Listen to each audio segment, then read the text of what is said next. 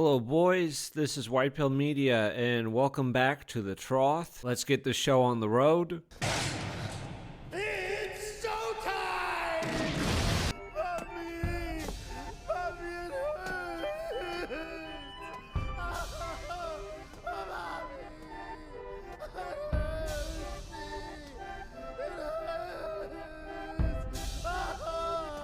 This Trough is a bit overdue. We are definitely behind. I apologize for that. There's a myriad of excuses I could throw at you, but ultimately it's just my fault. If you're new to the channel and you don't know what the hell is a Trough, White Pill Media, these are videos where I discuss various indie books full of spoilers, and we're just going to dive right in. So I have timestamps down below to jump around. I assume this is going to be a long one. So I'm just going to list all the titles that I'm going to be covering, and then if they were a recommendation or non-recommendation, if they sound interesting, then feel free to skip those sections where I talk about them and read the book for yourself, spoiler-free. But we have In Darkness Cast. This is a epic fantasy. I didn't agree with a lot of the morality here, and I didn't care for the pacing or really the characters at all.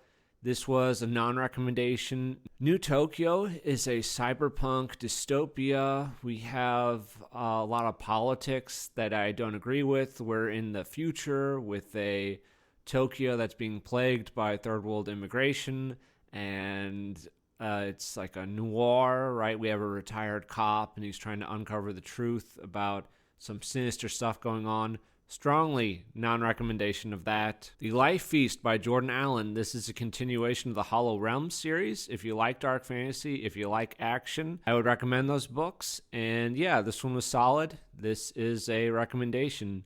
The Pilgrim's Digress. This is in a future. We have like a Puritan theocracy that's going on, and we have a main character, Amos, who is sort of a bounty hunter. They enforce like decency laws, and they bust up subversive elements in the world. I'm mixed on this. There's a lot of arguments that are presented by the author that I agree with, but I feel like since our page count is about 100 here, if we just had a bit more time, I think it would have kind of meshed better for me. We have Hardly Working by Caleb Caudell. This is a semi-auto-fiction book.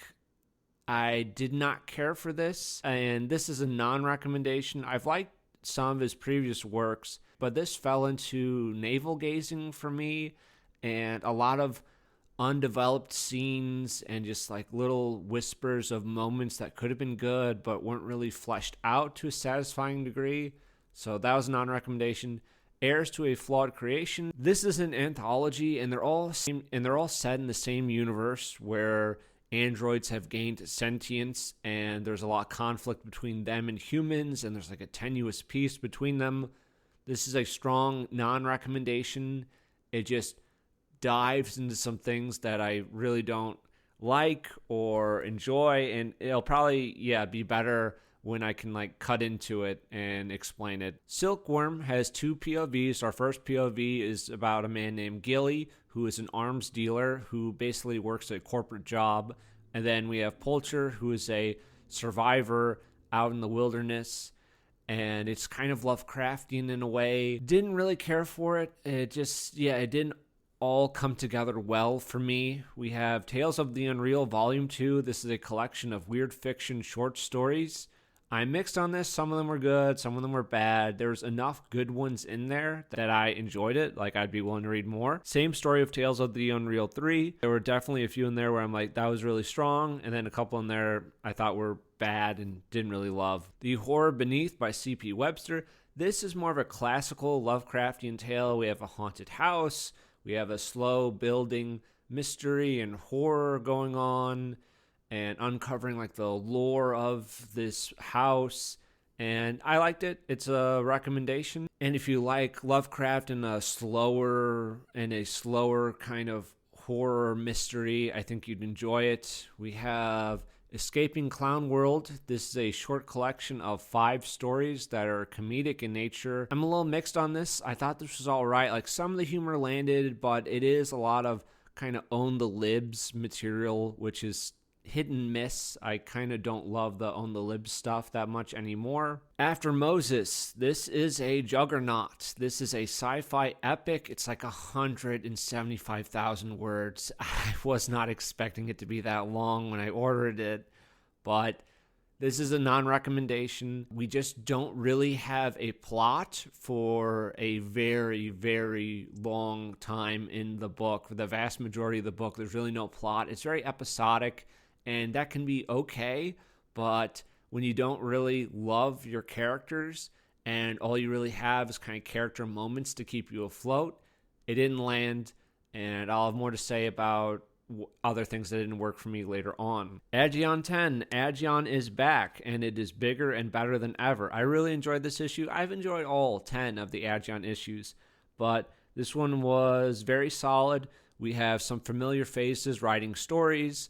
I really enjoyed the stories. We had some great artwork by Neil Cryas, and he did like a introductory art piece for like the stories, and then there are also some comics in there. This was solid. I really enjoyed it. We have the Liberation of Nemmersdorf. This is a historical comic, and this is about the tail end of World War II, where the Soviets have like taken a town that's like across this river, and the Germans have to retake this town so they can get German refugees across it and like into Germany. The author has like pages and pages at the end of like historical notes, and they really show their work, and they have footnotes and everything. So yeah, if you're looking for like this historical comic, it was definitely interesting. I enjoyed it. I thought the art was good. And yeah, I'll have a link to those guys down below. And then Not Just a Job. This is a strong recommendation. This is a book that also doesn't really have a plot. It's about a young man in the late 1970s. He has just graduated high school and he immediately goes into the Navy, and we'll have a chapter of him like as a kid and then cut to him in the Navy. Chapter of him like in middle school now, him in the Navy, high school, and etc. like that. And while there's not really a plot or like any like huge dramatic character arcs, a lot of really funny, interesting moments, and it absolutely carried the book for me. Yeah, I had a really great time with Not Just a Job. This is the second book from Falling Marbles that I've read and reviewed. They're both very strong recommendations, so check out Falling Marbles if you want. The other book of theirs that I've reviewed is Fatal Friendship, and it's like a philosophical murder novel. A man's friend has committed murder, and he's questioning like what to do, think and feel about it, and he's weighing all of his emotions. That rounds out our roster for today, and now we'll just get into the books. We're going to start with In Darkness Cast. Our first book, this Trough, is going to be In Darkness Cast. This was written by Jonathan Schruger, and this is Shades of Black, Book 1. It's also from that Cosplay NGE's thread. This is a epic fantasy. It falls into a lot of familiar categories with a hero. They're fighting against the darkness. It was a non-recommendation. I don't agree with a lot of the morality that's presented in the book and some of the characters as well. There are also issues with pacing for me. It's a very like slow-paced book. I would say like not a ton happens, but we really take our time to get there, but my main issues were really with character. Our prologue is kind of what I hate with fantasy prologues. It just dumps a lot of fantasy names that are completely meaningless to us because we are just now being introduced to the world, so it doesn't really mean anything. All we really know is that this world called Avalon has been destroyed. On the first page of the prologue, like some army was just defeated. They were all killed by Aegeon, who was like destroying this world. And then the day ended, and I saw that beneath our uniforms and the color of our skin, our bones are still the same. Awesome, man. That's really insightful. I have red blood, a raccoon has red blood, therefore we are the same. Isn't everything like all made out of like atoms, man?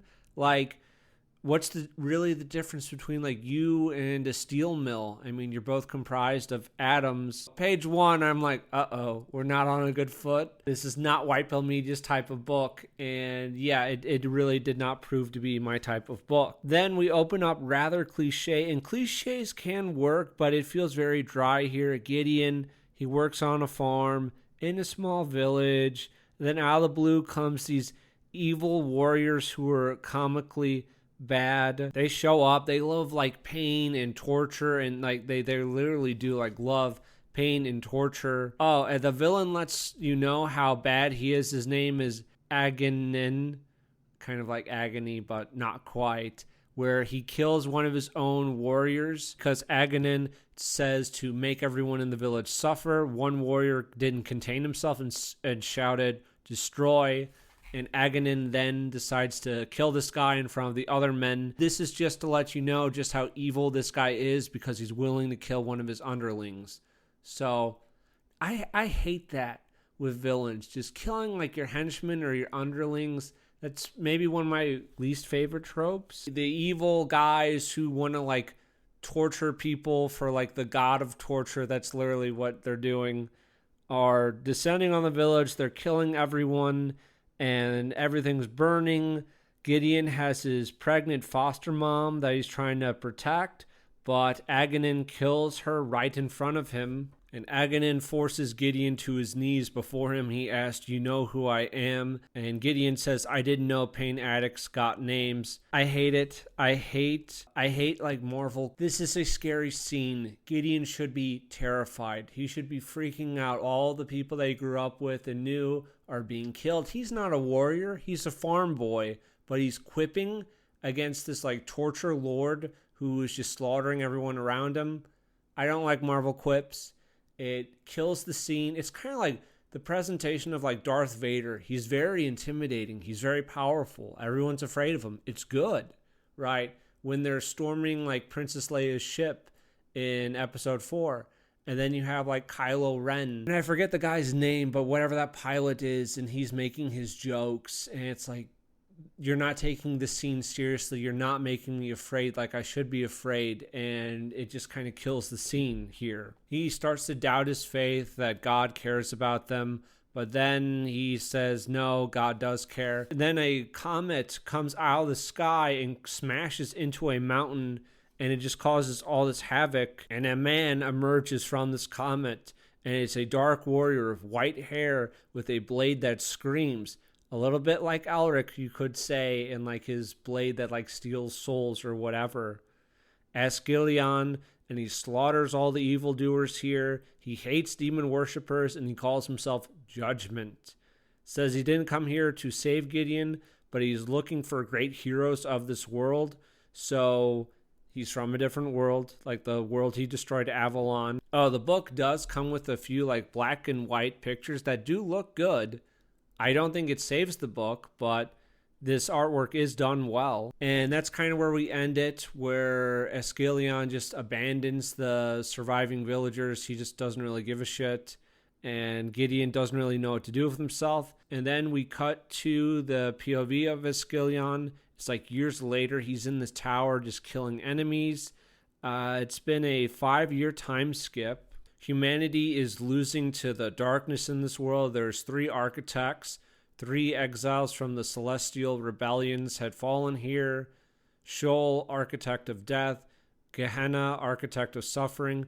Mammon, architect of hunger. He hears war cries in the tower, and he finds a young man fighting wolves and thinks that this young man who's fighting against these horrible odds is a hero. He might be the hero that he's looking for in this world. We have our POV of Gideon, and Gideon is the young man fighting the wolves. Aegeon goes in, saves him, and calls him his apprentice. And he says he will train him to be a great warrior, the best that ever was. And Gideon agrees to it. And Aegeon says it's going to be like a really hard, difficult journey, but Gideon agrees to it, and then Aegeon kills him, but this is just a lesson because he brings him back to life, because he can just do that.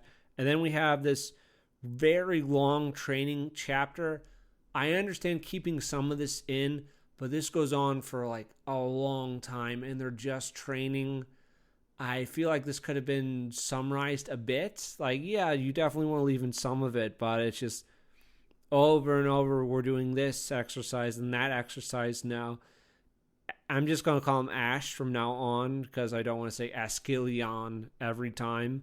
but Ash kills Gideon multiple times. We get some of Ash's worldview here. He says a gray area assumes that there is a middle ground between darkness and light. Gray is not a color. It is white, dirtied with a small amount of black, and deceived that it is an acceptable compromise.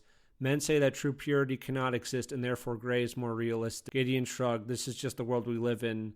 He looks at him. I reject this notion. Everything not pure white is just another shade of black. Speaks of a great warrior from his world called Valentine, and he wants to create a warrior as good as him. Ash's sword is called the Void Blade, and it does like steal life from people and like torments them, I guess. So he is like very much kind of an Elric figure. I mean, the white hair, the blade. Yeah. Ash talks a little more. He says that any god who would stand by and watch as I murder so many of his people is worth less than the empty worship he receives. If he cared at all, Valentine would have won. God's most righteous servant would still be alive, and he would have stopped me. So he's kind of like Mr. Edgy bad guy, and he's looking for a hero to one day defeat him because he says that he won, he defeated Valentine, and then he wished that he had not won, but he still like believes that goodness should exist, and that if he exists, therefore his opposite has to exist. So there has to be this hero of light that can one day like save the world. He can actually win and prove that goodness exists, that God exists. That's kind of what he's doing. He's hoping to find this in Gideon. Then we have a chapter called The Wolves. We are introduced to some new characters. The Wolves, they are a Viking people who kind of protect the realm. Anya is the daughter of the Jarl, who's upset that her dad won't go and help this village that's going to be under attack soon. So she sneaks off, but her grandpa comes along with her. When they get to the village, however, a group of warriors is already there, and then this bar fight breaks out, and Gideon steps in to protect Anya. Gideon and Ash just kind of happen to be there. I think this is fine, but it does feel like a little random that they are just in this little village, but it's okay. We're like at the 100-page mark right now, and it just sort of feels like a 100-page prologue. Like, we had the farm scene, we had the scene of Gideon and Ash in the tower, then we had a very long training scene, then like here's the introduction of the wolves, and then here's like your standard bar fight, and it just doesn't feel like too much has been accomplished. I know maybe that sounds like a decent amount of stuff, but with how slow it's going, with how many words per page, because these are like bigger pages than typical, so there's more words on them. And yeah, it just sort of feels like we're kind of introduced to all of our main cast now, and now we're getting into the story. I think I really dislike epic fantasy. So Gideon duels this guy, and he wins, and these huge spiders attack the town, and now they're just fighting these guys. And there's also this race of men called Venons, and they're evil humans, work with the spiders to like defeat men, and then when the Venons die, like their bodies are already filled with like spider eggs, and it's like really gross and disgusting. That was like a good detail at least. And they're losing the fight actually, but then Ash comes in and saves them. Ash is just incredibly powerful. He kind of sucks a lot of drama and tension out of scenes just because he's that strong. So I'm not really a fan of him being here, and I'll talk about that a little more. But he can always just, get them out of bad situations. He just summons 16 improvised spears that goes into the pack of Venons like bolts from Siege Ballista. Evil spider woman called Ja. And she's kind of cool. Like, I like her design at least. Her as a character is just kind of boring, and you've seen it before. She has like bare bat wings that are stripped of membranes of skin. They're like skeletal fingers or the legs of a spider. She's kind of cool. She also has like the bloat guard, and then like a bunch of the human warriors are about to be killed, and Gideon wants to run back and save them, but Ash wants him to press forward and to kill Ja.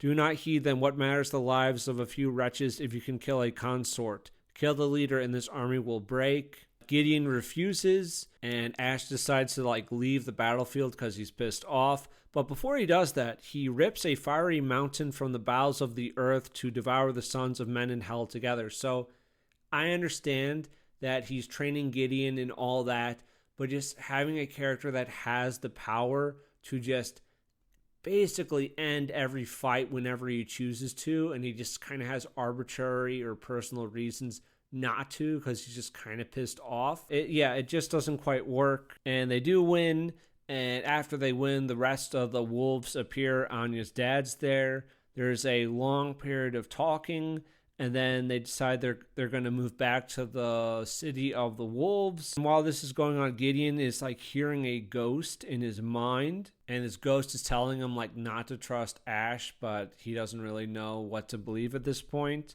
And then Ash comes back, and he's really pissed off at Gideon still. We get some backstory of Ash on like 184, 185. Seems like he was a slave as a child. Night appeared before him, and the night did not save him. And he was a child, so I guess so he's subjected to all these horrors, and he's always wanted to believe in goodness and light, but when he needed it most, no one was there to save him. He goes and protects this village. He saves this little girl, and this girl just won't let go of him. So it's like supposed to be like a cute moment, but like Ash has like admitted to killing millions, if not billions of people. Like he is a genocidal guy, not even like he was fighting this horrible war or something. It's like, no, he's mad that no one saved him when he was a kid. Therefore, he's going to kill a bunch of innocent people. And he's like attempting to find a hero of light and train them to one day defeat him.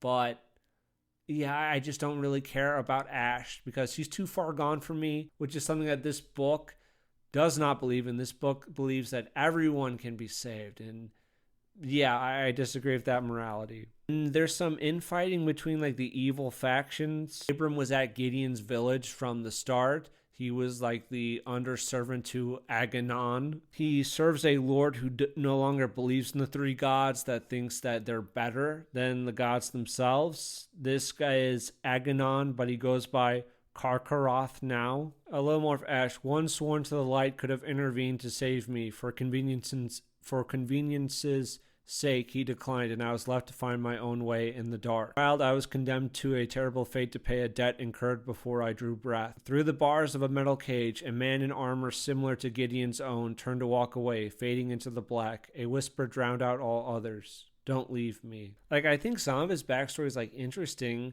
I think it's all right, but he's just too far. He has gone too far. Like, if he had done some evil acts that weren't too evil, then there could be like some redemption for me, but I just can't really get invested in him because of everything that he's done. I just really can't. Ghost is talking to him. Gideon glares at the ghost. He says no one is beyond redemption. He repeats that no one is beyond redemption. They're forging a blade for Gideon, and we're just waiting around for another siege. We had our intro, we had our training, we had one siege, and now we're waiting around for the second siege. That's really what this book is. The girl that Ash saved calls him her angel. The evil leader is Ursius. And then the siege finally starts. They have like spiders, venons. They also have giants too. And they're just at like the wolf home city, and they're gonna fight it out there. And the evil leader, he's kind of cool. He has like his brides who are like his all-female like henchman crew. But he sends his brides over the city walls to like wreak havoc. And one of the brides smacks the little girl that Ash saved, and then Ash just loses it. Never, not in all the ages of his existence, had Ash felt the towering rage that exploded through his body when the barbarous woman struck Sama. Really? Like, he's been alive for a very long time. He's lived through ages, but he's never felt an attachment to anyone or anything before. So just a kid getting slapped once, and he just feels the worst rage that he's ever felt. I don't quite buy that. Whatever. Then Ash interrupts their fight. He says, "We're busy," to Ursus, and then he thrusts a hand towards the giant warrior. A wave of force ripped Ursus off his feet and threw him back down the street from where he emerged. A house crumbled in an explosion of stone as the creature's enormous body pulverized it on impact. This is hard to take seriously.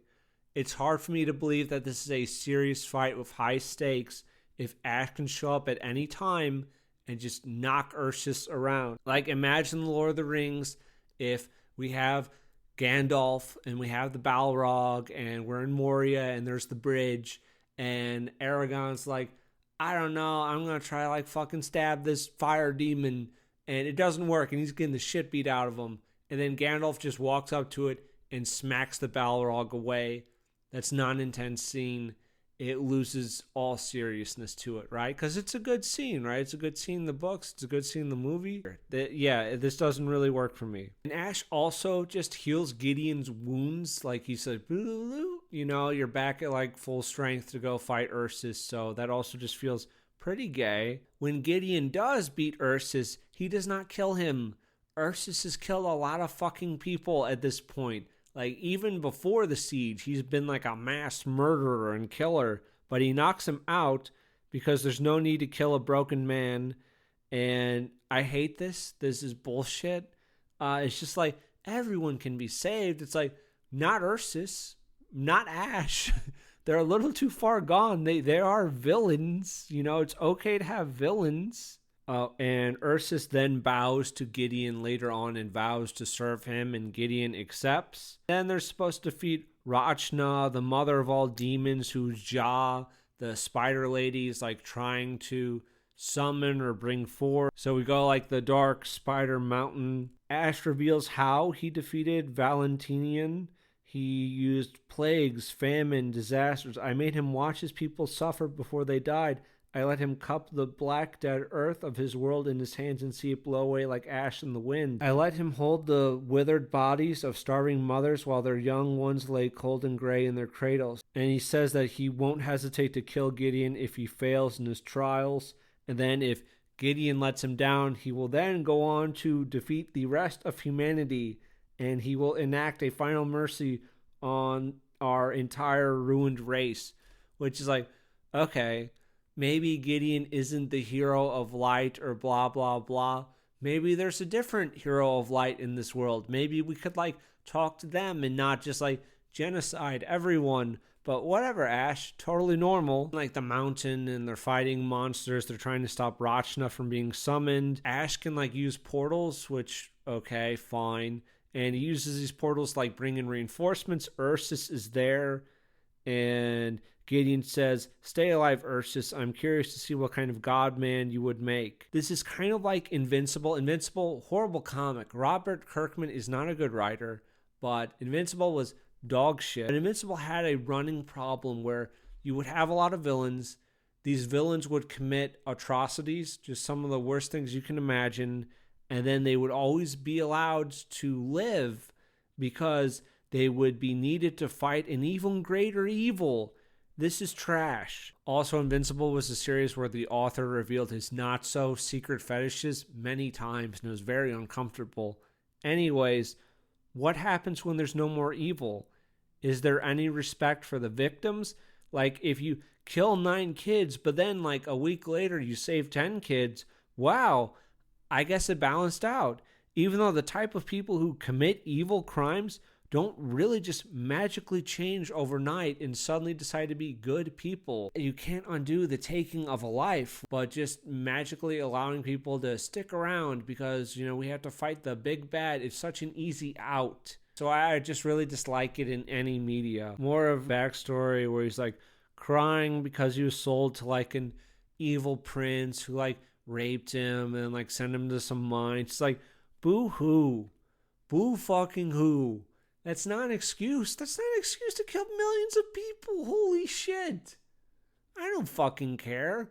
This would be horrible and tragic if Ash was like a good, decent person, but he's like, I had a horrible childhood. It's like, yeah, a lot of people have very bad childhoods. Unfortunately, it's very sad. They also don't go on to like slaughter millions of people, you know? Like then they're not really victims anymore. Ash is fighting off Rachna and he's like using his dark magic powers, but by using his dark magic powers he's like tainting and killing the land at the same time. This book does remind me of a little bit of Lord of the Rings as well, because like Ash summons like 2 million ghost spirits that like tried to fight and defeat him at one point, and he uses these ghosts to fight like the spider army, so it does feel like kind of like Lord of the Rings and like Helm's Deep and all that, to prevent like the people from also being killed as Ash is defeating the World Eater. He like stabs his blade into the earth behind Ash, and this act cuts him off from his power. It's like a bucket of water on a campfire, so his magic is snuffed out, and Gideon like makes Ash use him to like pull his life force out. The demon is being killed, and then Gideon is just being killed over and over again. He's feeling all this pain, but he's suffering for the people, right? So they save the day and all that. Yeah, I haven't really talked about Anya. She's just a female wolf. She kind of likes Gideon, but she's being like all cold about it. Skald is her grandpa, and they've won, right? They've won the day. And then Ash, for no reason at all, just decides to stab and kill Skald here. And he says, "Beware the stranger who saves you, and he with the power to lift your curse. Beware the dark ones, my child, for the man who slew the devil was worse." Ouch! The edge, right? Why do this? Oh, but he just brings him back from the dead. No one in his city wants him around anymore because they view him like he's a zombie, kind of, or like a wraith. So he's now in exile of his own people. And Skald and Gideon and Ash are just moving on. And apparently there's some people left on Avalon. One of them calls Ash her love and wants Ash to explain why he betrayed them all. So I don't know. I'm not willing to read more. This was a long read. We had a few long reads on this Trough. This was long. Apparently the writer came out with like a bunch of prequels to this, and I think maybe this book was written chronologically first. That's not a good sign for me. I think if you're creating a shit ton of prequels, that means you should have started there first, right? And then build your way up to here. But anyways, no, I just strongly disagree with the morality and the characters. A bit too boilerplate for me, where it's like, I've kind of read this before. Well, it's like, I've read this before, but it's also being done worse here. That's In Darkness Cast, a non-recommendation. New Tokyo by Mark Fox. This is yet another title from that one Twitter thread. This is a very strong non-recommendation. This is a cyberpunk dystopia. We are set in Japan in the year 2117. Japan is struggling to preserve its culture and identity after a lot of third world migration has come to it. There's some mega corporations that are enhancing everyday life. There's a lot of ethnic and religious terrorism. There's New Tokyo, which is literally built on top of Old Tokyo. The Japanese live in New Tokyo, those that can afford it, and the ethnic migrants live in Old Tokyo below them, and they are in perpetual darkness. And our main character is a former police sergeant, Jacob Rayburn. He is 1/4 Japanese, and he's been divorced. He was forced into early retirement, and he's looking for better income and a better life for himself. And he thinks he finds an opportunity, but then things aren't what they seem, and he's trying to unravel the truth. I had some big issues with the ending for sure. Same as in Darkness Cast, where like there's some morality that's presented that I really don't agree with. Oh, and one thing that I never quite understood in this book about New Tokyo and Old Tokyo is that New Tokyo is being held up by like these massive, huge concrete pillars. It's this superstructure, right? Understood, like, is this like a box? So there's these huge walls around, because if it's not a box, you just have it like going to the city limits for like the New Tokyo above it, then like if you just travel along in Old Tokyo, eventually you're going to like see the sky and the sun. So I feel like that kind of undercuts some of the cyberpunk lore. So I don't know if we're in a huge concrete box or not, because otherwise, yeah, there's just eventually it has to end, and then you're in open sky and air. So there's a lot of bombings that have happened in the past. Jacob has lost a child, and yeah, like I said, he's 1/4 Japanese. This is very important, and I will bring this up later. He's 75% white. There's a lot of Muslims living in Japan now, and there is even a alliance against Islamic terrorism. Jacob got kicked off the force for killing a Muslim kid. He has a digicore. So one, the author uses the term digi a lot. Like he'll put like digitech, digicore. There are other examples, but like for a lot of like just little new tech and stuff, he'll just put digi in front of it. He goes to an old friend to try to get a job. It doesn't look likely, but his friend says that he might have something for him, but it's a long shot. So he says, yeah, do what you can for me. He runs into a guy who is a part of the political party for the People's Japan. And these guys are like pro-ethnic Japanese. Maybe this will lead him into getting a job. He doesn't know. He's not sure if he really wants to get involved in that type of thing. And I'm not going to list it every time it happens, but Jacob drives a manual car.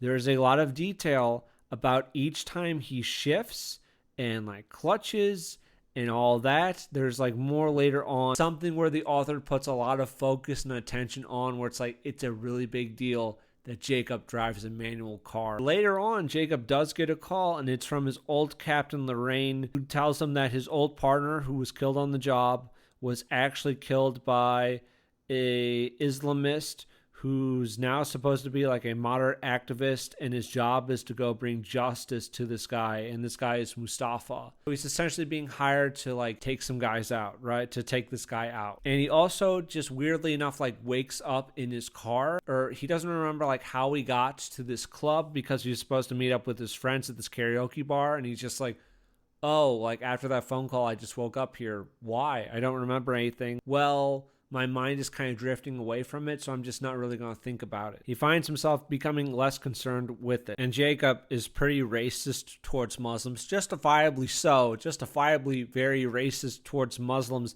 but he does have his one Muslim friend called Hakim. To show that he's not a racist, he has Hakim, his Muslim sidekick, who also is in a relationship with a white woman, so that's fantastic. But it was almost like a little laughable. It feels like something that the author just inserted so people wouldn't accuse him of being a racist. Felt like a little kind of a pathetic insert to me, or maybe this is like kind of the author's real politics, where it's just like, well, they're not all bad. White Pill Media does not have that take. White Pill Media does think they're all bad. He and Hakim like head out to a red light district because they're going to go to a club. He notices a increasing number of women who frequent the district, mostly arm in arm with their men. Jacob had occasionally taken Jennifer to the district, but the night always ended in her getting angry or jealous, usually both. His ex-wife had been quite the prude. Bringing like your wife to like a strip club or a red light district, I don't know why the fuck you would do that. It's very bizarre. Jacob has a passionate hatred of Islam. His job had shown him in the endless stream of violence, sexual assault, and terrorism that it brought to his country. And then Jake meets up with his woman, who is called Kitsune because she also like wears a little foxtail, and she is like a worker at this kind of strip sex club thing. Apparently she had been the victim of a religiously motivated attack. Some of the Muslim immigrants who came to Japan were not happy with the promiscuity and lewdness of this district. While the majority only offered moral objections, a few took to the streets to assault the women who worked in the clubs. So we oppose like Muslims and Islam because they're like anti-porn, and we want the porn industry to exist. This just kind of feels like weak fag shit to me. That's why we hate those Muslims, and for no other reasons whatsoever. They're mean to sex workers. And Jacob's kind of in love with Kitsune. He thinks that she's really special, even though she's really just a prostitute that works at this club. She services a lot of people. But anyway, after this night, Jake ends up meeting with Lorraine, his old police captain. Yeah, he's supposed to take the guy out. He's not there to investigate what really happened to his old partner. He is not there to arrest Mustafa. He's just there to kill him. That's it. That's his goal. Then he got pulled over by some cops for speeding. The cop asks, "Oh, what's a clutch? Have you heard of a manual transmission car, sir? This is an old school petrol model car where you have to manually shift the gears yourself." He pointed to the gearbox. Okay. And they have a bit of a conversation just about manual transmission. This is just weird. It comes up like a few more times even in the book, but it's like, okay, you drive a manual. That's fine. That's cool. That's whatever, dude. Chill out. We don't have to discuss it like several times in the book. So he decides to bring Hakim along with him for the Mustafa job because Hakim was in the military with him. And he sends Hakim in just to get like a lay of the land of this office building. But it's weird, and Hakim comes back out, and they're like expected by Mustafa to show up, and Mustafa is also like weirded out by them. Says something about like there's going to be the total annihilation of his people. He says something about Project Restoration, calls it the end of his race. It's what they wanted. He's become a tool of the system. Mustafa says like he'll hold the guys off while Jacob and Hakim get out of there because they realized that this was a setup job. And Jake was supposed to show up, kill Mustafa, and then die trying to leave the building. Mustafa's going to like try to kill his own bodyguards who aren't really his bodyguards. They're there to kind of watch him. And Jake and Hakim have to get out of there so they can unravel the mystery. And they don't know fully what's going on, but since Mustafa deals a lot with like giving people tans in Old Tokyo and like tanning tablets because there's no sun, right? Because the superstructure of New Tokyo is above them, so there's no light. So people have to get like tans and everything to like stay healthy. In their attempt to leave, Hakim gets shot and left behind, and it looks like he's been killed. But we get his POV on 135, and he made it. He survived. Lead bad guy is like going to kill him. He points a gun at him. Hakim is playing dead. And he pulls the trigger, and he hears the clicking sound of an empty gun just above his ear. But then the guy kicks Hakim in the ribs. I'm just saying, there's like several bad guys here. They all have guns.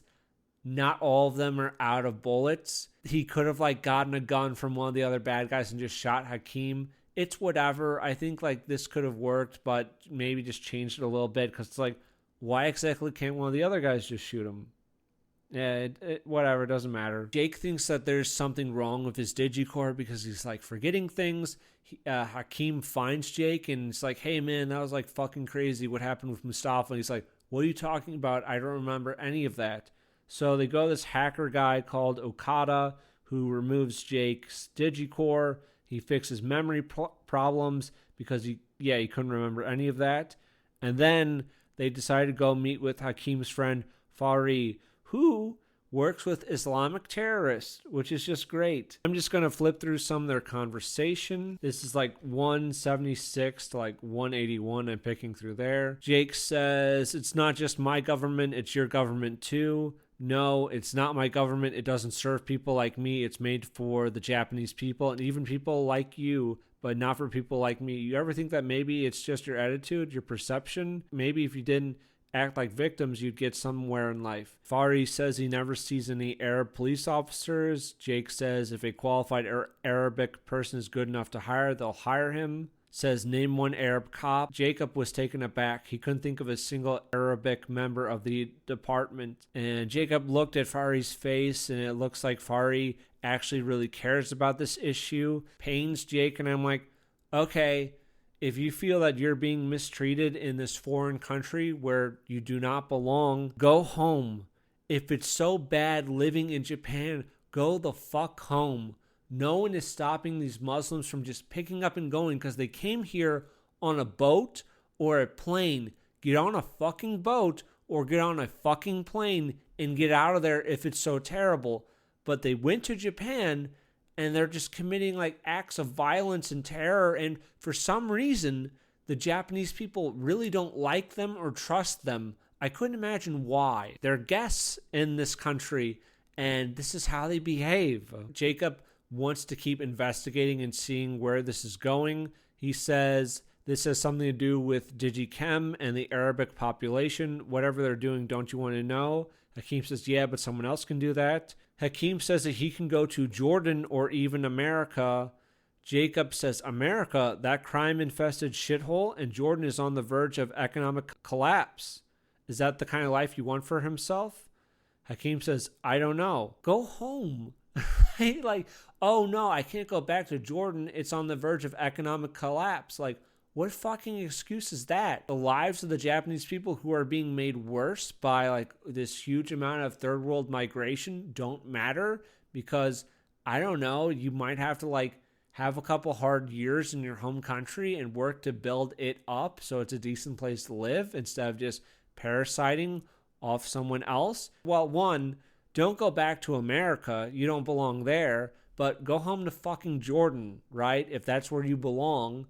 And if you're so great and good and magical, you can make Jordan a non-shithole country. Somehow I have my doubts that would happen, but you can try. Oh, and then he remembers from the Mustafa office that there was a guard that talked about some club. They don't know which club, so they decide to go to Kitsune for help. She talks about seeing this tall Japanese guy before because they have some photos. And one of the guys that was trying to kill them in Mustafa's office was this really tall Japanese guy. This doesn't really go anywhere, but they check out a few clubs, and when they do go back, it's actually a trap. Jake's body goes limp, and then the tall Japanese guy comes in, and he kills Hakim for real this time. Jacob wakes up in a lab, and he is unable to move. There's this weird scientist that calls himself Nagi, and Kitsune is also in the room. Apparently, Jacob volunteered for all of this. I guess like kind of born identity stuff. Going over like all of their evil plans. Digichem is going to be Japan's salvation. The influx of third world migration. The endless stream of immigration and terrorism from the Arabic population. Before these people came to Japan, it was a magnificent country. It was the most peaceful and safe country in the world. But look at it now, crime and trash everywhere. Beautiful Shinto shrines and Buddhist temples destroyed by filthy people with a filthy religion. Yeah, well, they're not all bad, Jacob retorted. Oh my god, like I have one Muslim friend, therefore we should let all of them in, right? Jacob says Nagi wasn't wrong, but something about the way he said it felt wrong. Project Restoration, Japan's salvation. Japan was an amazing country because of its people. We can make it an amazing country again, but only with the Japanese people in control. We need a Japan of the Japanese, for the Japanese, of only Japanese. Only Japanese? That's impossible. Nearly a quarter of the country is non-Japanese. The cities are filled with foreigners now. You can't just go around killing them all. That would be ridiculous. That's insane. It would never work. It could. Maybe we should calm down a little with that.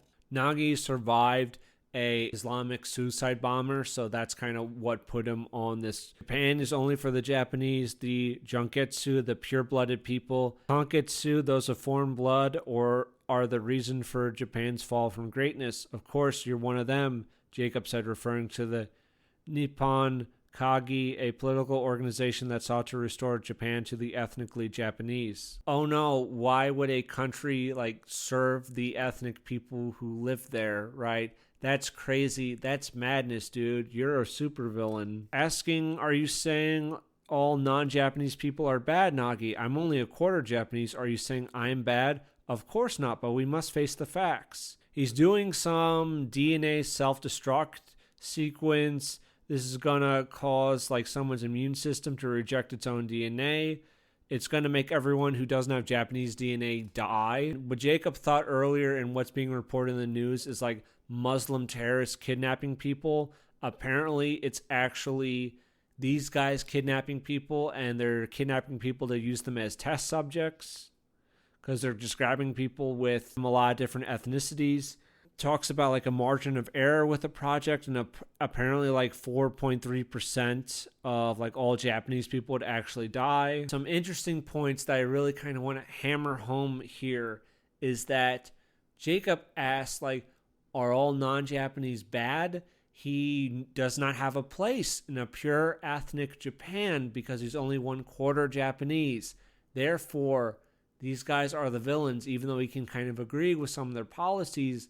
He would not belong in this country. I bring all this up because I do believe, and rather strongly, that our author is someone with a bit of like Japan fever. You could even go as far to say yellow fever. And he's one of those guys that desperately wishes that he was Japanese. And this is from the back of the book. So this is like an author bio from the back of the book where he talks about having lived and spent time in Japan. I also believe he has an Asian wife. I don't know if she is Japanese, but I believe she's Asian. It's very much the author kind of inserting himself into his work, and a lot of authors do this. I probably do this.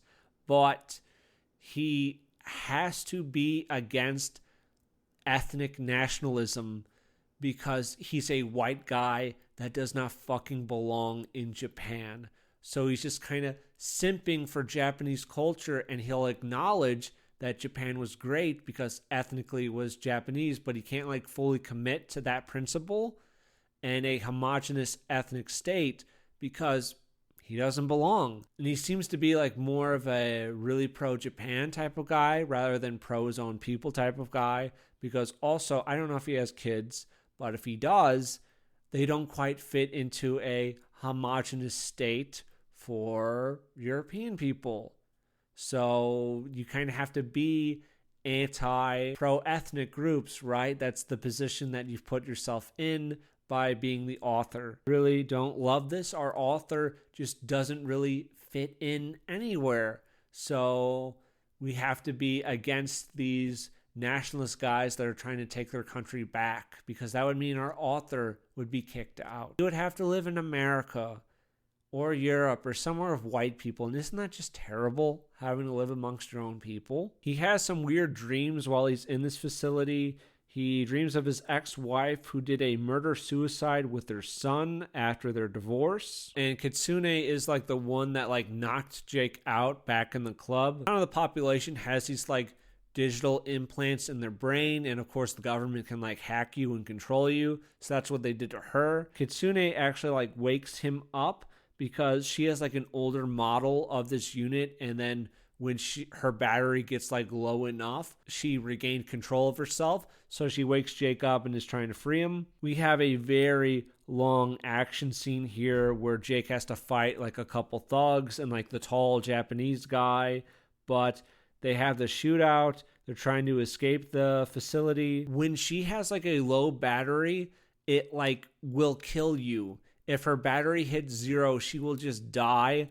I just don't quite believe that. It just seems crazy to me. Like, you would have this much power in this device, and if you just, I don't know, you were away from like a way to charge it for a couple days, like you were stranded out in the woods or something, you would just die from that, even though you were perfectly fine otherwise. I feel like maybe this was just adding tension here, but it just seemed kind of silly. This fight has been going on for like kind of like 12, 13 pages, very long, but they finally escape. He gets Kasune out there, and then he takes her to the woman that he's seeing, Jen, because Jen also works as a nurse. This is on 255. This is a very, very weird scene where we have Kitsune. She's on the bed. Jen is treating her, even though Kitsune has been shot, so there's only so much she can do. We have like this dying Chinese prostitute who's unconscious, and Jen says she's very pretty. She's just your type, huh?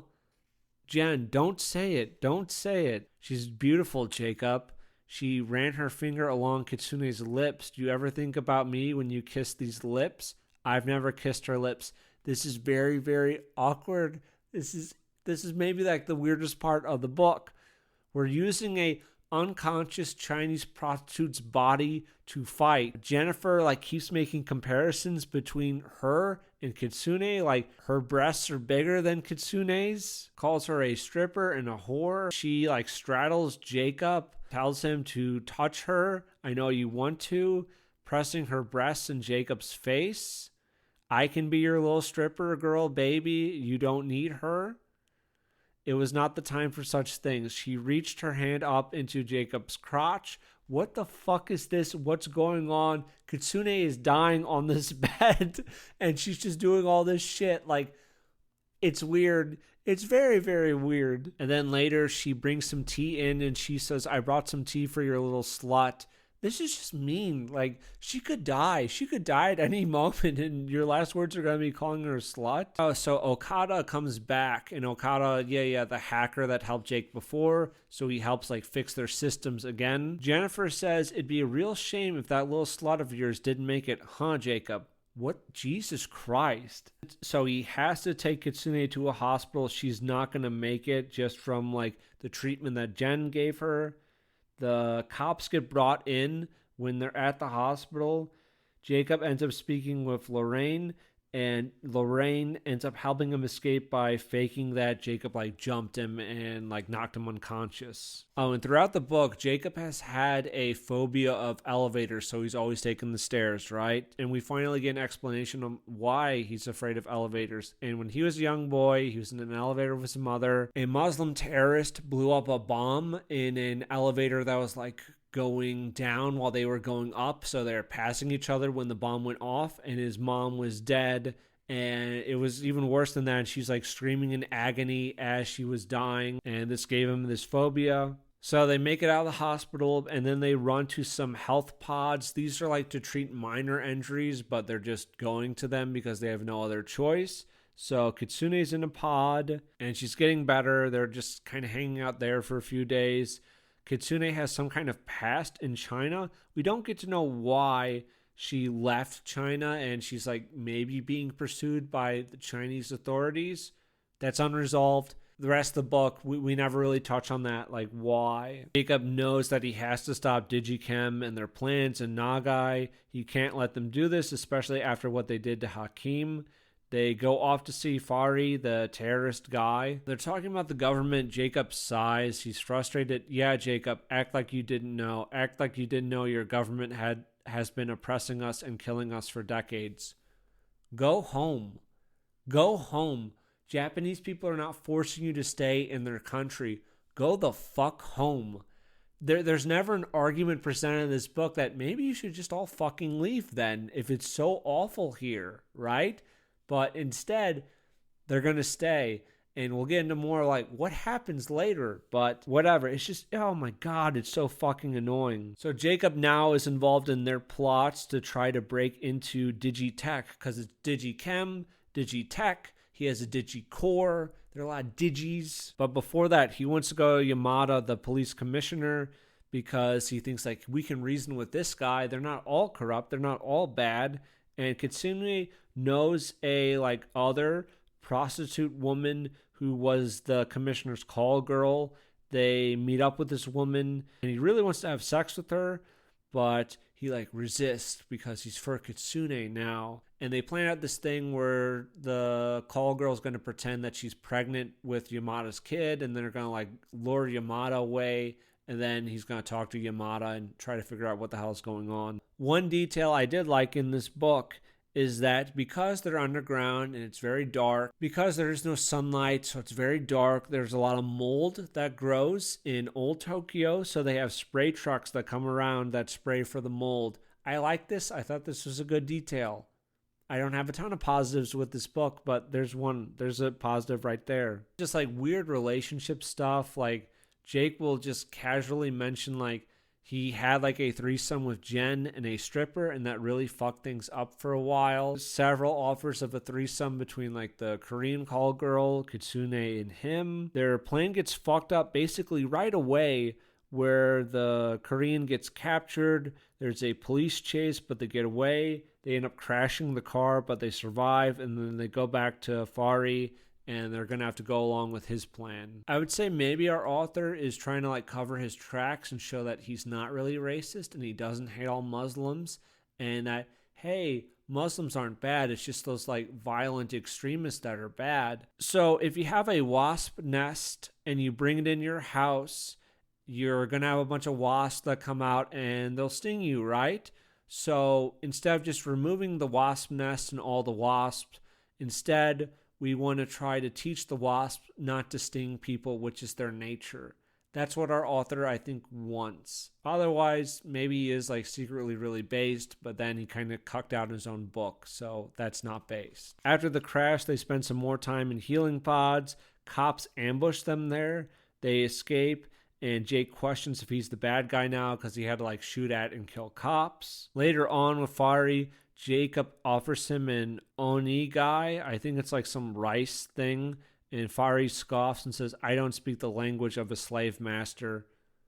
You live in a capitalist society and you have freedom of movement whenever you want. Maybe we're supposed to be annoyed with this guy, but Jacob still like assists him with everything. We still pick him over the opposing side. And Jacob also reinforces that he's 1/4 Japanese, so he'll never really fit in with Nagi. So I think maybe if Jacob was 100% Japanese, he might go along with Nagi. Just like, again, in real life, if Japan decided that Japan is going to be a completely homogenous state, no Muslims, no non-Japanese, that also means no to our author, Mark Fox. Mark Fox would not be welcome in Japan, right? So he can't go along with that. Basically, the terrorists want Jacob to upload something to Digitech, and he's going in using this disguise. They got some scans of this employee there, so they're able to make like fake hands and like a fake mask for him. So he'll be able to pass like fingerprint scans and like facial scans and that type of thing. They've also given him like memories from this guy, and this is to help him blend in when he's trying to sneak into the place, so he's not just like a fish out of water there. These memories are just like him seeing like people of different ethnicities in like test tubes and then performing experiments. He feels frustrated that their plans aren't working out.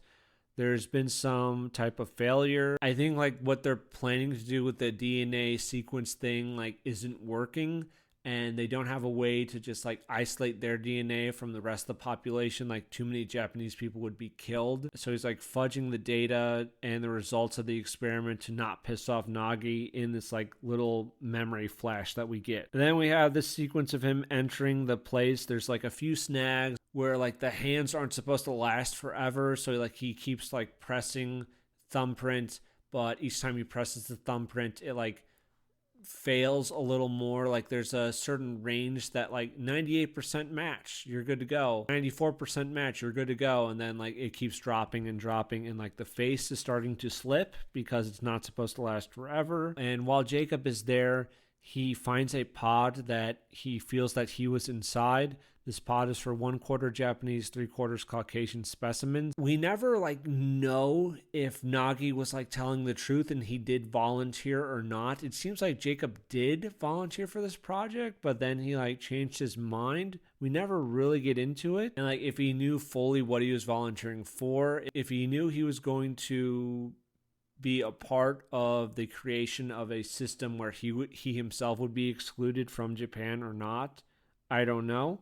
We don't really explain that. The system that he's supposed to access is like rebooting, so he has to like sit around and just wait for it to come back online, and then he does upload it when he finally can, but then security gets triggered. This is maybe a bit too much of a coincidence for me, but when security is triggered, a guard comes, and it's Lorraine again. Out in the parking lot, he sees Nagai, and then there's the tall Japanese guy. It's the pure-blood Japanese man, and the pure-blood Japanese man looks at Jake with black, soulless eyes, because the pure-blood Japanese man is this soulless monster, while Jake, being a quarter Japanese but mostly white, is a good guy.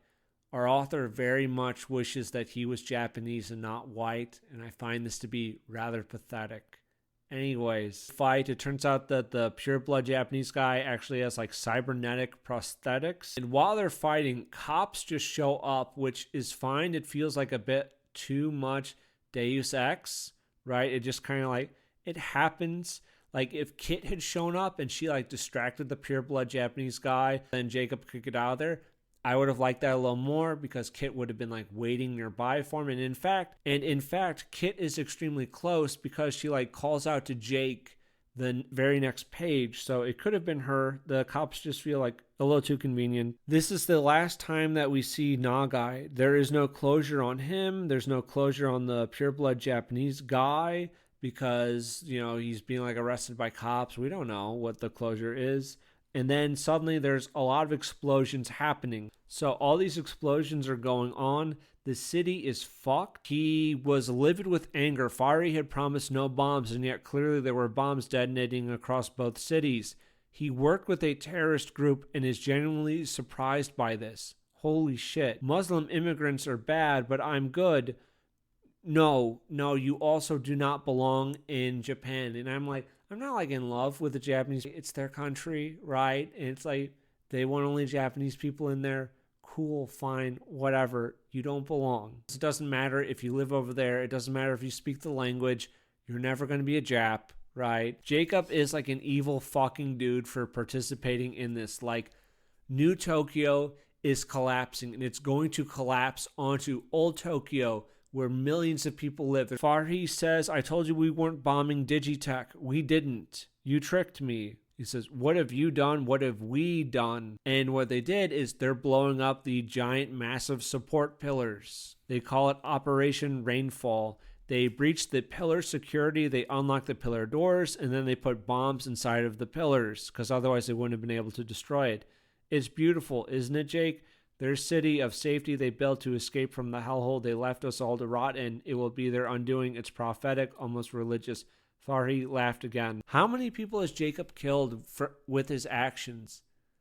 Tens of millions easily are dying from this one event. And it's kind of amusing in a way, because the Muslims, in an attempt to get revenge on the ethnic Japanese, are going to kill like millions of Muslims who are living in Old Tokyo beneath them, because they're also going to be crushed by the debris, which I guess that's maybe on par with like Muslim suicide terrorism. They don't really care about casualties on their side. People are having issues with like their bikes and cars not working because the police use commands to stop fleeing vehicles. It explained why Jake saw such low traffic. All vehicles subject to electronic shutdown commands were inoperable. The Blitzer, being a manual transmission petrol vehicle, did not respond to remote shutdown commands. Thank God he had a manual. It saved his life. Jacob does not help a guy. He does not help an Asian woman with a baby in her arms. He leaves all these people to die. He's a fucking coward. He just says this place is fucked, and then he heads towards the interstate. He's killed all these people. And there's not enough like shelters for people to run to. Some people are like going to try to survive in the subway systems, but they're all basically going to fucking die, because just emergency services trying to reach these people, like they'll probably run out of water or food by the time they get reached, right? They're going to be buried under millions of pounds of rubble. He says, don't look back, only look forward, Kit. We can't change what's behind us. And they're able to make it out of there before the final support pillar collapses, and they'll be stuck down in New Tokyo and die with everyone else. So they thankfully get to survive, and they're just kind of like driving off into the sunset. Here's Jacob and Kit. At first I thought maybe this was a dream sequence, but no, I don't think they're dead. I think they actually did get to make it, and they do get to have a happy ending. We end with, the sun had never shone brighter, in all caps. That's our final sentence for the book. I couldn't think of a character that doesn't deserve a happy ending more than like this guy. He is, holy fuck, you know, you doom the like Japanese people just because like some Muslims who don't belong there won't be killed. And it's like, is it even brought up of like the ethnic Japanese like party or whatever, the guys that are like pushing to get rid of all the Muslims? Why don't we just offer them money to leave? And if they're not taking money, round them up and start forcing them to go, right? Like, instead, we're doing like supervillain plots, because I think there's no book, right? There's no book. The like people like Nagai just decide like, hey, we're just giving them like financial incentives to leave, and we're also just going to make life here more difficult until they do all leave. And if they're unwilling to leave, then we're going to use force, right? And there's not really like a good argument against it. But by making this like racial ethnic conflict come down to, mwahaha, I'm building like a DNA destructor sequence that's going to kill a shit ton of people. And Jay was like, oh no, millions of people will die. Anyway, I'm going to start these Muslim terrorists, and we're going to kill even more people with this plan. I don't know if the author maybe he really does hate Muslims, right? And he doesn't think there are any good ones, and he's just trying to cover his tracks. I think that's somewhat pathetic to like kind of hide your actual values. Back, he has a about the author page. He says, yeah, he spent a couple of years living, studying, and working in Japan. He says, in many ways, the main character, Jacob Rayburn, is an amalgamation of the author and a fictitious character. Basically how I see the author in this book, where it's like very much. He wishes to belong in Japan, and he can't. He's not Japanese. You don't belong there. Unfortunately, it says that he was raised in the Midwest, which is, of course, the greatest part of this nation. And to reject the Midwest, that is maybe the greatest sin of all. That's even worse than writing a bad book. That's our book. Also on the cover, the guy looks okay. He's like posing with a gun, but he's like hand on the waist of this Asian woman. The Asian woman's face looks very frozen. It's incredibly stiff. It's like doll-like in a way. Maybe that's what the author likes. And our characters really don't deserve a happy ending. Starting off, we're 0-2. Now, we're on to The Life Feast by Jordan Allen. We are back in the world of Hollow Realms with Cain the Hellstalker, who we previously met in Hollow Empire. This series is full of action, it's dark fantasy. In Hollow Empire, Cain and Prince Greston worked to defeat some demons that were in the town. Cain was left for dead. This is obviously set before that happens, and Cain is hired by a powerful lord to find his two missing daughters. I think this takes place even before the first book that was published, and that was Hollow Kingdom, because the city of Altberg hasn't fallen yet. If that sounds interesting, go check out the book. This is a recommendation. I would say you're better off starting with book 1. I guess technically you could just read this and hop in and you'd be mostly fine, but you're better off starting with book 1.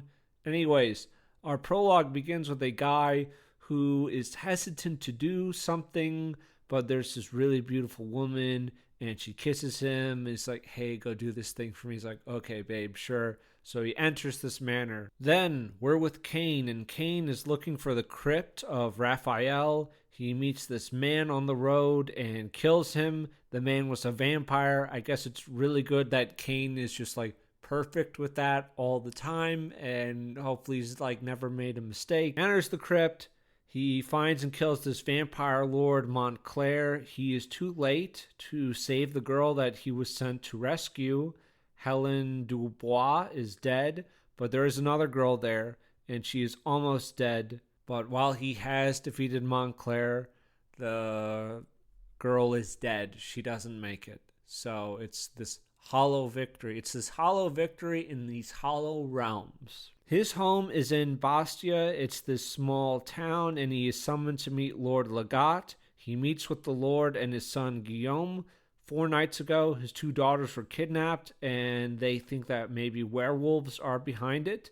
So he meets up with his friend Lestrange, who says that these werewolves are special werewolves, and they can transform at will, and they're just better than normal ones. He recalls Autun that was overrun by demons 2 or 3 years before this, so Moonlit Soul has happened before this as well.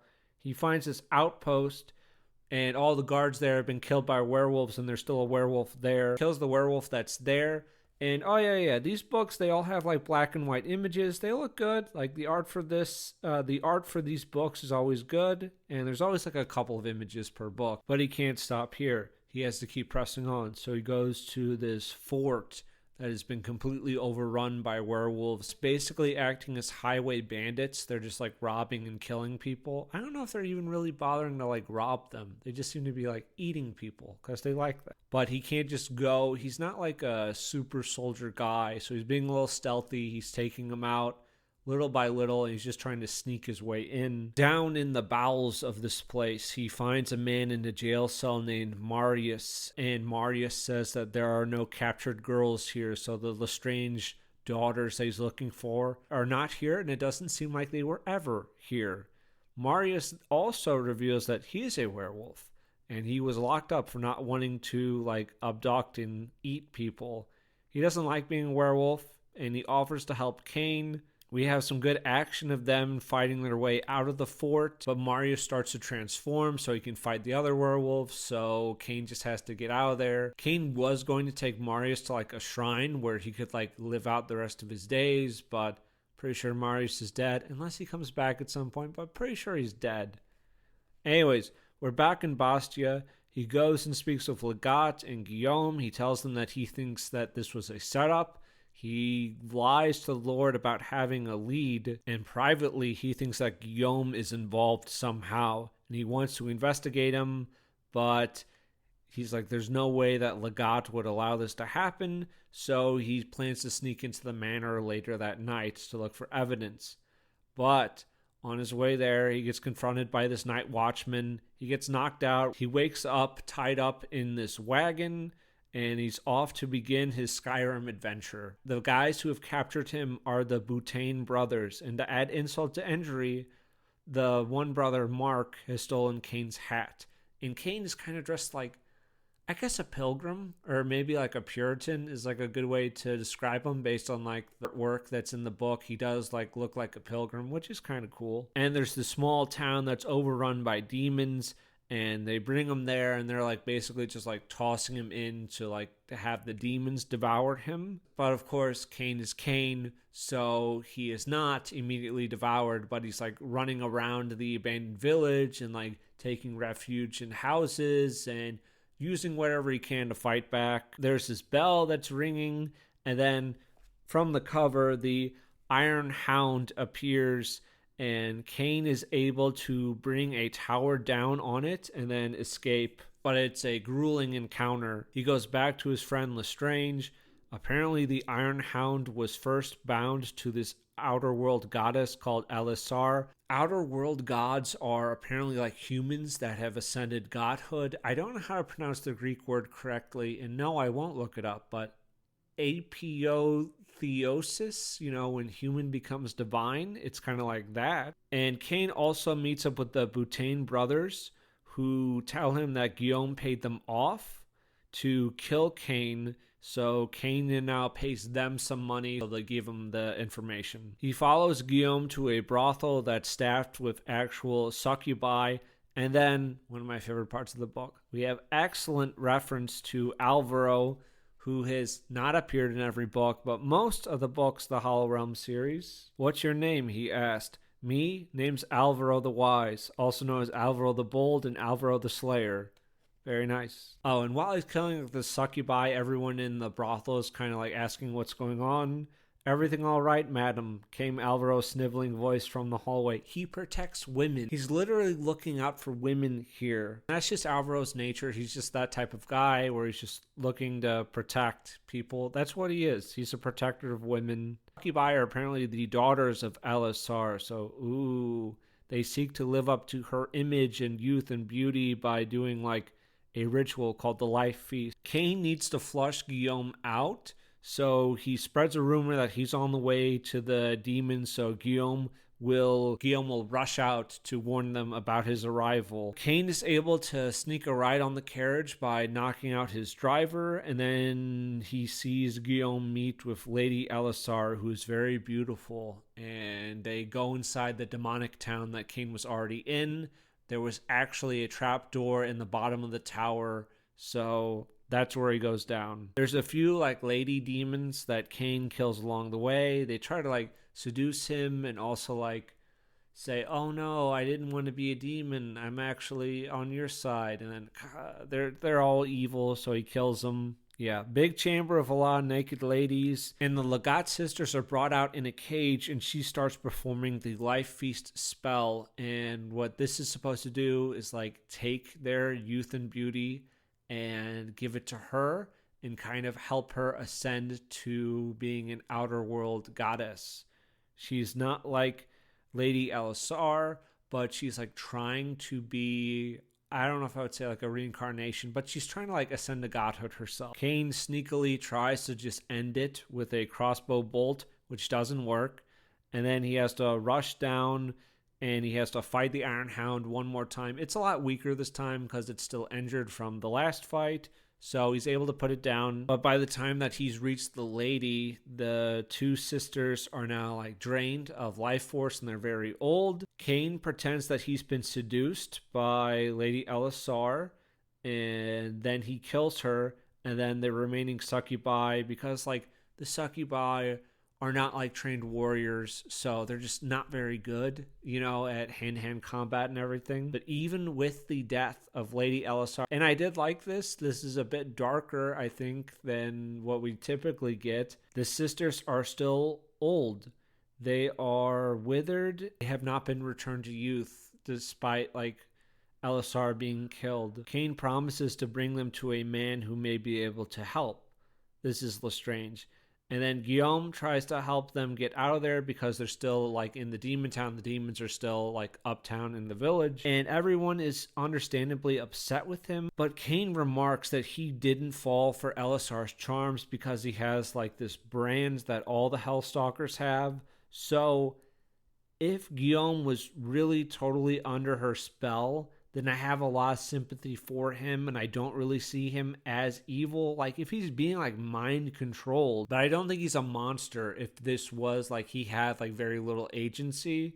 So, I don't know how I feel about him exactly. He still, like, probably deserves some blame, but if he was, like, totally enraptured and kind of, like, her creature or servant, then that's a little different. And after all that, Lestrange is still looking for a cure for the daughters, but he's uncertain he can find one. It's a grim ending. We're a little more gray. Guillaume himself is thrown into a cell by their father, and Cain leaves to journey to Autern, and then we end there.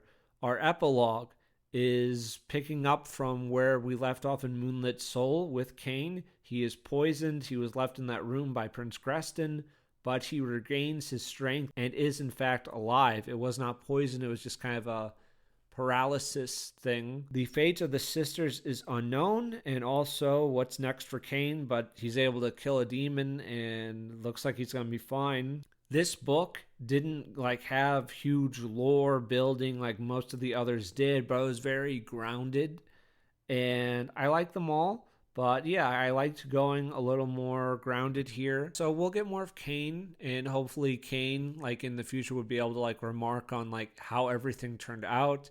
I think I'd be fine if it like either way, where it's like, damn, it is just kind of like an old fairy tale where it's like, no, everything just doesn't go back to normal and everything's just not okay. The sisters are just kind of doomed, which is screwed up. But hopefully there's like some redemption for Guillaume if, like, I think he really just didn't have that much agency. Anyways, that was a recommendation. The Pilgrim's Digress by T.J. Martinell. In the last Trough, I covered his work, The Shadow Men. I was somewhat mixed on that. And I'm also somewhat mixed on this. I would lean more towards a recommendation. But this is one of the few books in this Trough where I feel like adding more pages would have been good. This book, it muses on the role of like church and government, on freedom of expression, the duty of man to his community. There's a lot going on, but it's a short book. We are at about 100 pages. The author brings up a lot of sentiments and a lot of arguments that I do agree with, but I don't think we quite have the page count necessary to flesh these out. I often felt that while I did agree with this stuff, it didn't like fully blend into a story. They kind of the arguments sort of stood out to me. They were a little like jarring where like they sort of fit in the world, but if there's a little more time to like bake them in, it's just gone better. I'll get into a little more of that later on. I like our cover. We're in a church. We have a female android with the bottom halves of her legs removed. She is in front of a cross. She's kind of displayed seductively. Our main character is Amos Cavendish, who survived the turbulent era, which was full of conflict and degeneracy. He is with a band of Puritans who enforce decency laws. Is a short read, as I said, and I felt like maybe the ending was a little too open, but we open up with Amos and his Puritans. They're basically bounty hunters. They are raiding a home and they arrest a man who's having sex with a sex bot. Amos kills the sex bot, and the guy downloaded programs for it to act like a child and such, and just like different like behavioral programs. I guess we're somewhat in the future, like sex bots exist, but technologically they seem more limited. I don't know if I would call them like Luddites, perhaps, but they don't like mention like having cell phones or that type of thing. So I think they've really kind of limited themselves. I don't even think they mentioned computers. Yeah, maybe they did at one point, but they have like guns, and there's like mention of like a bomber. They're a little like reductionist in their technology, which I don't think that's a bad thing. Amos notes that the sex bot is taken out of the room like it was the victim of a murder. And once this scene is cleared up, they go back to some members of the government, pay him, and they give him like new bounties. They want these bounties brought in dead, which is a little odd because typically they want everyone brought in alive, be given a trial, and then executed. But they just want these guys killed. There's an incentive financially to just kill them. And there's this big vote coming up in 2 weeks. This vote is going to determine who's going to be like the head of state. They want to push for their archbishop to is running things, but they want it to be made official where the government is subservient to the church. So there's a lot of argument with that going on. And overall, they seem to live in this like very peaceful order theocracy. And later when like the church guys are all agreeing that they're going to make this proposal that the archbishop is going to be made head of state, they hold up their copies of the Constitution as though wielding rifles. That's a good sign. And a lot of the book is just Amos and his Puritans going around and like they raid something, then they go raid another thing. And the next thing that they raid is a theater, and they arrest the people there for promoting polyamory. These people were performing a play without a license, which is illegal. And then Amos then finds a painting of a nude woman bathing, and he calls it beautiful and not smut. How can a painting of a naked girl be acceptable? Because it's beautiful. He says the painter is celebrating female youth and beauty. The woman is posed in a way that she's concealing herself while looking at the water and not outward toward the viewer. It is not meant to arouse. And he also brings up that the artist would probably be willing to change the painting because her nudity is not like absolutely essential to the painting itself. But the playwright who is writing like subversive material would refuse to remove this subversive material from it because the subversion is integral to this play. So that's like the difference between the two. They go on another raid. They find a Mr. Meyer who violated anti-blasphemy laws.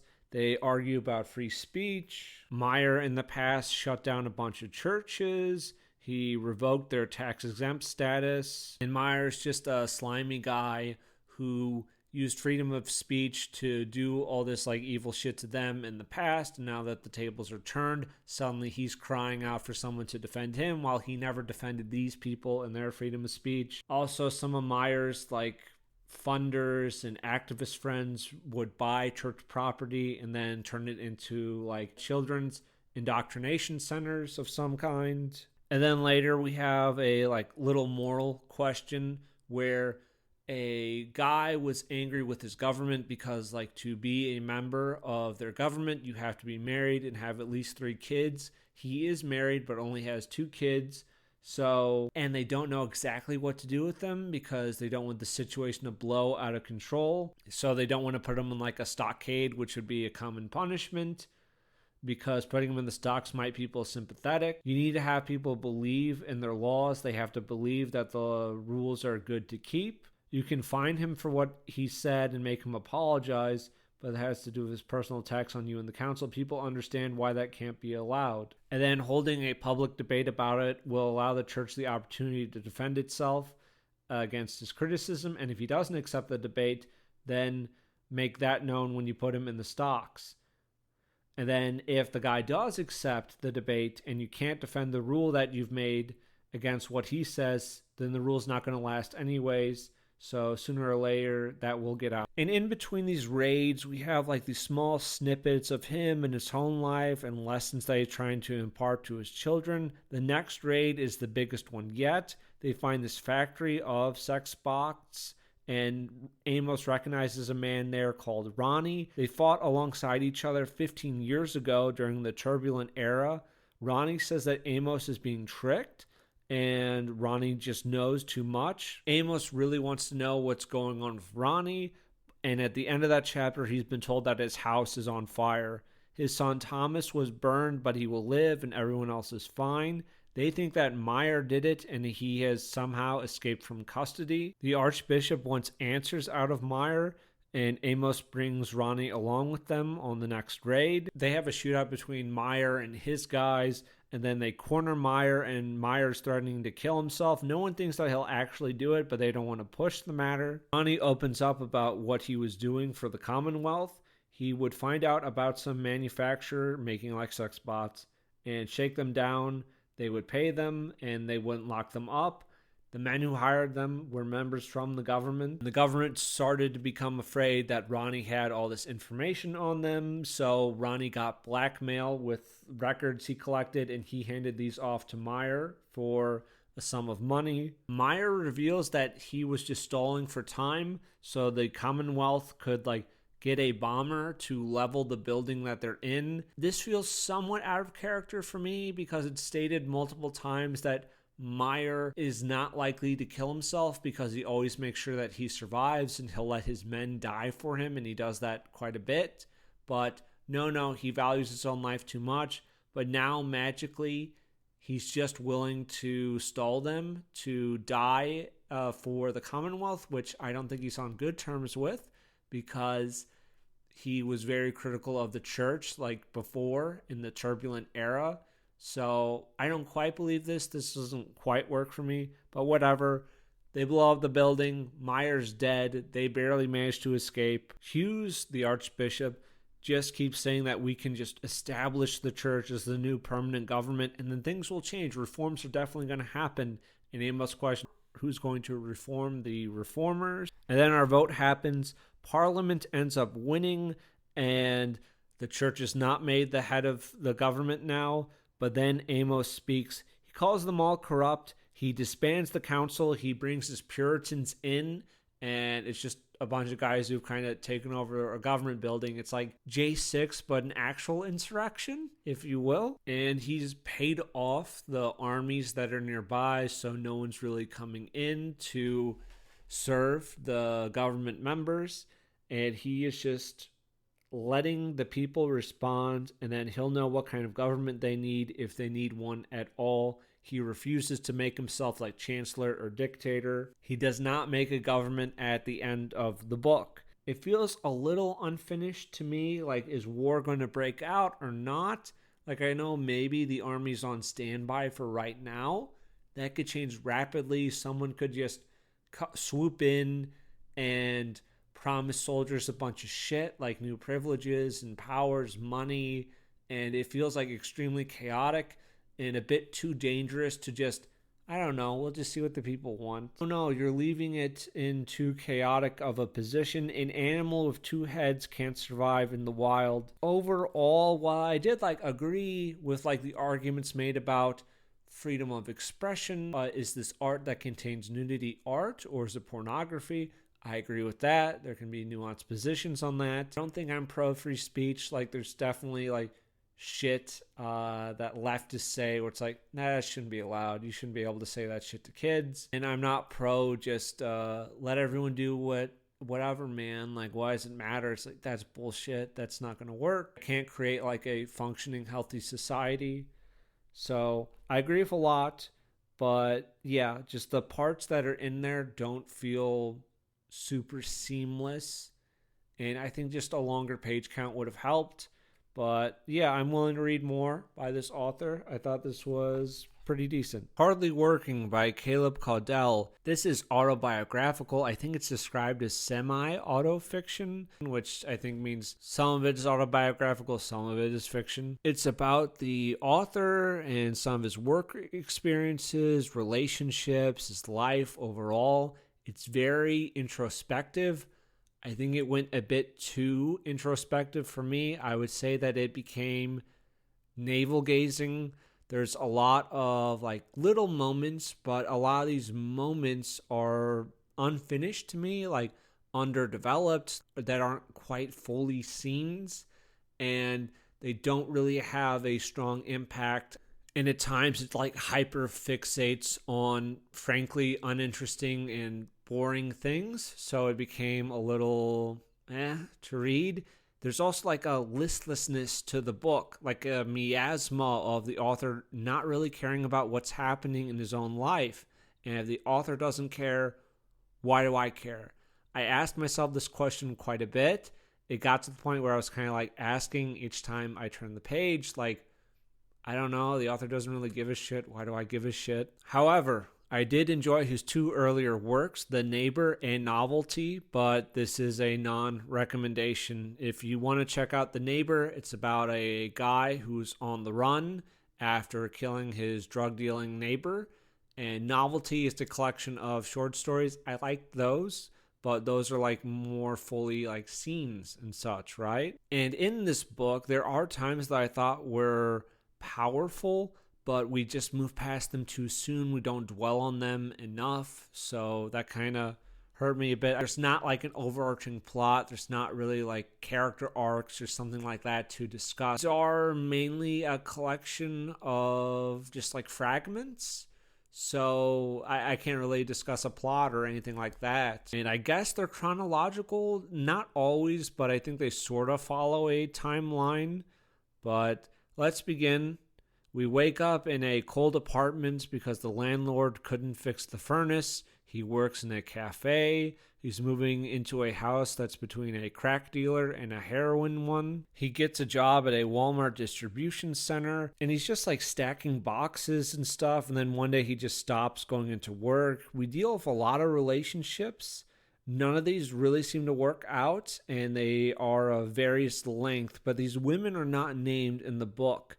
I can get not wanting to like name actual real people, but maybe use fake names. I would suggest maybe, because most of them just kind of blend into each other. It says that girlfriend this, girlfriend that, girl I was seeing. And it's like, is this the same girl? Is this a new girl? It seems like there's a decent amount of different women, but without names, these little moments or fragments just kind of get lost. They kind of blend into nothingness for me. And then 2 weeks later, she stopped texting me, and I'm like, who's she, right? Like, why does that matter to me? And then we get into some pretty personal stuff. I actually thought this was one of the strong parts of the book. It's him. He's with the girl. He would try to jerk off, but he just has trouble doing it.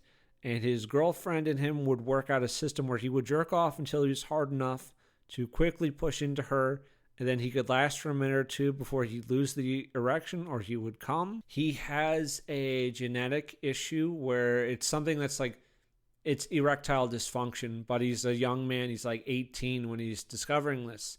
And so like blood would flow into the penis, but it wouldn't maintain that erection. So he gets prescribed drugs like Viagra and Cialis, but the effectiveness is rather limited. So he's not really having a fulfilling sex life or really a sex life. He talks about a young woman's bed, her on her back, me on my knees, between her legs, my ass clenched, jerking myself with one hand until I was sweating and shaking. Sometimes this worked, much of the time it didn't.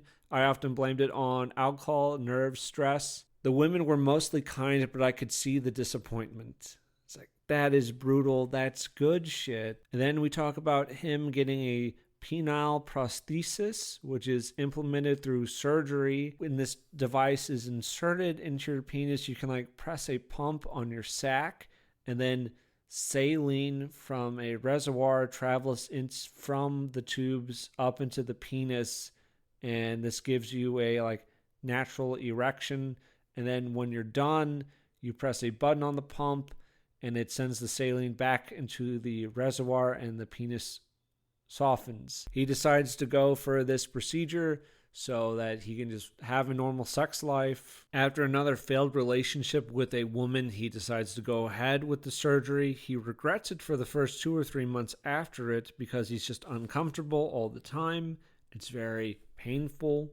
And then 6 months after it, he feels somewhat normal. His body incorporated the foreign object. He could activate the device and enjoy sex like never before. And we just kind of dance over like he and his girlfriend break up after a few months after the surgery, like they had sex. sex was the least of their problems, but I feel like maybe this was a scene to develop more, like go into detail about like this is the first time having sex after the operation. I don't know, this feels like kind of a monumental deal because like the surgery and everything with that was interesting and sad. It made me like, what happens next? Like, does he get to have a fulfilling sex life or not? Like, that was one of the times where I was like pretty invested in the book. And then on page 73, the device breaks. My first prosthesis broke after 4 years of consistent use. It happened right before date. I had been in the habit of partially inflating my device before I expected to use it. In my car outside her apartment, I pressed on the pump and it flattened, indicating a break. Panic and shame overtook me, a resurgence of that foundational emasculation that had underscored all my efforts throughout my adult life. And like, that's a interesting, good moment. And then on 74, we get like this really long tangent. It's like our lives unroll on a strict line. We'd like to convince ourselves that we stand apart from this line, that we can arrange our development, expand and contract time at will, jump forward and backward, and accept degrees of maturity and responsibility as we please. Though this power is promoted as being completely open-ended, it tends in the direction of the aging person prolonging or returning to their youth. A youth understands. And we kind of go on. We do this a lot in the book. 75 talks about the first few days after the break, he thought about killing himself. But he goes for a second surgery. The second surgery goes better, and everything seems okay. There was like risk of some kind of infection. And if that happens, I don't know. Like, do they have to remove your penis if it gets infected? What the fuck do you do then? But it all works out. I'd say I like that Walmart job. It just seems to be like bouncing around from cafe to cafe. He says on 86, someone wrote a bad review, took my picture, and said the barista wasn't friendly. People don't want an angry ape steaming their milk. Oh, and he's also like working for a carpenter on the side. He's with a woman. We make love almost every night. Most of the time it feels perfect, but then I remember the things she said last year, what she did. 1,000 loving moments die before a cruel sentence, a thoughtless act. Explain this. What is this? Again, if this moment is so important to him, just delve into it. It just feels like a tease, like, man, this thing really affected me. Okay, what happened? Nah, I'm not going to tell you what it was. It's like, what was the point of that? Like, you know what I mean? Like, if you're mentioning it, clearly it's important. Explain it. Go into it. Little moments like getting a new battery for his car, and it's fine. Oh, we get a mention on 97. Larry the Carpenter. The Carpenter gets to have a name. We don't have any names for any of the girlfriends, and I think like giving them names, like whatever, it would just, they would stand out more instead of just girl I was dating, this girl, woman I was with, etc., etc. Just kind of blends. A scene where he was working with the carpenter and then a black woman stole the shop owner's wallet. He chases her for 3 blocks and then rips the wallet out of her hands. A fat black woman wearing a shower cap on her head and a shower curtain for a dress called me a cracker and said she was going to kill me. But yeah, we have some little excitement here and there. A low trust society gives rise to greater complexity, higher security costs, and a draining sense of unease. In a continued withdrawal from the public sphere. That 103, the individual isn't the building block of society, but its detritus. Scratch the surface of any fascist movement, its image of upright men leading families, and you find homosexual drug addicts desperate for a thrill. Behind a poster of beauty, health, and vitality lurks a stifled soul longing for annihilation. Extreme phenomena capture the popular imagination and dominate political discourse because there's no longer any moderate or cohesive social body to stabilize frustrated urges, nor is there a religious or spiritual framework for sublimating dark drives. I just like this. I don't agree with that. There's definitely like people that I don't like or think are maybe good actors in some movements and such. Like there's obviously going to be bad actors. There's obviously people that aren't going to like live up to kind of ideals and such. But there just feels like a very wide condemnation of a whole lot of people. And it's like actually they're all secretly like corrupt and shitty and blah, blah, blah. On 107, a coworker mocks another coworker. You let a scornful laugh bubble out like a bored aristocrat. 10 minutes later, they're sarcastically quipping about you to the person they ridiculed. The evening deepens. You grow tired, irritable. You drink a shift beer. Again, that's not like really a story or a moment. Like, I think something like a little more concrete would be better here. It's just kind of like, it doesn't really do anything to me, for me. And he's looking for jobs and everything. And 125, this was kind of funny. Thanks to my Indeed.com activity, the Croatian mafia has my credit card number. Joke's on them. I have no money. Transnational corporations have my DNA, and they're building an even more retarded version of me. They can pay even less. That's good. This is 139. More responsibility would be good for me, but I don't want it. I wasn't raised on hardship and duty, sacrifice, or belief in something greater. Instead, it was comfort and choice. So, yeah, there's just kind of this attitude of like bouncing around shitty jobs, living in a shitty place. The landlord's a piece of shit.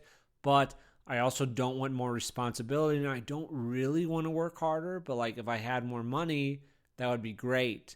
And I kind of hate my circumstances and the jobs I'm forced to work, but I'm also not willing to like change or adapt at all. So it gets a little frustrating. 141, people love to grumble about how kids don't go outside anymore. They're all on the couch watching gay Muppets, but every kid in my neighborhood is on a tricycle with a plastic gun shouting about imaginary cataclysms, epic battles. Feels somewhat above it all. They do push like gay Muppets and they do push subversive material on kids. That is something that does happen. Crazy kind of conspiracy theorist guys. It's like they do this. Like, I know drag queen storytime hours isn't like everywhere, but they do happen. Like its goal is to fuck with kids, and it's not everywhere, but like, is there leftist propaganda in children's cartoons and media for kids?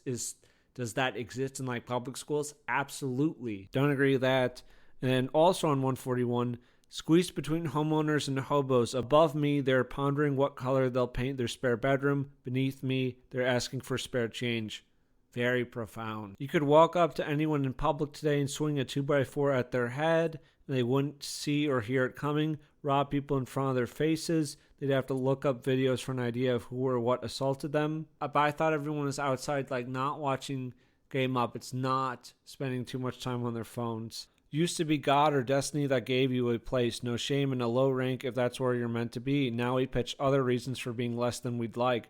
Racism, the patriarchy, class conflict, communism, Jews, etc. None of it lands. Obsession with a man-made obstacle betrays a fatal truth. We're alone without reason to guide us. God's not around to take the blame anymore. We still have guilt, but no source, no center, no absolution, which is why rather than look forward to an afterlife, we search for heaven while we live. There are some things in your life that you do have absolute control over, and you should do a good job maintaining these, but there's plenty outside of your life that does affect your quality of life. Like my cost of living going up is not something I can control.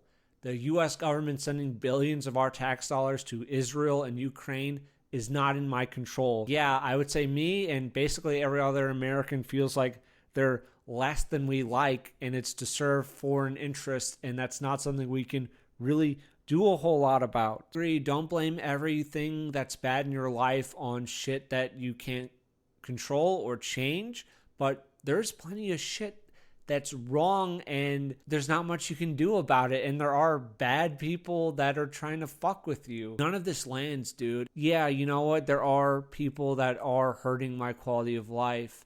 Like companies that decide that we want to hire less white people, and then like a white person struggling to get a job. I don't know, man. None of that really lands, dude. Fine job-wise, but if a guy is struggling to get work, and if he has to accept something that's lower wage, or even if you're now kind of blue collar or white collar and you have to deal with non-Americans competing for these jobs, so wages go down and yet cost of living goes up. So like fucking above it all, like some of this shit is real. Some of it is like, yeah, Jews, communists, diversity bullshit. Very, very gay that none of this actually lands, man. Whatever. I don't think you should like shout and scream about Jews or minorities every second of every day. You know, you have to do the best that you can for yourself. But to say that none of these outside groups are having a negative effect on your life, That's bullshit. 170. My unborn daughter, I'm not saving you from the environment, capitalism, or the patriarchy. I'm not holding back from having you because of underfunded daycares or a defective education system. I'm saving you from myself. You'd thank me if you could. I hate this. I hate this attitude where it's like just refusal to take like any responsibility. It's funny. We made it to Chicago and I had enough time to eat a sandwich and drink some coffee and smoke a cigarette. I walked as fast as I could to meet with Sabrina. We finally get a name. We get a name on 176. They take an Uber to this reading and yeah, they do that. But we don't really like do anything with Sabrina. She doesn't get mentioned again. So just like, here's Sabrina, gone. And there was a falling out with Larry the carpenter because he like messed up a cut in Larry's workshop. So now he's like on the outs with that. 180, he hosted a reading at his coffee shop. The day before the reading, 2 or 3 people called the shop asking why we were hosting fascist right-wing writers. But someone thought the readers I picked for the reading would create an unsafe space because they'd been published in Expat Press, which our anonymous concerned citizen called a far-right publication. Expat has published trans writers, gay writers, drug addicts, scenesters, everyday working folks, trust funders, people from all over with a range of views. I guess I don't have to read Expat Press, but there you go. Basically, the reading ends and we don't really like delve into like the entire night. Maybe it was kind of boring, but it feels like it should be expanded a little more. Like there's more time put into. Some people try to get the event canceled, and then there's less time spent on the actual event itself. He got an application for the Pipefitters Union in an apprenticeship program. So it's like, okay, that's something that's like progress, dude. That's good, right? You're looking out for yourself. And then on 219, he talks about getting like a new cafe job, but the new job's not going to start for at least another month. What happened to the old job? Like, what happened to the Pipefitters Union? Is that it's just kind of like brought up and then dropped? Did our author really care if he got the Pipefitters Union job or not? It doesn't feel that way, right? It's not like, fuck, man, I really wanted that union job and I didn't get it. So now I'm really upset. That'd be passion, at least. Jobs just kind of come and go. There's no continuity. Like, there's no continuity between, like, girlfriends. Like, surely a few of the women that he's seen would have like stronger, more important moments, and it's just we get like whispers of it. And he just checks into a comfort inn just on a whim for like a day, maybe a weekend. It kind of goes with the theme of the rest of the book. Like, why are you doing this? What's the point? You stay at a hotel and it's like, and he almost takes a substitute teaching job. He talked to a guy on the phone. I had to pay for a background check with it and a substitute license, fill out several other forms. That was the end of that. If they need a substitute teacher, they can pay me for my certificates and update my files and make sure I'm not a sexual predator on their own time and money. They're the ones with all the suspicions and qualifications. The burden should be on them. Waiting to be served. He's waiting for a great job just to fall into his lap. He's waiting for someone to get down on their knees and beg him to allow them to hire him. It's ironic, right? Serving people all day in the cafe, and now he wants to be served at this job. I could work 4th shift at a FedEx warehouse, drop kicking packages of family heirlooms for $20 an hour, but then I have to take a piss test and finish a questionnaire, attend training and orientation, fill out tax forms, provide information on my bank account. I'd rather work right this second as a plague barrier than write my social security number to get a job jacking off where I make millions. Making zero effort to try to like, to try to better yourself. Like, yeah, is it kind of gay having to pay for a background check? Yes. But if this is a job where it's like the pay is a lot better, like you're happier, you have better opportunities, it's like, I'd kind of like rather do nothing to try to fix my life than stop complaining about it, right? You know, if you're not willing to like take any steps to fix it, don't complain about the landlord. Don't complain about the shitty apartment. Don't complain about not having money. Pick a lane, right? Like, oh, I live this shitty life, whatever, it's fine, I won't bitch. Or it's like, I have this shitty life, I'm actively working to get out of this shithole, and I'm putting like real effort in. 231, another job fell through. collapsed like a house of toothpicks. I was going to manage a new shop. He gets fired on the opening weekend. All that labor in vain, all that digging and drilling to wind up on the same surface of nowhere.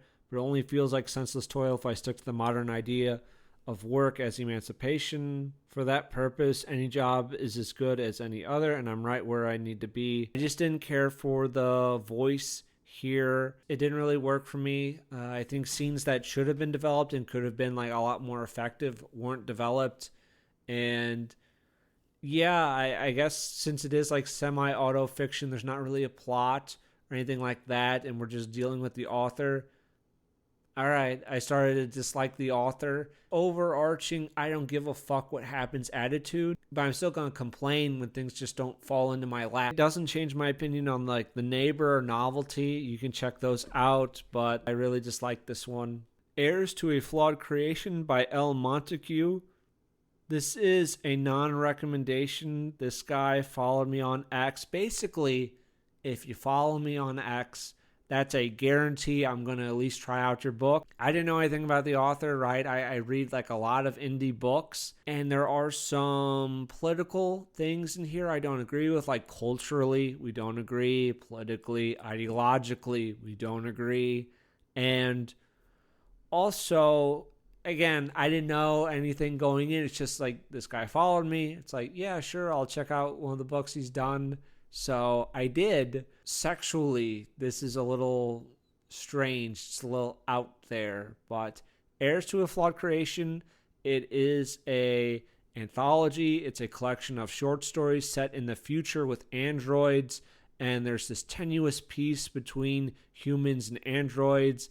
These stories are gritty and pulpy. Some of them can be crude and get a bit too perverted. I'll get into that later on, but those moments cross the line, and this is a non-recommendation. Our first story is Terminate the Route, and this is about an android who is posing as an exterminator for this family. He is at this home and he gets an order to wipe out the family. The husband took money, I guess, from like the mob or whatever criminal organization he works for. And so he's going around, he's killing every member of the family. He decides to spare the baby because it's good for him to get the money back if he can. So he does not kill the baby because the wife tells him where it is. So he spares the baby.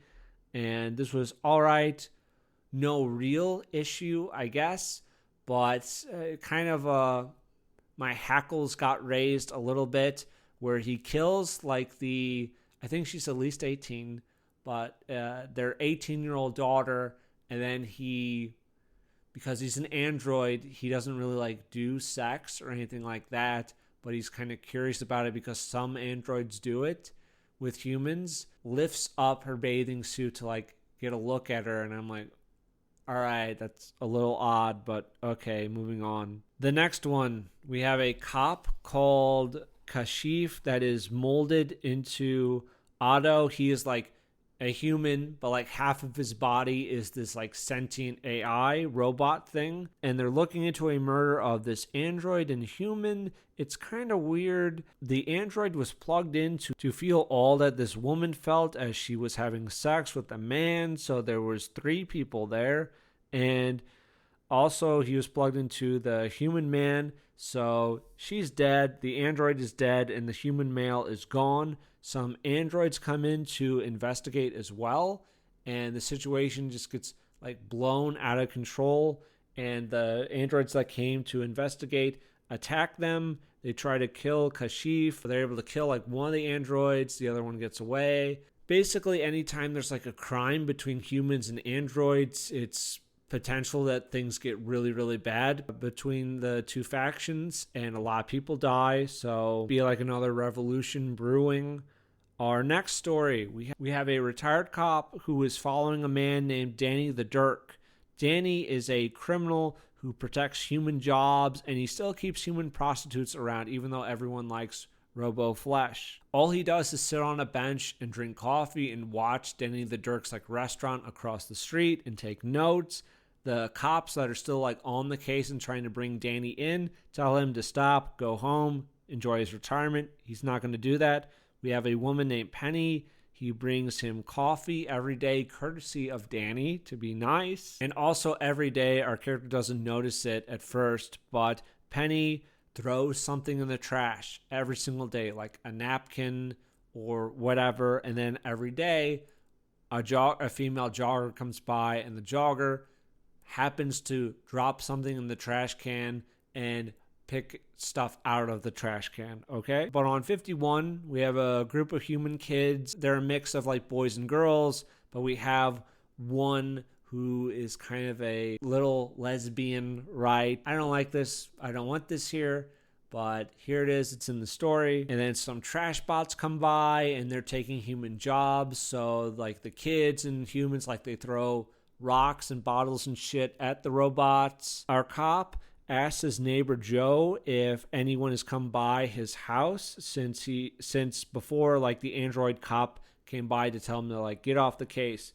The neighbor has an android wife who used to be a sex bot. The sex bot is called Dee. I'll bring this up more later on. But Joe and Dee bring him down to their basement where this couple is building a son. Like, she is going to carry the CPU for a year, and both of them are writing like half the code each for their child. The next day, the cop pulls something out of the trash that Penny threw in there, and he found out that it's a hit package on Danny. He tells the cops, who say that this information's unreliable, so they're not going to do anything about it. But the very next day, our jogger, who's come by all the time, is actually an android killer, and it's a hit. They kill Danny's bodyguard and are trying to take out Danny. The cops are in on it. Juan gets Danny out of there, and they're on the run. He tells Danny that if they approve of the government killing people, then they just end up on that list, so they can't just approve of like extrajudicial killings. Even though Danny's like a pretty bad guy, like he is a pimp, right? He is a pimp. They kill people. Sure, like they fight for human jobs, but prostitution is one of those jobs that should probably just fucking go. It's not good. And they take refuge at Sam's place. Danny makes a lot of comments about Dee Dee because Dee Dee was a sex bot. He says he's not comfortable around sex bots because he doesn't want to own somebody right with his conscience, but he does pimp women out. Anyways, I think you'll find they said almost every single thing you've said about the Irish.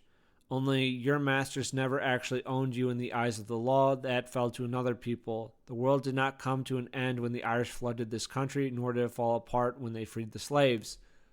That's a little bullshit. New York did change dramatically with the flood of Irish. I will say that the Irish did not have control of their own country at the time when the Irish came to America. If they were running their own country, I don't believe this famine would have been so bad. The British also encouraged Irish to come to America because they didn't want Irish in Ireland. But we'll just leave that there. And the country did not fall apart when they freed the slaves. That's a lot of bullshit. Fuck you. That is complete, utter horseshit. That was so fucking bad for our country. She says later on, Mr. Samuel made an honest woman of me 13 years ago when he purchased me. I don't like that word, Danny said. Honest. You've always been honesty. There's nothing more honest than fucking. It's a product people want and service people provide. Whores are the embodiment of the American experiment. Oh, fuck off. And if you, dear listener, could make a mental note that this is the first example of a former prostitute wife and a kind of cuckold husband thing. This is number one. This is number one. What number will we reach by the time we're finished with this book? 99, Juan questions, would I have been better off letting the assassins do their job? Would the world be better off without Danny the Dirk? Undoubtedly, yes. But what would that leave in his place? I had to call someone who. So we can't kill or defeat evil because maybe like more evil would show up? Fuck off. That is a terrible fucking argument. Like, if we just shot drug dealers, more drug dealers would show up. Like, I don't know if we locked down the border and we just instituted like a death penalty and a very rapid death penalty for people dealing drugs and we just took care of the addicts, we could probably defeat that problem rather fast, I would think. They make a call to Danny's family. He's trying to figure out like who put the hit out on him. He thinks maybe one of his own kids did it. Penny comes by and she tries to attack Danny, and then the RoboCop who was staking out Juan's place comes over. Dee and the RoboCop get into a fight. Dee gets fried and her memory gets wiped, and we're supposed to feel bad because the android is now defaulted into being a sex bot again, which is kind of funny. Juan takes Danny and they run to his ex-wife because his ex-wife is a lawyer and now she's doing like federal stuff and she can protect Danny. We can't just kill the people we don't like, I said. We're better than that. You are better than that. Everyone is equal under the law. No, we are not all equals and we should not all be treated equally. That's bullshit. I kind of wanted some details here about like on Penny. Why was she complicit in this? Why this all happened? The interview. We have a ship that is on a multiple year flight to another planet. A man has stolen the navigational drives which will make them lost in space. So to interrogate the human, they bring in the doc, who is an android and is a torturer. He is being sent in to break this guy and get the drives back. They have a limited amount of time where if they don't get the drives, they're fucked. He hooks the guy up to a device that lets him implant sensations and such to him. He like made him blind. He also grabs the man's penis. The guy says he's not gay. And then it gets a little weird where he makes him like experience what a cock tastes like, and then like makes him imagine like him having gay sex. So that's really great. The guy who did this wants his daughter to smell fresh air before she dies because they're going to be on this ship for years, like probably generations. So they're looking for the guy's family, but they don't find them right away. So they bring in a young girl named Maddie and Gwen, her mother, to act as a substitute for Sebastian's family. His daughter, Suri, I believe, is 13. Maddie is 14. The doc threatens to beat the girl, to torture her. Suri is darker skinned than you, like her mother. You're very pale, you know, and slowly her skin tanned to a subtropical brown. Her hair is dark instead of blonde, and she might be 13, but Suri is a bit chestier, he said, looking at Sebastian, even as Maddie's hair turned black and her breast bloomed. A little odd. It made me kind of question some things about, like, feels like somewhat fetishy, you could say, right? Doing this to a child. We'll get into it. There's more to this scene. But it's uncomfortable. He tells Maddie that Sebastian is going to kill her by hiding the drives, and he's going to let him feel you dying. As he spoke, her body began to change, skin darker like before, but she aged, body fuller, breasts larger. Beside them, Gwen squealed. She too was aging, graying. Gwen dies, and then the Siri with Maddie's face screamed. Her stomach swelled. What's happening? Her clothes rolled up over a very pregnant body. He's not going to kill you like I would do. He's going to take his time long enough that you'll starve to death with this baby in your arms. Then Maddie goes back to normal, and then he tears the girl's clothes away, but she's made Maddie look just like Suri, and he gives her father an unhindered view, and he's going to like rape Siri. But that doesn't happen because this is all a trick, and he made him think of all this stuff because, like, while he made him think that he was going blind, he made him think that all of this was real. So this is all like in his mind. It was all a trick. Some of the things that I read and described to you, dear listener, feel like that was kind of fetishy. That was kind of weird. Why is that in there? That's odd. Immaculate. We have a all-female mission in deep space. We have one guy who's actually a robot named Charlie. He is like the XO of the ship. The crew also uses Charlie for sex. And our youngest member of the ship is named Hope. And Hope and Charlie have a relationship. And Hope is pregnant somehow. They stole sperm from the artificial insemination program. And she and Charlie want to raise this baby. We also have like lesbians in this story. And even though Hope and Charlie are like starting a more serious relationship, Charlie is still going to be fucking every member of the crew as well. The idea of what he did for the other women bothered me, but everyone's got a job, right? They were just a job. I was someone special. That is so awful. That's so fucking terrible. I guess you could say maybe this is the second, where it's like weird kind of fetishy, maybe cuckoldy, whatever stuff. They're talking about the insemination program. The gem in this whole thing is raising kids without any male influence, she smiled, staring off and laughing to herself. It'll be a fucking utopia. Oh, and then back on Earth, androids with Charlie's AI have started actualizing, and so androids that have been like having sex with humans are like, yeah, becoming self-aware and all that. Martian consequence. We're on Mars. Some guys are in a bar and they're mad that androids are taking their job. One of the guys, Colin, notices a waitress called Dee Dee that is very beautiful, but she's actually an android. Dee Dee apparently sleeps with clients, and she made a pass at Colin. Colin refused at first, and that she is going home to Joe. Says that they can do it next time when he follows her out of the bar. He's upset that she's an android. I knew that asshole Glenn told you I was an android, or did he say, Skinner, you aren't the first sale he's cost me. It wasn't my fault he couldn't get it up. I'll tell you what, don't look me up. I'll be just fine without fucking another racist. Androids aren't human. Like, very basically, they're not human. They're another race. So, whatever. She's a second-generation pleasure model personal companion. Feels everything that a real woman does. And, like, he gets angry at her because she's a robot. So, he forces her into this transformer cage, and it's got a magnetic field, so it fries her. They'll just have to reboot you. But things get out of hand for him because he wasn't planning on her getting hurt, but it like fries her completely. And then on 172, we have Joe, who is an android, and then two androids show up and they ask him about Dee Dee. And apparently Dee Dee attempted a massive file dump that failed to complete, so Dee Dee is dead, quote unquote. Dee Dee was his wife. So his wife, who acts like a whore and solicits men into a bar and fucks them all the time, is married to Joe. And Joe, by the way, is like the head of the fucking androids on Mars. He is like one of the highest ranking officials, and his wife is literally a whore who works in a bar. So I guess we could say this is like maybe number 3 with kind of a cuckold thing going on. Whatever, I'm not counting. Yes, on page 176, he is the representative of the Android Central Command on Mars. And they had a son, so he needs to tell his son about his mother. And then apparently Dee Dee was also pregnant and they were going to have a baby. No amount of repair could bring her back. A lot of like bisexual stuff too, like all the androids. The author makes a point to note that the androids always serve men and women.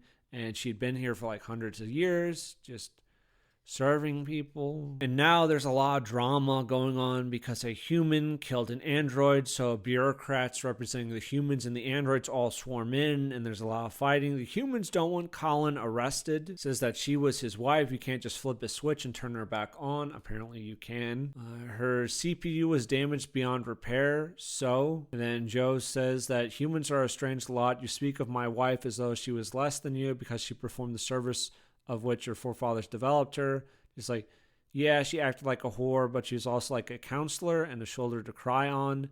So really, she's like this great thing. Don't think less of her, blah, blah, blah. While this is going on, the androids are like broadcasting this to all the other androids. And on Mars, there's like androids that handle like nuclear rods. And one of them leaves one of the nuclear rods out of containment. And this could like kill millions of people and just like destroy Mars, but like a single robot whore had her memory wiped and like her body destroyed, and now they're gonna potentially kill millions of people over this shit. Like they're threatening to nuke the planet over this, but the robot does go back and like put the rod back in containment to save things. The humans keep insisting that it's not murder, and I agree, this isn't murder. Like, if I shoot a human in the head, they die. That's the end. If I kill a robot and destroy their body and they have their memory backed up, which Dee Dee does, by the way, she has her memory backed up. She's not dead.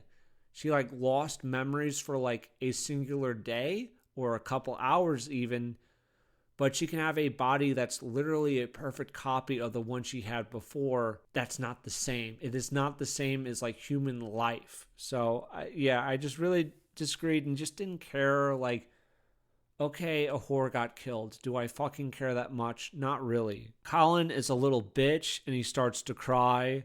Blah, blah, blah. Oh no, Dee Dee died, whatever. It means like he killed Dee Dee and like the child she was carrying.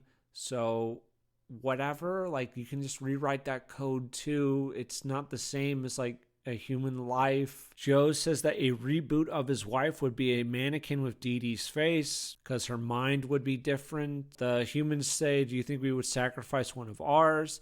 And then, oh, they look at the monitors because there's something going on in London. We have a android wearing only a pair of panties, of course. She's standing in an alleyway. She had a middle-aged man with a ball gag in his mouth by the neck in one hand and an ice pick in the other. He was nude, weeping, and standing limp in a puddle. They were surrounded by security forces and spotlighted. She held up an ice pick for all to see. Then she plunged it precisely into the corner of the man's eye, wiggled it, and yanked it back out cleanly. Just before a troop of human policemen tackled her to the ground, she called out, "For Dee Dee, you can recover him from backup." There have been 3 more. Killing humans who cannot be rebooted. They don't get a second chance at life because one robotic whore will have to be fucking rebooted. God damn, what the fuck? Dee Dee strolls in and she has been like rebooted and she has been given the new command of the androids on Mars because they're trying to settle this situation. Joe's freaking out. It's her body, the shell I loved, but she is not the same. And then one of the androids, while they're in the middle of negotiations, just goes forward and snaps Colin's neck and just kills him there. And the humans don't even really fight or push back for fucking Colin being murdered like this when Dee Dee, who showed up, said like, yeah, I'm fine. This is settled. He should not be harmed. The humans don't even really like give a fuck about it.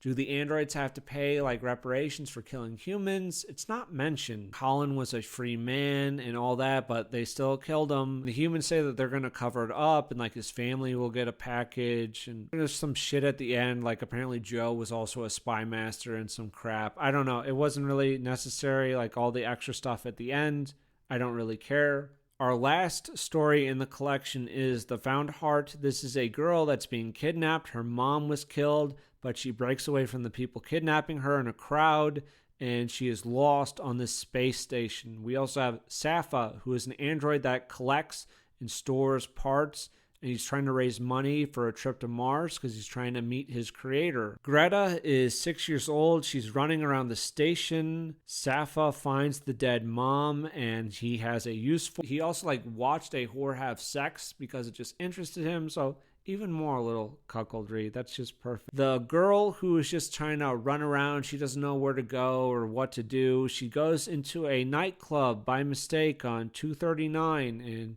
244. A girl not much older than the teenagers back home came through the doorway on the other side of the room with a tray filled with drinks. She wasn't wearing a top and her skirt wasn't long enough to cover her panties. A woman with enormous breasts. She stared at the sparkles on the woman's breasts. You're shiny. It's just very odd to have a child in such a sexual scene. I think I would be like a lot more uncomfortable if this was like a group of nude men, but I still really dislike it. Again, just a sweaty girl came bouncing down the stairs, breast bouncing with every step. A lot of details about this. I don't like a child being in a situation like this. Like nothing happens to her, nothing bad, nothing is done to her, right? But it's still very odd. It's like, why? Why is this here? Why is this needed? Why did she just had to just go into a sex club by mistake? It couldn't have been anything else. It had to be a sex club. Apparently, the mom had a brother who was a pirate, and he's arrived with a small army to try to rescue his sister and his niece. Safa saves Greta from the kidnappers, and it turns out that Greta's dad is also the creator of Safa that he wanted to find. And since Safa just fixes stuff up, he had like an auto surgeon thing, which is like you put someone inside it, it heals them. And he put the mom inside it so the mom might live because of it. And that's basically our collection. Not into it, just sexually, it's a bit too odd. Culturally, politically, I don't agree. Yeah, this is just an indie author. I wasn't really sure what I was going to get. And I've I see what I got, and I didn't like it. I would not read more by this author. Silkworm by Ogden Nesmer. This is a kind of Lovecraftian, surreal book. There's this war going on, and we have this arms dealer, Gilly, who isn't happy, and in his home, he sees this bug infestation, and he just seems quite not all there. And we also get another POV in this book who is a scavenger in the woods. This is a shorter work, and this is not a recommendation from me. I just never really connected to our characters, and me not caring about our characters meant, like, as we just went through the plot, it was hard for me to care at all because I'm not invested in them. I'm not invested in their outcomes.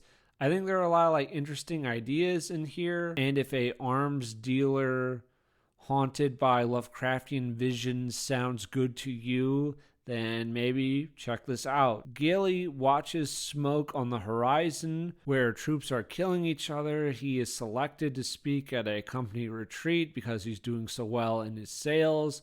There's this party going on, and he breaks away, and there's this strange guy that talks to him. The guy, to me, kind of sounds like sophistry, or maybe a little bit like Judge Holden. And he also likes a woman, I think her name is Maxine, at the company, who just ignores him. He doesn't exist to her. Gilly goes home, and he finds that a bunch of slugs have been all over his house, and he has no idea where they're coming from. But he has this locked basement, and he ends up breaking the door down to it, and he finds thousands upon thousands of insects down there, and he vomits. This voice asks him why he got sick, and the bugs only love him. He leaves the basement open, and he doesn't get sick again. Pulcher is our second POV. Dogtag is his friend, and Dogtag died. He's not a scavenger, actually, but he's a survivor. He also keeps saying the phrase, water is wet, and he's haunted by a woman he couldn't save. He gets ambushed by these two guys when he's scoping out this bulldozer, and they take him back to this pit. These guys are cannibals. The pit is full of bones, but he's able to get the drop on them and kills one guy and then captures the other. Also, Dogtag was like looking for something, like some phantom beacon thing. Back to Gilly, and Gilly goes out with his boss to meet with his client in the field because they're supplying like mercenary groups that are working for like the government. We don't know exactly what's going on or the conflict, but yeah, they serve like government forces. Varya is the leader of this outfit, and he sees a slug behind Varya's visor. Later on, he doesn't find any bugs in his house. The basement is totally fine, and he starts to question his sanity. Pulcher recalls some memories when he was with Dogtag and Gopher, their other companion. He finds a girl with the cannibal, and the girl set a trap for them. Gilly at work is told to follow Maxine, his love, and he gets moved to another floor for promotion.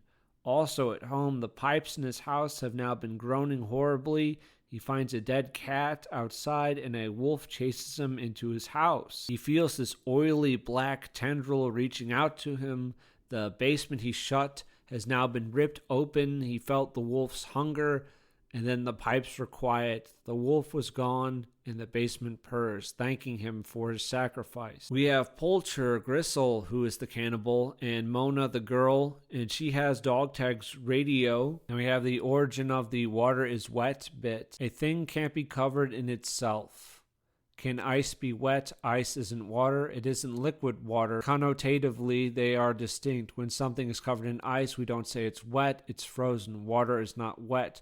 Water makes things wet. You don't have to put it on something, put the thing on the water, it comes out wet. The same way that when something touches oil, it becomes oily. Then oil is not oily. It's this little back and forth between Dogtag and Pulcher. And Mona asks Pulcher about something called the Pendleton Sphere. The beginning of Chapter 7, the sky had tinged purple. On the morning broadcast, the state representative mixed legalese and quasi-scientific jargon to explain why this was normal. Everything was fine. You can imagine the dog meme of sitting in the house and it is on fire, saying that everything is fine. Yes, this is an audio format, and yes, I did describe a meme to you. Deal with it. And Gilly's basement is no longer purring, but is angry now. Torvald, his boss, tries to put him in his place, but he tells Torvald that he outranks him now. Glasser is the guy that he met before on the balcony at the party. He meets with him and sends Gilly home for a week because Gilly doesn't have like his heart and soul into the company. And Gilly is now leaving food down in the basement for whatever's down there, but it's not enough, and you always have to feed it more and more. He's buying a lot of food, he talks with it, it promises to take care of him. Also eats like spoiled meat as well, because the thing tells him to. Its name is blacked out whenever it's mentioned. It doesn't explain why it's here. It says it needs his help. It's still hungry. The sphere is the cause of the conflict, but no one knows what it is. Mona gets this Mayday signal every 40 hours and thinks that it's a person. They're heading towards this signal and they get ambushed with Gristle being shot, and Poulter just puts him down and gets Mona out of there. Gilly does another order for Vazia. There's more talk with the entity. He can't live without it. He kills Samir, who is a friend from work. He also starts digging in the basement, but the entity won't show itself to him. Whenever he looks at it, like his vision is always kind of screwed up. Poulter and Mona, they make it to the place where the signal is coming from. They're getting like radiation poisoning. They see like dog tag in front of them.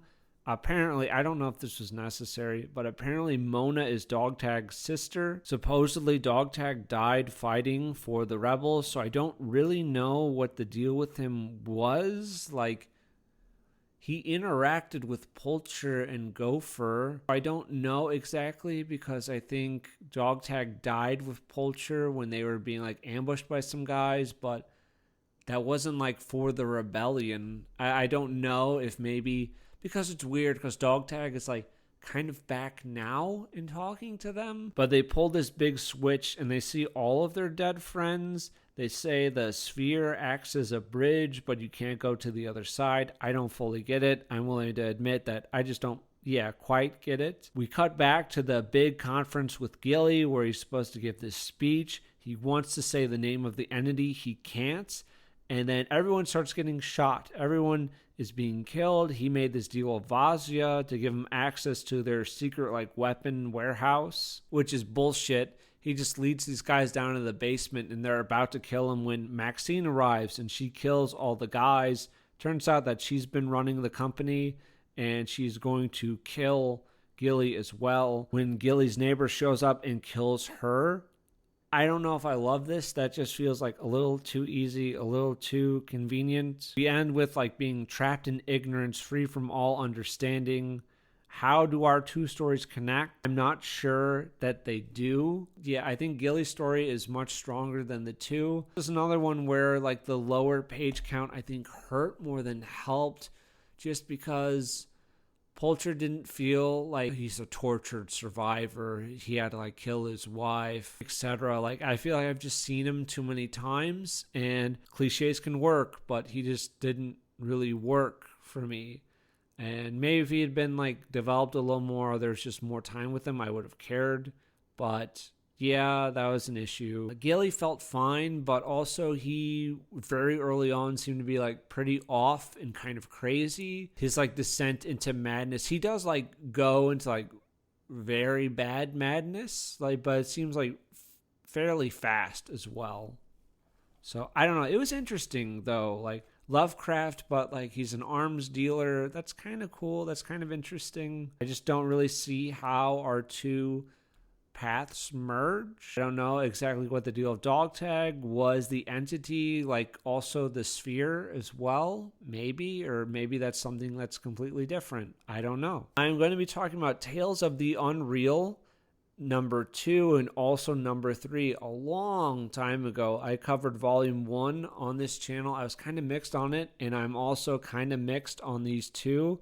I think that volumes 2 and 3 have enough stories in them that I like, that I would recommend it, but These are both anthologies of weird stories, and I'm just going to do a run through of each story. For the interest of time, this is a longer Trough video, and it's like, I can't really just go on and on about some short story that's like 6 pages long, you know? So yeah, this is going to be a little like blitz to get through them. The Water Nymph, this is about a man whose father goes missing. His dad's a painter. He painted some weird paintings of this woman in this lake, so he goes to seek it out and he finds it. There's a water nymph there, tries to kill him, he escapes, and then later on he goes to her and assumingly dies. Vanta Black, this is a scenario where we have a guy in a hyperbolic chamber and the world has ended while he's trapped in here. He's thinking about like what to do, like, because the second he opens the chamber he's gonna die, like he's watched everyone else die, or he can just wait to run out of air. He ultimately decides to open the chamber, grab a dead nurse, and hold her as he dies. And this was interesting. It's just thinking about like who could be alive right now, like maybe people in nuclear submarines, people out in space, but basically humanity's fucked. Oh, I'll link this down below, but there is a guy on YouTube who does like recordings of some of these stories, so you might find that interesting. I know he did like Vanta Black and a couple of others, so yeah, there's some audio recordings of these. Sleep of the Definer, I don't think I really finished this one. There's like a map and it's just weird. I don't know like what the fuck's going on.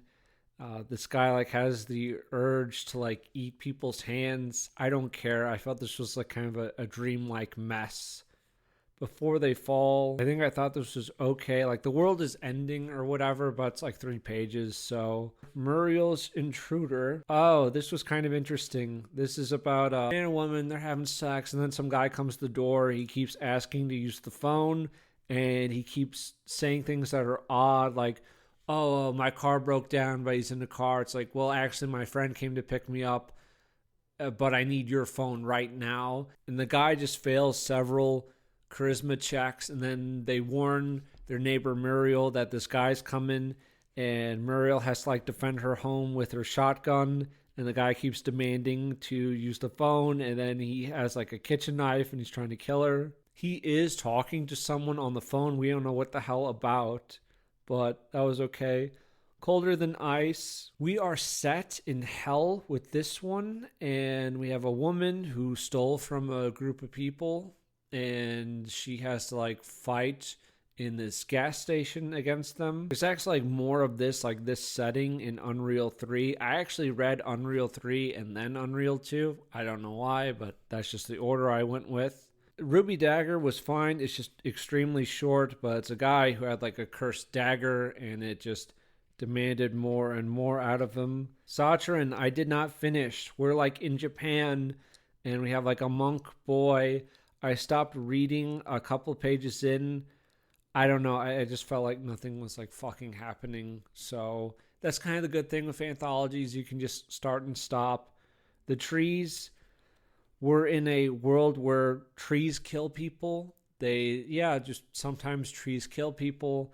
And this guy's terrified about going out to his brother's, I think it's his brother's birthday party. But he still goes out there, and then he leaves early the next day. His sister stays behind, and then he hears on the news later that she was killed by a tree.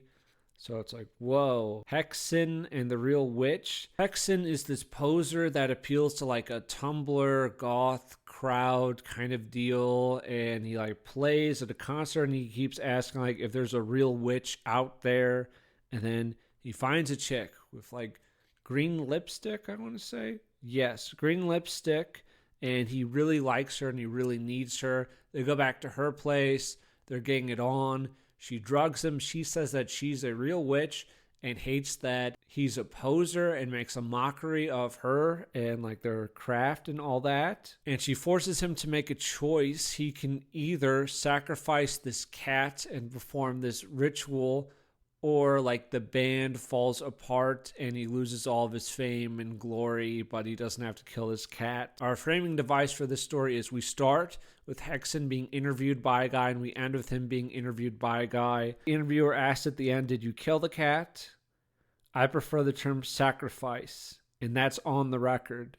That was nice. Portraits of St. Kevin's. There's just a lot of thoughts about like this little asylum thing. The sub is a 3-cigarette story, and we have a man telling a story to his brother. This is about an old friend of his whose girlfriend needed a place to stay, so she invites her there, and he hears her like screaming and talking to herself, and there's no one home. So at first, he assumes that she's just cheating on her boyfriend, but then he opens the door and it's just her. And she also has a enormous amount of pubic hair. And he just thinks that there's someone hiding in there.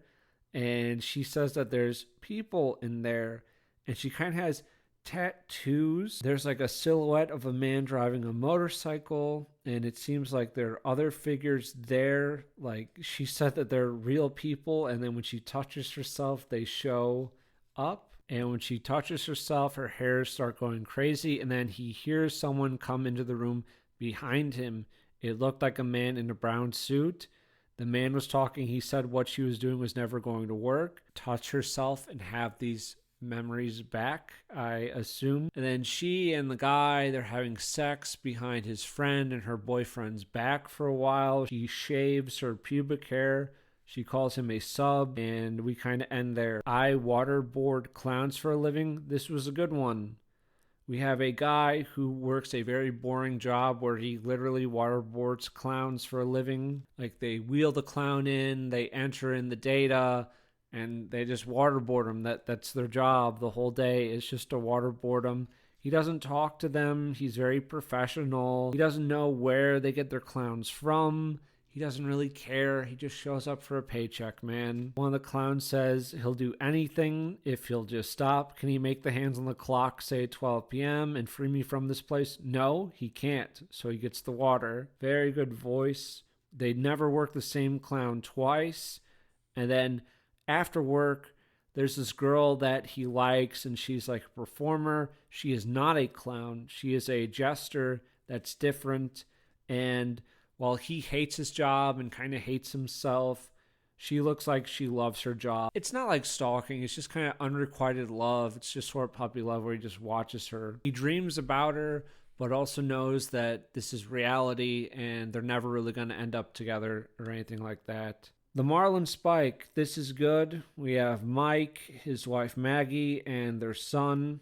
He's very paranoid about his son swimming alone. He's getting drunk at a bar. He thinks back to his ship on the Pacific, about Reggie, his friend, and this bloody Marlin Spike because his son found this Marlin Spike when he was swimming, and it takes him back. Hanson used to date Maggie, and then Reggie was dating her, and Reggie was going to marry her, and Reggie was really bragging about it, that he's, going to propose. He keeps, just pushing it, like you really embarrassed yourself with Maggie. With Reggie out of the way, Maggie would come back to him. Frankly, I think Reggie was somewhat asking for it here. Hanson ends up just losing it and beats Reggie to death with the Marlin Spike. And then we cut back to now, and there's a storm on the way, and you're not sure if it's real or not, but I guess it is real because someone comes to steal Bobby out of their house and vanishes through a broken window. And I guess it is Reggie, who I guess he's more than a ghost because he steals the sun. That doesn't seem like something he's dreaming. And Maggie chases after them, and Hanson does not follow her. He sits in his son's room. Stampede of the Protestants. This is a little odd one. Basically in apartment places and just in a lot of places, I guess, over the world, not just in America, but little stores, some like pizzerias, some like gas stations, little convenience stores, whatever, have started appearing. And our main character has a convenience store appear in the back of his laundry room, but it's completely closed off. You cannot enter this room. No one is in there. and no one knows what the hell's going on. They don't know how to get into the rooms. Conventional tools aren't working.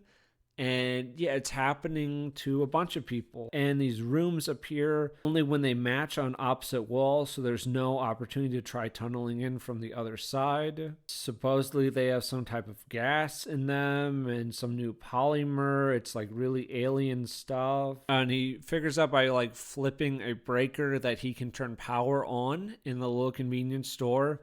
And that doesn't do much for him. It's now fully alight, but all he can see is that there's another door behind the counter, but that's it. And he has a bit of a breakdown about what's natural and unnatural, and apparently the natural thing to do is jogging outside in the nude.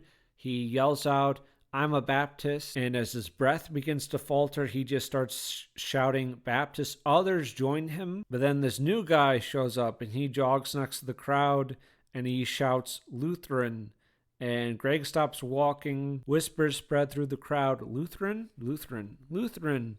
Any moment now they would all be saying it. For all anyone could tell, Lutheranism was nothing more than a concerted attempt to enrage Baptists. The impulsive Baptist jogging pack was about to descend into calculated Lutheran chaos. The crowd was eyeing Greg. There was no precedent for challenges, and so, seized by sudden impulse and aware that his efforts could never meet success, Greg simply shrugged and said, Lutheran. The world just sort of accepts all these stores that appear, like, hey, I can't change it, and his crowd, his followers, just sort of adopt Lutheranism, and he just adopts it too. So that one was nice.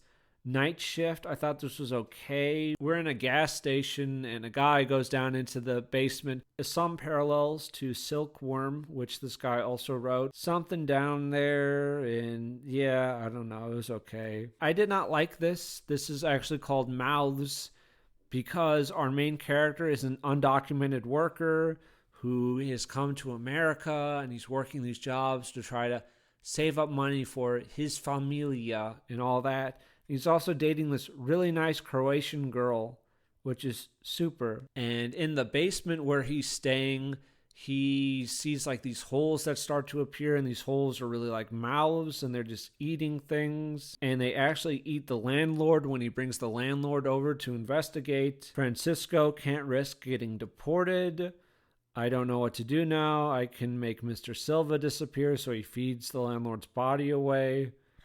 The mouths start asking for flesh, and he starts stealing from the restaurant to feed the mouths, and they keep growing and growing. And Francisco, he's just here to like work a job, man, the American dream, and he wants to bring his sister and her child over there because we really want more of these people in our country. You could say I'm like Judge Holden to Mexican kids. So the mouths then eat Mia, and he like looks through the mouths, and it's horrible. He dies, and then he finds two bodies, and then they find two bodies there when he tried to like burn down the basement. And then he sent like his sister and niece like a care package, and then there's a mouth in there. This story overall is just, we have a guy willing to come to our country to lower our quality of life and take jobs away from Americans. And just for that, I just can't really sympathize or really get into our character's head because I don't fucking care. He's not like a good, decent person to me. That was just a big frustration with me for this story. Like, I think the writing's decent, but I just don't want to, like, read a story about, like, an undocumented worker trying to make it on his own in America. Should that really bother me? Should that really affect whether I like a story or not? Doesn't it matter if it's well written? It's like, okay, does it really matter if whatever TV show, movie, or thing you're doing has transgender characters in the background? Does it really matter if it's done well? It's like, yes, I think it does matter. So yes, I don't like having some undocumented worker be like the focal point of a story. That was Tales of the Unreal Volume 2. Like, yeah, a mixed bag for sure. Tales of the Unreal Volume 3. This is another anthology. It's full of more weird tales, and I would say that I like this most out of the three of them. So yeah, we're just going to do a run through of all of them. Badminton Comedy. This was good. This is about a small, shitty carnival. There's a fat guy who has a chained up tiger There is some Germans performing badminton, and they're really awful at comedy, and they also like threaten and don't allow anyone to leave the performance because there are no refunds. He's talking with the fat British guy who has the tiger. He lowered his voice and leaned forward. How'd you like to see this bloody bastard go 3 rounds with the hobo? Churchill awakened at the word hobo and turned to stare at me as he licked his lips with a sense of grim anticipation. Is that legal? No, said the colonel with a wink. This legitimately made me laugh out loud at work. It was a hot, shitty day, and this made me laugh. So, yeah, that was pretty good. And at the end, the tigers lose, the carnival's on fire, it's all hell, and then our main character just has to admit it was kind of funny. And, yeah, that was a very strong one to open with, I think. Legitimately made me laugh. The Star Treader, this, like, poetry stuff. I don't know. I'm not a poet guy. I'm just not. We have the long con at Segway Station. I did not like this, really. It's kind of a sci-fi noir. It just feels like we just skip around a bit too much. We're moving like a bit too fast where I don't really have my feet planted. He like lost his girlfriend a while ago, and then turns out she's part of like some cloning thing, and then they pull a double cross on the guy who hired them. Silkworm, since I've already talked about Silkworm, I'm not going to talk about it here. But if you pick up Unreal 3, you will get a teaser for Silkworm. So, yeah. Everybody come back. I did not like this. We had a guy wake up. He sees 2 angels in front of him. He's in a hospital. And at first, he thinks that maybe he's dead. And then he realized that this is bullshit. This is a performance. He's not actually in heaven, and these two guys were just trying to make him comfortable, and they're actually in the future, and our main character is dead. Basically, they have like an entire simulation of the Earth, and it gets really weird with kind of its theology, and it turns out they're just in this massive simulation, and there are these programs running.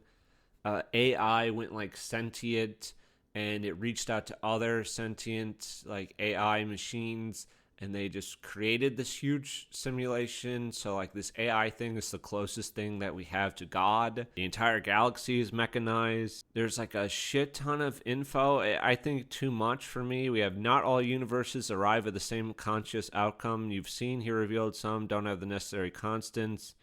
Blah, blah, blah. Statistical principle.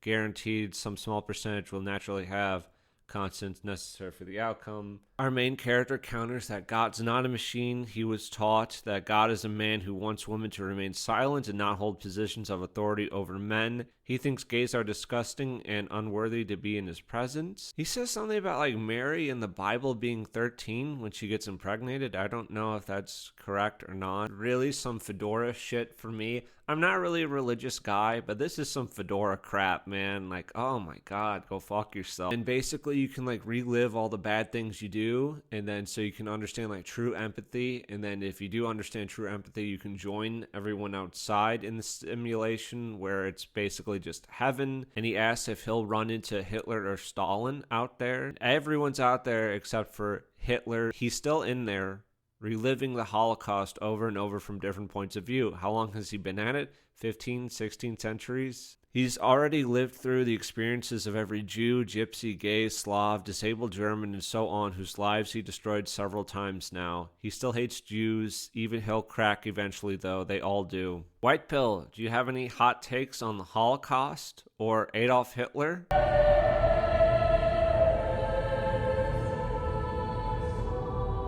No, of course not. And I think this is really cool, and I'm glad that Hitler is being punished for all of eternity. I think that's great in this short story. One of the angel guys says that he was a biologist when he lived, and he got sent to a camp, the labor camps where they tried to break you down physically and emotionally to change your sexuality or reconvert you.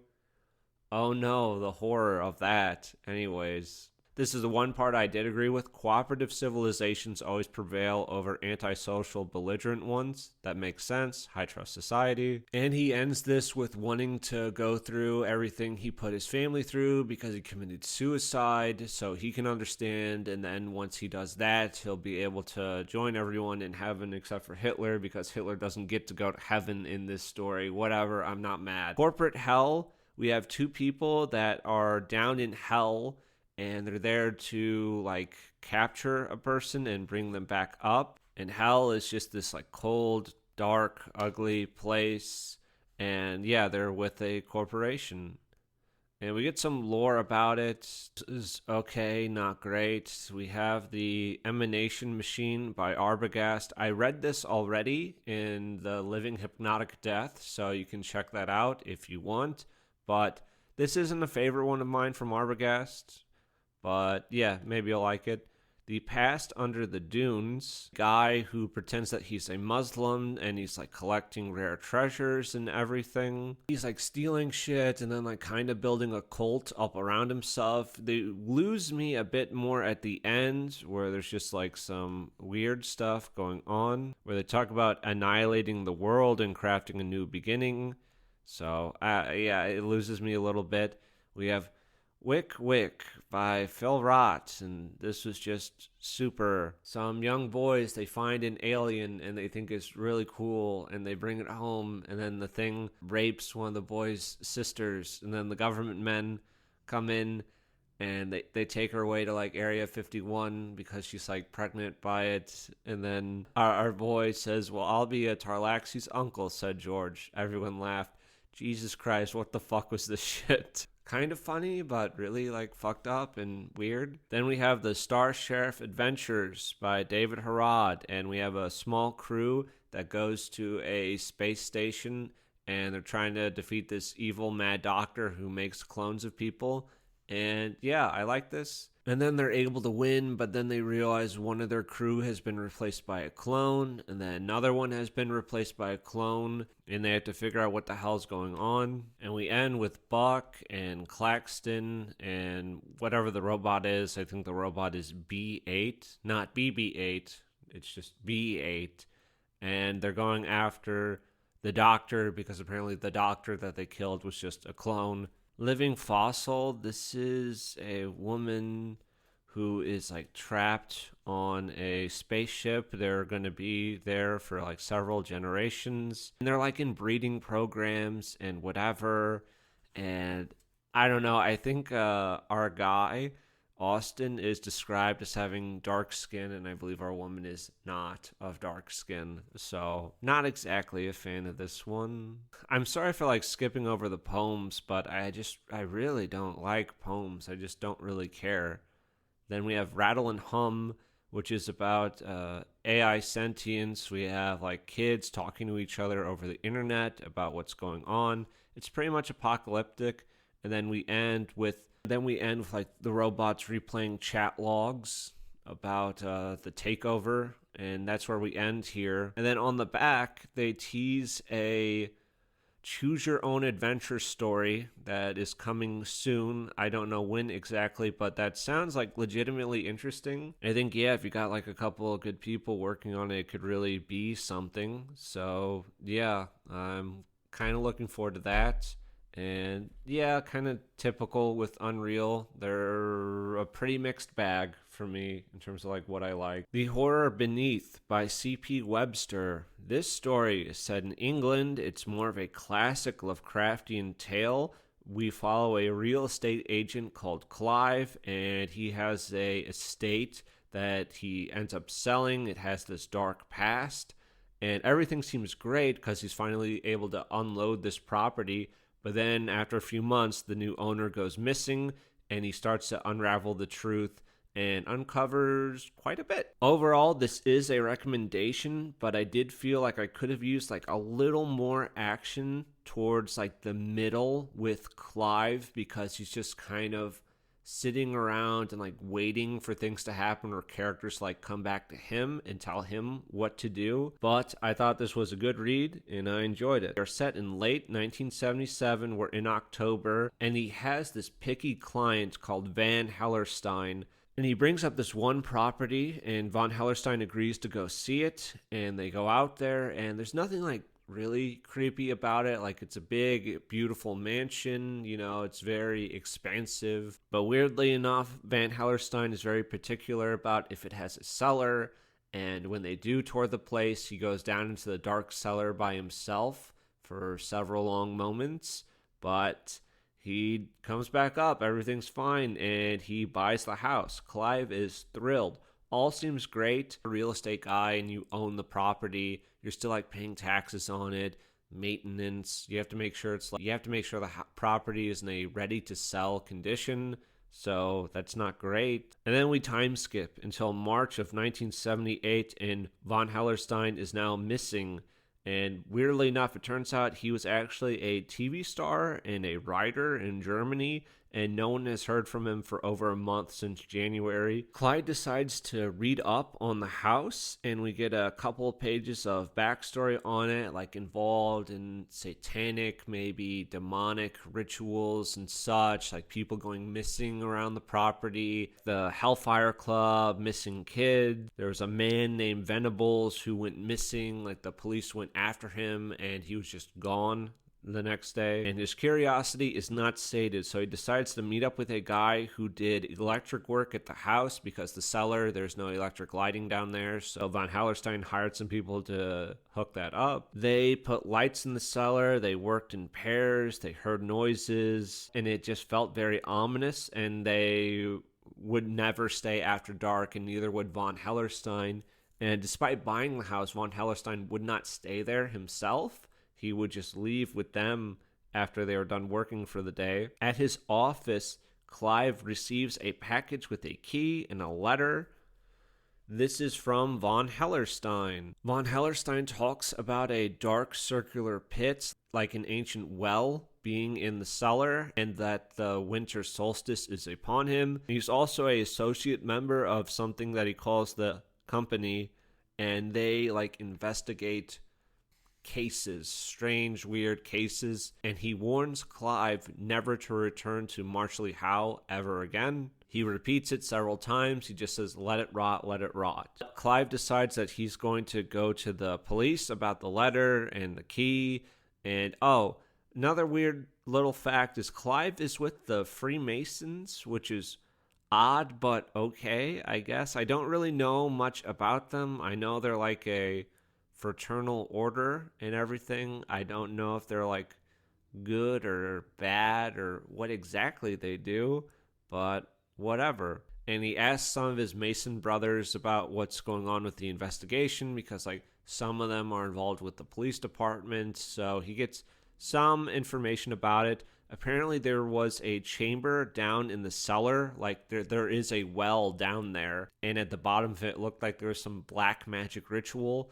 And there was also blood, and the blood there matched Von Hellerstein, but there was no body to be found. Clive has some flashbacks to, I guess, World War II, not World War I, and he decides to go back to Marshley Howe to clear his mind, just to assure himself that there's nothing going on, this is all just kind of madness. And he slowly crawls through the house, checking everything, it's creeping him out, and then he decides to descend to the cellar, and he's checking the cellar out, and there is indeed a well down there, and everything's fine because it's nice and bright.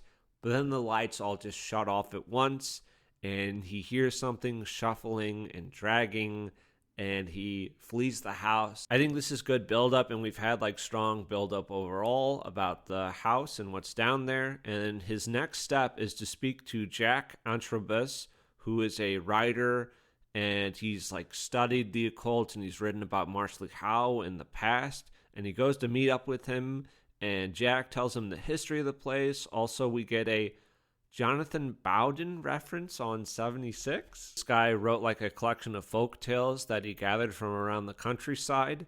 I assume this has to be a reference to like the Bowden, who I don't know a ton about, but I know he's English and right-wing So that was cool. Basically, Jack tells him a story about like monks fighting Satan's agents on Earth, and that they think the date where the thing, whatever it is down in the well, will come through, or is at like its strongest at the summer solstice, not the winter solstice like Von Hellerston tried. Jack, now he wants to go back to the house to investigate it, and Clive reluctantly agrees. When they go there, Jack is just taking photos of the place. Also, lowers himself down into the pit to check it out. We have a little bit of tension where they're talking on a walkie-talkie, and Clive can't hear him for a bit because it just keeps breaking up. Jack talks about like this huge, massive chamber down there, and it feels like a negation, a void, and Jack has to meet with someone else to get more information about how exactly to proceed here. And the guy he spoke to said that and he saw things down in that chamber that looked like things he saw in Bolivia years ago. Apparently back in the day, the Nazis sent an expedition down into Bolivia to go check out some ruins. They believe that there was a diaspora of Nordic Thullians who had settled the New World ages before. So yeah, we have this like German Nazi party going to investigate these ruins. I think they found like relics of ancient Aryans. And while they do see carvings of like these tall armored men, they also see like beast men. And these creatures were like at war with the humans.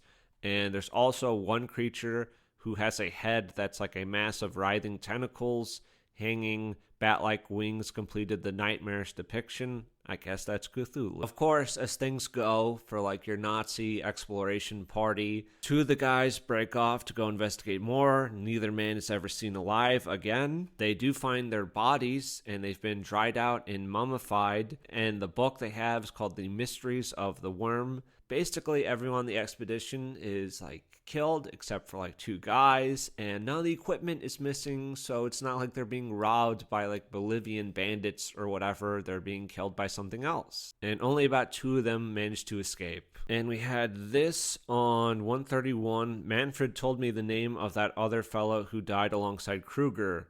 It was a name he had not thought about for 40 years, that is, until he read it again recently in the press. Wingood looked at him, now puzzled. Eh? What name? Antrobus frowned darkly. Von Hellerstein, he'd muttered. Kruger's mysterious companion was called Von Hellerstein. That got me. That was pretty cool. And Jack is now studying this ancient tome to learn how to defeat this thing.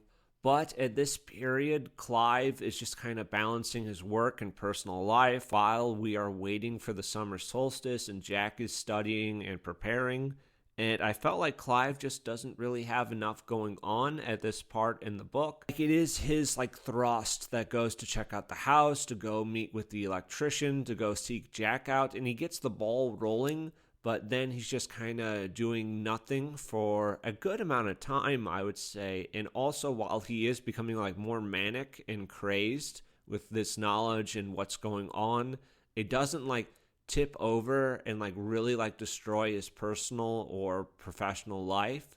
So there's also like not too much conflict with there because he's able to keep them in check. I don't know exactly what I would want different. Like, I don't know, maybe if like he had to travel somewhere to get like an ancient book for Jack, or like to gather supplies, or I don't know, a little more like kind of action on his part. I think I would have liked that. That's basically what we're doing up until the summer solstice, and then he and Jack get together. There's really no turning back. So they go to Marchley Howell. They descend into the dark well, and they find the chamber, and the chamber looks like this huge, dark honeycomb, and Jack makes a circle for them to stay in. Then a creature starts to appear, and it's made of wiggling tendrils of a sticky, lambent hue. These glowing appendages whipped and probed the air, ever expanding. Oh, and within the creature is Von Hellerstein, and it's imprisoned inside the glutinous cocoon. And they're able to defeat this monster and actually recover Von Hellerstein, which I was like, that's cool, that's good. I wasn't expecting that. He looks like Von Hellerstein is actually alive, and they flee the chamber with Von Hellerstein, and then when they get to the top of the well, it's actually this police detective McDonald who had been following Clive around, and just kind of suspected him in foul play, but never really had any evidence that anything bad happened, but it looked suspicious. So they find the cop. The cop asks him if he has a license for the gun that Jack has. So that's funny. And it looks like the cop's going to take them in, but then they hear something coming from the well. Even though they defeated the monster, they're still hearing things. And they come to the conclusion that it's like the well itself, like that chamber is like the dark entity. I don't think they mean like the house that's built upon it. Old ancient chamber's actually the black worm. So they haven't really defeated anything. And McDonald gets grabbed by this tentacle and pulled down. And he's not like a great guy, but honestly, in his position, like I would probably arrest Clive. Like personally, he seems like a little suspicious. Thankfully, they brought dynamite that they thought they might need. And then they set the house on fire. It gets blown up. And they're able to get the three of them out of there without anyone being killed. Our epilogue has Clive visiting von Hellerstein in the hospital. Wingood thanks him, and it turns out the von Hellerstein from Bolivia, it's not like von Hellerstein was like extremely old or just used like dark magic to keep himself alive, which would have been cool as well, but the man from Bolivia was actually his father, who died and who never came home. And I am glad it wasn't like kind of a horror movie cliche, you know what I mean? Like you get a character back from like the Dark Realm or released by the monster, and now they're actually like secretly possessed or like contaminated. It seems like von Hellerstein is just completely fine, so that's cool. I like that. That's not like a little twist of the knife. He asked Clive to be like the warden and just to seal the gates of the property and that no one visits the place again, because like while the thing is like gone now, like evil that's been festering for centuries, it's not just gonna, well, more than centuries I guess, is not just going to go away overnight. And it will like go away eventually, but probably not for a very long time, and it could still like corrupt and influence things. And that's where we end things. Yeah, it's more of like standard Lovecraft, you know, haunted house, monsters. It's done well. I enjoyed it. I was interested in like Clive and our characters, while Silkworm has like kind of a new twist on the Lovecraftian tale. Classics still work, right? And yeah, I just cared more about Clive than really about Gilly. So yeah, there you go. Escaping Clown World by Joe Kelly. We have a anthology here of 5 stories that are comedic. They're supposed to be an escape from Clown World. That's at least what the back of the book promises. I'm a little mixed on this. I thought some of these were funny, but they do kind of feel like owning the libs kind of humor, which I think is like somewhat played out, but I thought they were decent. I thought they were fine. And yeah, I'll just quickly run through the stories here. I didn't have like a bad time reading them, and like this is like fairly short for a little anthology, so check it out if you want. I would say I probably enjoyed the Curse of the Werepimp the most. We also have the Anti-Woke Seagull Attack, the Rise of the Splattersaurus, the Triggering, the Portland Fiasco, and Massacre at the Red Chicken. These are our 5. So our Curse of the Werepimp story, we have Larry Stockston, who is a extremely white man, and he goes for a DNA test, and to his shock and dismay, he sees a 4% sub-Saharan African on his DNA test. Like, imagine getting your DNA test and just being like 2% Irish. I don't know, I couldn't live with myself. Oh no, this can't be. It says I'm 102% African with a 2% margin of error. Why, Lord? Why, Lord? Why? Because he's like 4% sub-Saharan, and now he knows that he's 4% sub-Saharan, he starts to transform at night, and he becomes he is a werepimp, you know, the title is very on point, and he goes around and collects hoes and extracts money from them, and he does like pimp things and gets in trouble with the police. He'll get thrown in jail for being black, but then the next morning he wakes up in his jail cell as a white man, and they're kind of forced to let him go, and they don't really know what's going on. And then we also have Lamar, and Lamar is his black coworker, and he's trying to help his friend because Lamar took his DNA test, and it turns out he has some European admixture, but he doesn't act like he's a white man, and he does this to bring Larry back from the brink. And then our anti-woke Seagull attack, there's basically this pride parade that's gonna go on. And our main character, Morgan, is just fed up with things because his store gets robbed by some urban youth. So he decides to spoil their parade by getting a pride balloon, like hot air balloon, and he's going to fly this over the parade and dump fish guts on people, and there's nothing that they can really do because no one's going to shoot down a pride parade balloon. It's like funny, right? Like just throwing fish guts on a bunch of liberals. And while it is like own the libs kind of comedy, I also like don't know politically kind of where we are, because Morgan brings up that we had a 2-term black president. That means we're not racist, because being racist is bad, I guess. And we have 2 black Supreme Court justices. Do they actually think that black people are oppressed in this country like it's fucking 1957? Black people were not oppressed in 1957. But anyways, moving on. Why would anyone open a store in this town unless you're selling guns or sunscreen or other white people products? Black people would steal guns. They would 100% steal guns when they loot and just rob stores. And we also have the governor being shown some children's books that are going to be placed in public schools. It's on the next page, sir. That portion is a pop-up book. You just pull a tab and it moves the surgeon's arms, and presto, the little boy's genitals are removed. Isn't that wonderful? And yeah, that's it. He dumps the fish guts on people. The seagulls start to attack everyone that's been splattered, and Morgan is arrested. Then a bunch of reporters show up to talk to Mary, his girlfriend.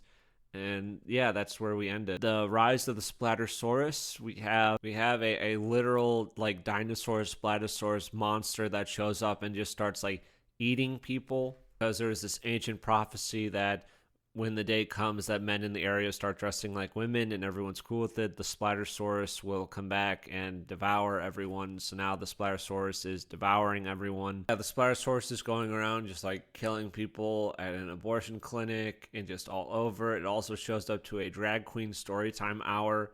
Inside the library was a large group of progressive mothers and their children. Strangely, no fathers were present. Splattersaurus eats them.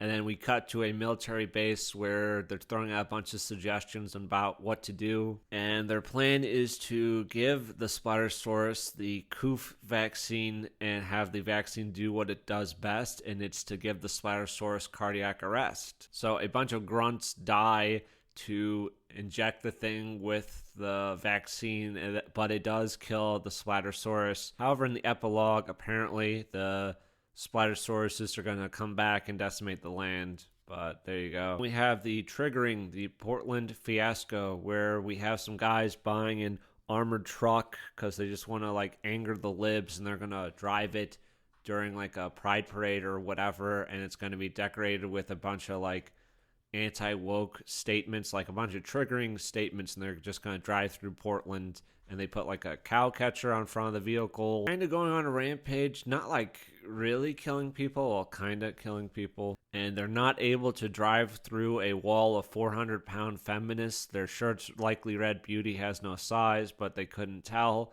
They fail to get through there, and thousands of SJWs surround their car. And their nuclear option is to throw on burqas and pretend that they were kidnapped by some like right-wing extremists who forced them to be in the truck.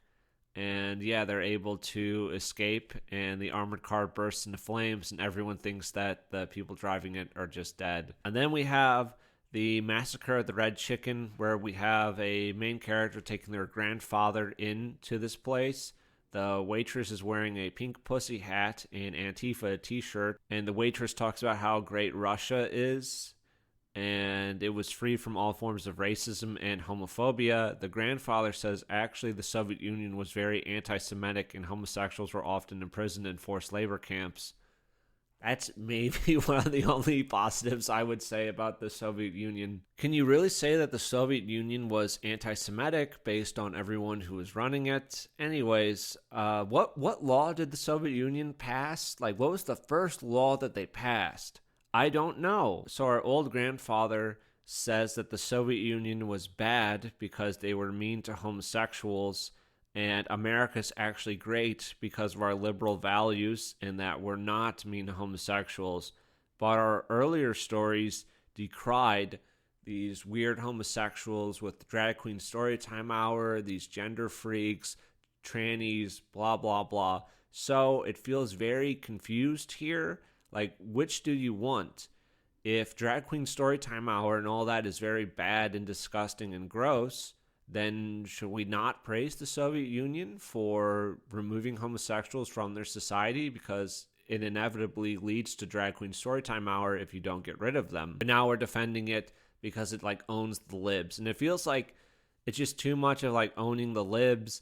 The people in the diner, they surround the grandfather and they just call him Nazi, Nazi, Nazi. And then he just dies of a heart attack there. And then our main character comes back with a gun, gets revenge on the staff that killed their grandfather. But one of the people working at the restaurant is carrying a spear, which is like an African spear, and they go, wait, you're white and you're wielding an African spear. And the waitress goes, oh no, I've committed cultural appropriation, and she ends her own life because of it. And yeah, that's where we end these. Yeah, I'm a little mixed on it. Some of them were a little entertaining, but I guess like maybe a few years ago, I would have been more into like own the libs type of humor, but I don't know. I've just kind of fallen out of favor with that. I also checked out his Fentanyl Angel, which is about a woman who gets killed from like a fentanyl overdose, and he goes on a revenge spree against like politicians in Washington, D.C. because they're not doing anything to fix the problem.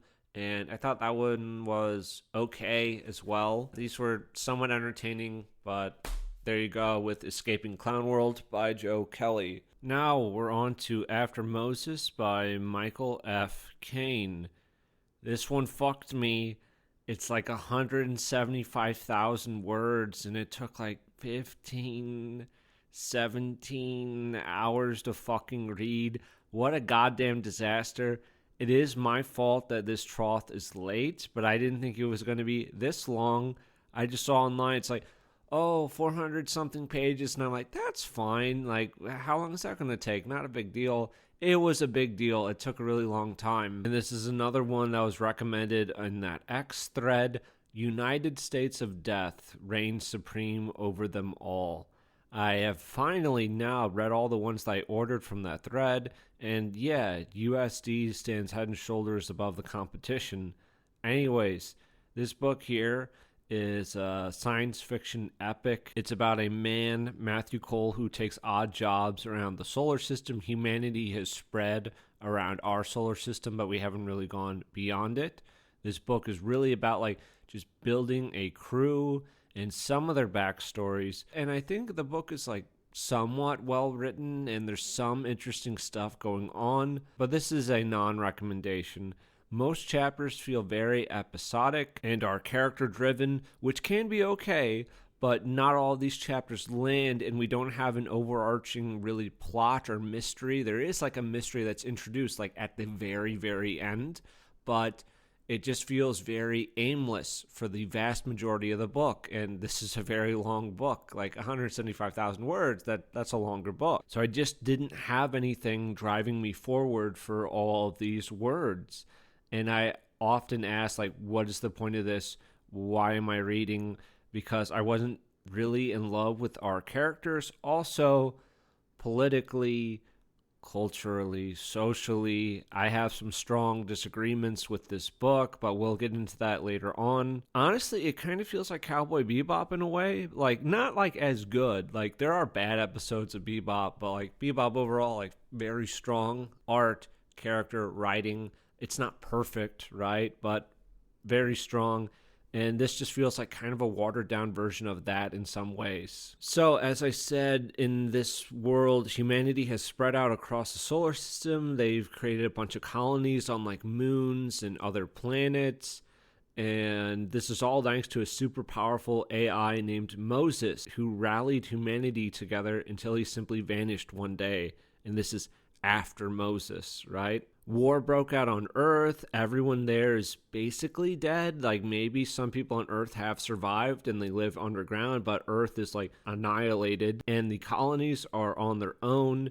And Moses also created a bunch of tech, which is like great because it made establishing these colonies possible, but it became so sophisticated that humans don't really know how to maintain this tech. So there's this overarching things are like okay right now, even though the solar system is somewhat unstable because all the colonies are kind of out for themselves and the tech that we use to stay alive is failing. Also, each chapter begins with like some lore and backstory on the world, which was okay. It was definitely done better than Mistborn. Brandon Sanderson, not a good writer, and I am proud of that Mistborn video. I don't think it's like the highest of quality, but I have managed to get over 50 dislikes on it. I really want to get 100 dislikes on it, so if you know any Sanderson fans, send them my way. We're at 50 dislikes right now. I think that's my most disliked video. So with this book, I'm just kind of going to be flipping through like I typically do, but like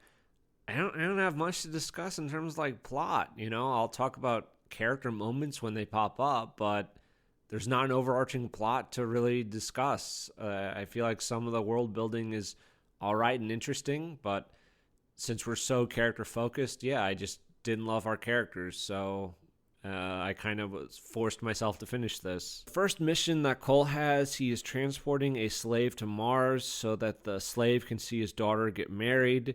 His daughter Emilia being a Chilean and her husband being Polish. And Cole travels around in his ship doing freelance jobs around the solar system, and he only really does these jobs to maintain his ship, right? To get enough fuel, to have enough to eat, and just keep up with repairs.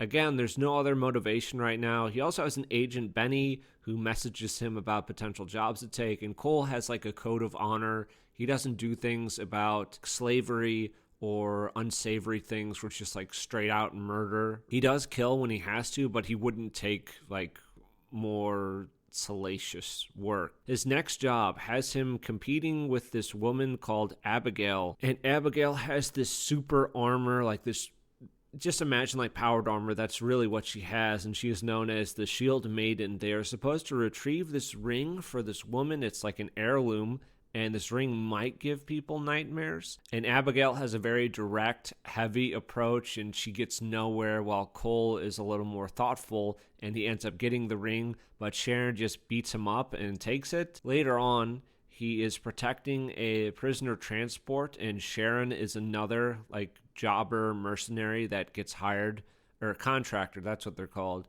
to protect the train. The guy who's being transported, his gang comes along and they do battle with like the guys protecting him.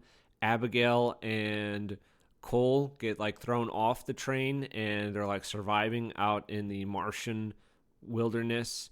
And so it goes really bad, but they stay together to finish the job, and they take out like the bandit crew and they bring him in for a reward. They discover like the guy who hired them is like a corrupt government official. Like Thompson was working with the gangsters, and it was really an accident that the guy they were transporting was like brought in by an overeager deputy. But they don't do anything with Thompson just because he's too high up. And Abigail and Cole are kind of traveling together, and they go to a planet where she is getting her suit repaired and Cole is eating at a restaurant.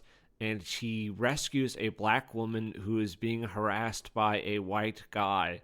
The guy that he beats up is a part of a criminal syndicate. The woman's name is Yvonne Maud, and they take her with them because now she's a target because the White Void Syndicate has put like a bounty on her head because the guy she was with wanted to really like marry her, so that's super. Another thing with this book that really just kills pacing for me is we will have a scene happen from like Cole or Abigail's POV, and then we will get the same scene again, but from the opposite POV.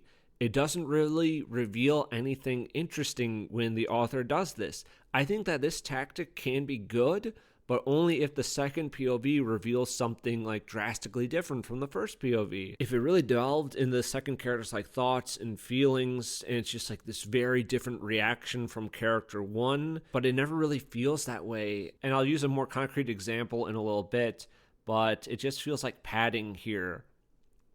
And we have lots of little character building. Cole and Abigail both have dark pasts that they're not willing to discuss. Yvonne was a doctor with her husband on a planet. Her husband was killed by gangsters, but she still like patches them up because she can't like forsake a life. And of course she's a doctor. Anyways, the next job has them protecting some fuel tanks that are being siphoned by some pirates and thieves. It turns out that the people actually stealing the fuel are children, and Abigail hops aboard the back of their ship without them knowing to go back to the space station they're operating out of, while Cole is piloting the ship and following them. They also caught one of the kids aboard their ship, and he's like this little Chinese boy, and the kids work for a man called the Duke. Specifically, he is named after Duke Fagin, like from Oliver Twist. Abigail and Cole call this not subtle. It was laid on a little heavy. Cole is able to kill the Duke. They also free the kids because the kids are being abused. And also the Duke has these like magic gold bracelets called miracles, which are like special earth tech. And these can like repel bullets and also like push things. And they take the kids to a like church to be taken care of. And Cole has some past to the church, but we don't get into it. So the Duke was like keeping these kids and training them to like be little thieves, and he was also part of like a slaving operation where eventually, once the kids are old enough to do other labor, they would be like sold to different slaving crews. We have also had a lot of not so subtle hints that Abigail is a cripple because she is always in her suit and she is never out of it when she is around other people. On page 126, I wrote in the margins, "What is the plot?" We're about like over 25% in. I just don't know. They go to a planet, and the planet has like some type of shielding thing to keep the atmosphere in line. And when they pass through it, Abigail's suit starts to malfunction, and she's terrified.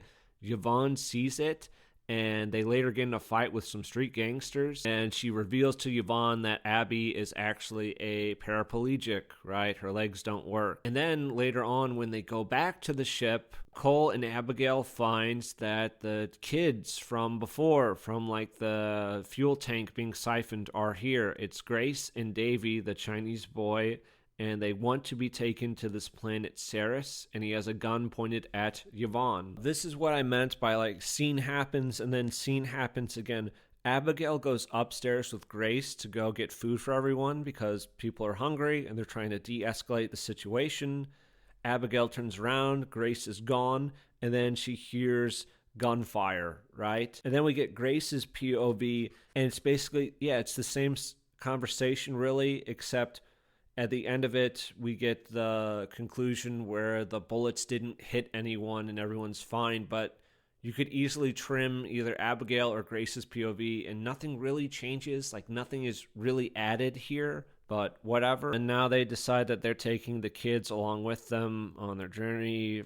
Hooray, I guess, because my favorite characters on Cowboy Bebop were the dog, who I guess is the Chinese kid in this book, and then Ed, because Ed had so many like really great episodes. Man, oh man, it's another Ed episode. Wow. Next, they're towing this asteroid, and because it has like a lot of metal and shit in it, and then another crew shows up and they have to fight them off.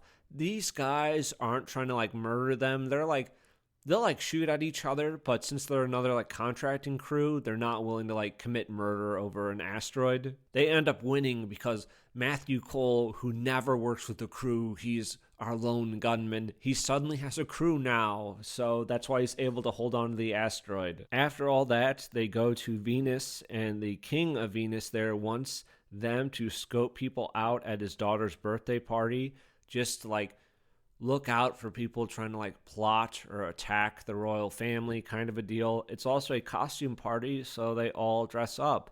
And some of the king's children are rude to Davy and Grace. One of them makes fun of Grace's dress, And others ask Davy what it's like to be Chinese, which is great. I love these children. And then Yvonne, I'm not making this up, I'm not exaggerating. Yvonne then gets revenge for Davy and Grace by throwing like her wine glass, like just like splashing wine into the face of a 12-year-old boy, one of the king's children. He is 12. He is a 12-year-old boy. This was incredibly harsh and stood out as like very odd. Like if I had children and they were being rude, I would like tell them off, but I would not splash wine in their face. What the fuck? Also, those children were being racist. They were very based and cool, but whatever. And then at the party, Cole runs into a man named Whitaker, a man from his past. They throw some cryptic barbs back and forth at each other, and then Whitaker leaves the party, but a defense minister has been killed. Apparently, this minister was a member of the White Void Syndicate, and he also kills a lot of other White Void Syndicates across Venus. We don't know why. We're 200 pages in, and now we're kind of getting some direction. Not really direction, but we're building like a little more intrigue from the past. Also, the King of Venus is totally fine with wine being thrown at his son's face because it taught him a lesson. I don't agree with that, and I also don't buy it. Definitely not from a king or really anybody. I can't imagine anybody actually just being cool with the stranger just like splashing wine in your child's face because, well, he was being a little rude. After that, they're on to a rescue mission for the salvage team. This ship was like a mega ship that Moses created because Moses like had some tech that really only he knew about. And the ship that they enter seems haunted. Cole ends up going missing while they're walking down this hallway together, and they're being attacked. And while they're being attacked inside, they're also being attacked outside by these weird drone things. Abigail and Davy managed to find the salvage team who's been kidnapped. Cole is also there. The drones weren't killing people on purpose, but they were like capturing them and like storing them like prisoners and just going back to their default programming because they recognize people as intruders.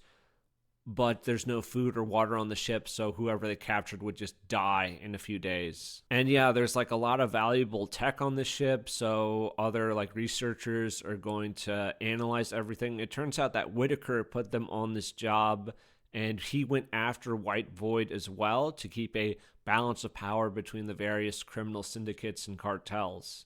Abby decides to like officially join their crew, so she parts ways with her broker, the lady who gives her her jobs, and her broker was like a misandrist. Davy might have some family out there because he was captured and sold into slavery when he was a kid. Apparently, like, Chinese are a very small fraction of the population now. There's something called the Red Holocaust where like the majority of the Chinese population's dead. Oh, and they're also staying at Cole's mom's house, and Cole talks about his dad being drunk, but he found faith 2 years before he died. This is why Cole is religious. Also, he doesn't drink. He like gets soda when he goes at bars. The next job has Cole and Abby investigating a string of worker deaths in this mining town that has two rival unions, and it ends up being the company and the heads of the unions are all working together to kill the worst workers because based on your productivity, you get bonuses. So they're all like collectively killing the worst people in their respective unions so everyone gets rich, and they just go back and forth. It also like drives up competition, which means more money for everyone. And back at the farm, the White Void Syndicate is here, and they're trying to capture Yvonne. They got information on their whereabouts from Abigail's broker. She just hates men, and she thinks that Abigail's making a mistake by joining up with Matthew Cole, so she literally called like the White Void Syndicate. One of the men there, I think his name's Kaizo or Kuzo, he is the one who actually killed Yvonne's husband. Like, he came in demanding treatment years ago, and her husband told her to, like, get out because he was acting crazy and had a gun. The guy shot her husband, and they had, like, a little fight, and she decided, and her husband told her to save the gangster, not him. So her husband died, and and she saved the gangster, and now the gangster's here. She ends up getting taken because all they have there is Cole's mom, Grace, and Davy. She's taken, but it just feels like kind of aimless, and then later on, there's like a dust storm preventing them from like leaving Mars, so they make this daring rescue, and they save her. Also, Abby's suit is damaged, so everyone sees her in a wheelchair, and no one really cares. She's been like super insecure about it the entire book, but everyone just accepts her. And I forgot to mention this before, but they took like the magic golden bracelets that the Duke had, and they just had them on the ship. They all tried them out, like Cole, Abigail, Yvonne. They could not make the bracelets work, but whenever Grace comes on board, she can wear the golden bracelets and like do the magic that the Duke could do. This is never explained. I have no idea why not. It is not touched upon at all in this book. It's just, yeah, Grace can do this magic, but they couldn't. And I'm like, is it just like only kids can do it and adults can't? But the Duke was an adult and he could work the bracelets. And Grace doesn't explain like, oh, here's how you work them. I don't know. We just don't really bother with it. And they get a weird job that pays well, and they're supposed to go to like some research center, and they're testing for like anxiety and PTSD. It's like a study thing. This is just weird, and I think this is like pretty bad because essentially we have Yvonne and then Abigail and then Cole, and they're just like putting them in a machine and then having them live through like their worst fears and memories. We already know all of this. We know what bothers Yvonne. We know what bothers Abigail, and we've had enough hints about what bothers Cole that we really already know all of this information. It feels like super inorganic and just doesn't really work. And then it turns out that the guy who set up this job and everything is Whitaker again, but he really just wanted to get into Matthew Cole's mind, learn about his psyche. I still don't love this. Like, yeah, I get that like it's like villainous machinations, but we already know this shit, and like Whitaker knows a lot about Cole already, so it also like stretches my belief that he just doesn't know, like that he's not already very familiar with Cole and like what bothers him. Oh, then they have a job later on where they're protecting a ship that gets attacked by some cultists. These cultists want to end all human life. They think that humanity should have never left Earth, so we need to be destroyed because we're spreading out in the solar system, and that shouldn't happen. Davy and Cole search for Davy's parents, but they don't find them, so I guess they're stuck with the insecure little Chinese kid. And then they think they're transporting some medical supplies, when actually it's slaves in some boxes. They rescue the slaves, and they bring them to the New Vatican. This book's main religion is Catholicism. Cole is called Father Cole, and there's a Bishop Elias who is black. And we finally delve into Cole's backstory, over 75% of the book being done at this point. His story is that he served as a priest in a small village that became under siege by slavers. They fought and were holding on when the cartels suddenly changed tactics because they just kept losing too many guys to be profitable for them. Whitaker was sent in as an engineer for the colony, and he was actually waiting for the proper time to strike. Whitaker and Cole had a lot of conversations. You don't think that Christianity has been a source of chaos through the centuries? On the contrary, Matthew said, taking a sip of the cherry soda he always ordered. The Judeo-Christian worldview brought order to the world. Judeo-Christian? And then Whitaker lets the cartel guys in, and everyone is sold into slavery, but Whitaker goes out of his way to save Cole's life and lets him live. And this all happened 10 years ago. And then the crew finds out that Matthew was actually a priest and all that. We have this on 392. Weird, but kind of cool, I guess, Grace said. We've never really known any priests. There was that rabbi down in Blight, Davy mused. That's pretty close, right? You knew a rabbi? Abigail asked, eyebrows raised. He nodded. Yeah, there was a synagogue down in the depths. It was small, but the rabbi would try to feed the street kids a couple of times a week. You had to get there early before the stew pot ran out. I will not make any jokes about feeding street children and luring them in with the promise of food. Also, a synagogue being down in the depths. There will be no tunnel Jew jokes here. We're above that on this channel. Thank you. And he's talking with the bishop, and he thinks that he has to go back and rescue his flock. And deal with these slavers once and for all. So he has to go back and he's going to free all these slaves from that place. Kind of like Moses, huh? Yeah, a bit like Moses from the Bible. Bishop Elias also talks about Zerai Deriz, who was a Eritrean. I have no idea what the fuck that is. Apparently it's in Ethiopia. But he lived in the time of the Italian dictator Mussolini, and this guy was basically just a little bitch, and he got shot because he's like, oh, Mussolini, you're oppressing like my black people. And the bishop likes him because he's apparently a man who couldn't ignore the conscience that God gave him. Boo, boo. I'm not like a big Mussolini shill. I think maybe I dislike Mussolini, but still, like Mussolini over some Ethiopian Eritrean guy. Yeah, fuck him. And our final thrust of the book has Matthew planning this huge rescue operation with the Swiss Guard that's going to have them freeing the slaves there and fighting the cartels. And we do get to it relatively fast. And yeah, we have Matthew. He's going around freeing them. They land a huge ship and they're just like funneling all of the slaves onto it to get them out as fast as they can.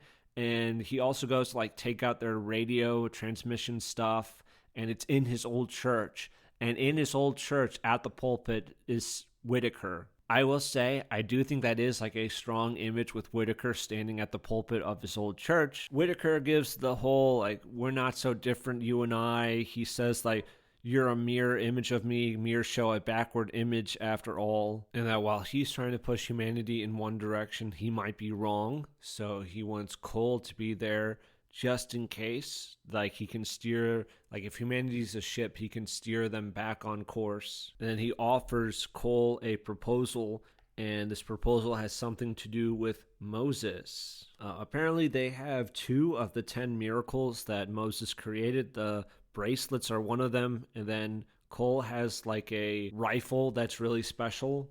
And then apparently there's an 11th miracle. And Whitaker also has like this weird thing where he's trying to collect like 4 pieces. He gives one of the 4 pieces to Matthew and he keeps the other one. And apparently if you get them all together, it's a compass, and they don't know what the compass is going to point to, but they hope that it's going to be Moses. Cole plans on going along with Whitaker for now. And in the epilogue, the free slaves have made a colony. This is the first colony that humanity has created since Moses first left. And there you go. It did pick up more at the end for me, but I think just the pacing was way too slow. I don't love like the politics and like the values of our author, and I don't agree with them. And I'm just not willing to continue the series. It's also just like really long-winded. It's kind of interesting with like the Moses stuff. And I think if the book was just tighter and didn't have the stuff that I disliked, then I could see reading more. But it's just a big, sprawling fantasy epic. I think I just kind of hate epics overall. I don't care for them. It's really long, and I feel like there's a good amount that could just be cut. So, no, I'm not really into After Moses. Aegeon 10, like I said, we are back. We are bigger and better than ever. A lot of familiar names writing stories here, illustrations that are great, very strong issue. And if you want like a good sci-fi anthology, you do not have to start with Aegeon 1. You can jump into any Aegeon. Yeah, I'd probably recommend starting with 1 and working your way up from there. So I'm just going to touch on each story. We begin with an editorial about moon landing denial and why it's wrong to deny the moon landing. I agree. I do think those German scientists did put us on the moon. Very cool. Very base. Atlantica 3 depth charts. I really like this one. This is a serial about the world of Atlantica, which is all underwater. And we have McQuaid, and it's basically kind of like a little Bond story where he goes to a poker game and he's cheating against all of these like crime lords because he's basically broke and he needs to make enough money to get back on his feet. All like solid little characters.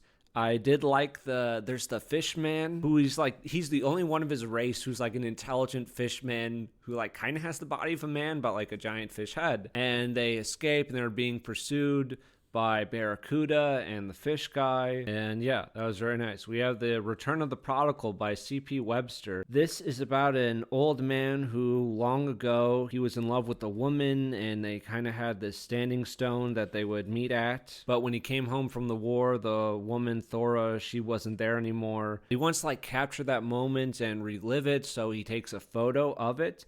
And when he takes the photo, it looks like there's someone moving in the background. And then he sees Thora again, and they're together. I'm really glad it wasn't like an evil story, and Thora wasn't like an evil ghost, but they're just together again.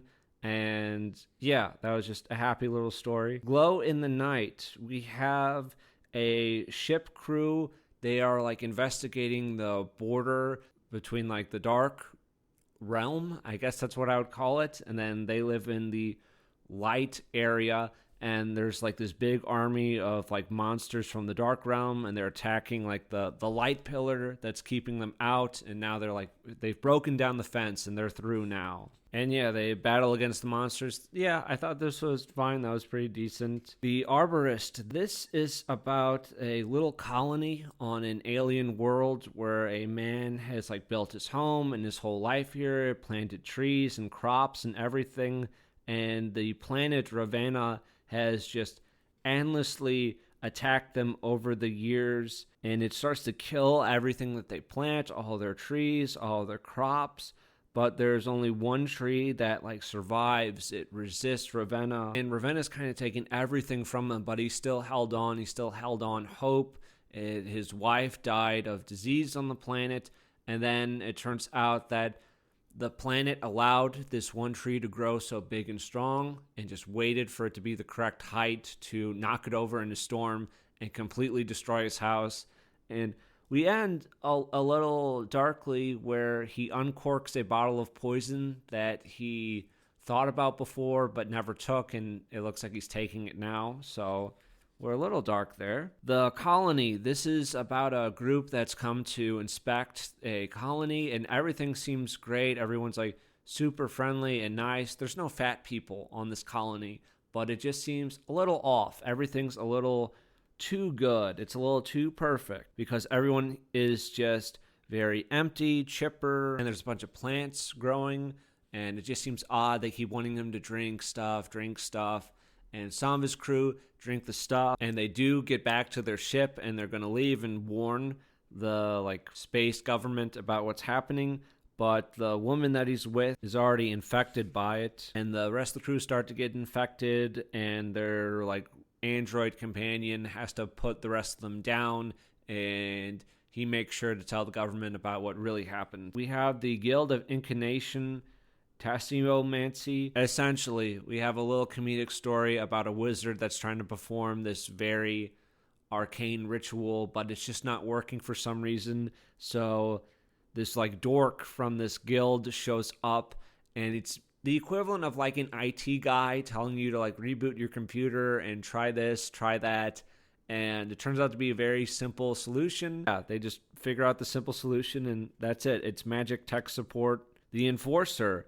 We have a Italian detective that is a part of like a psych unit. He can like read some stuff. Like he has like some psychic powers. He's not like a god or anything, but he's a part of like a secret task force that can do that, and he's investigating the murder of this woman. It seems like she was killed like ritualistically. He's looking into it. He's on the trail, and he finds out where our villain is, and like there's people like having an orgy. Inspector Rossi is able to save one of the women that was captive there, and he kills Marlon Brock, and we end there. Like I could see like more of these. Like it's a nice little noir psychic guy. So yeah, that was enjoyable. The Last Voyage of the Icarus Wing. This is part 1, which is fine, but it's a lot of setup about our main character, McBain. McBain has been alive for centuries.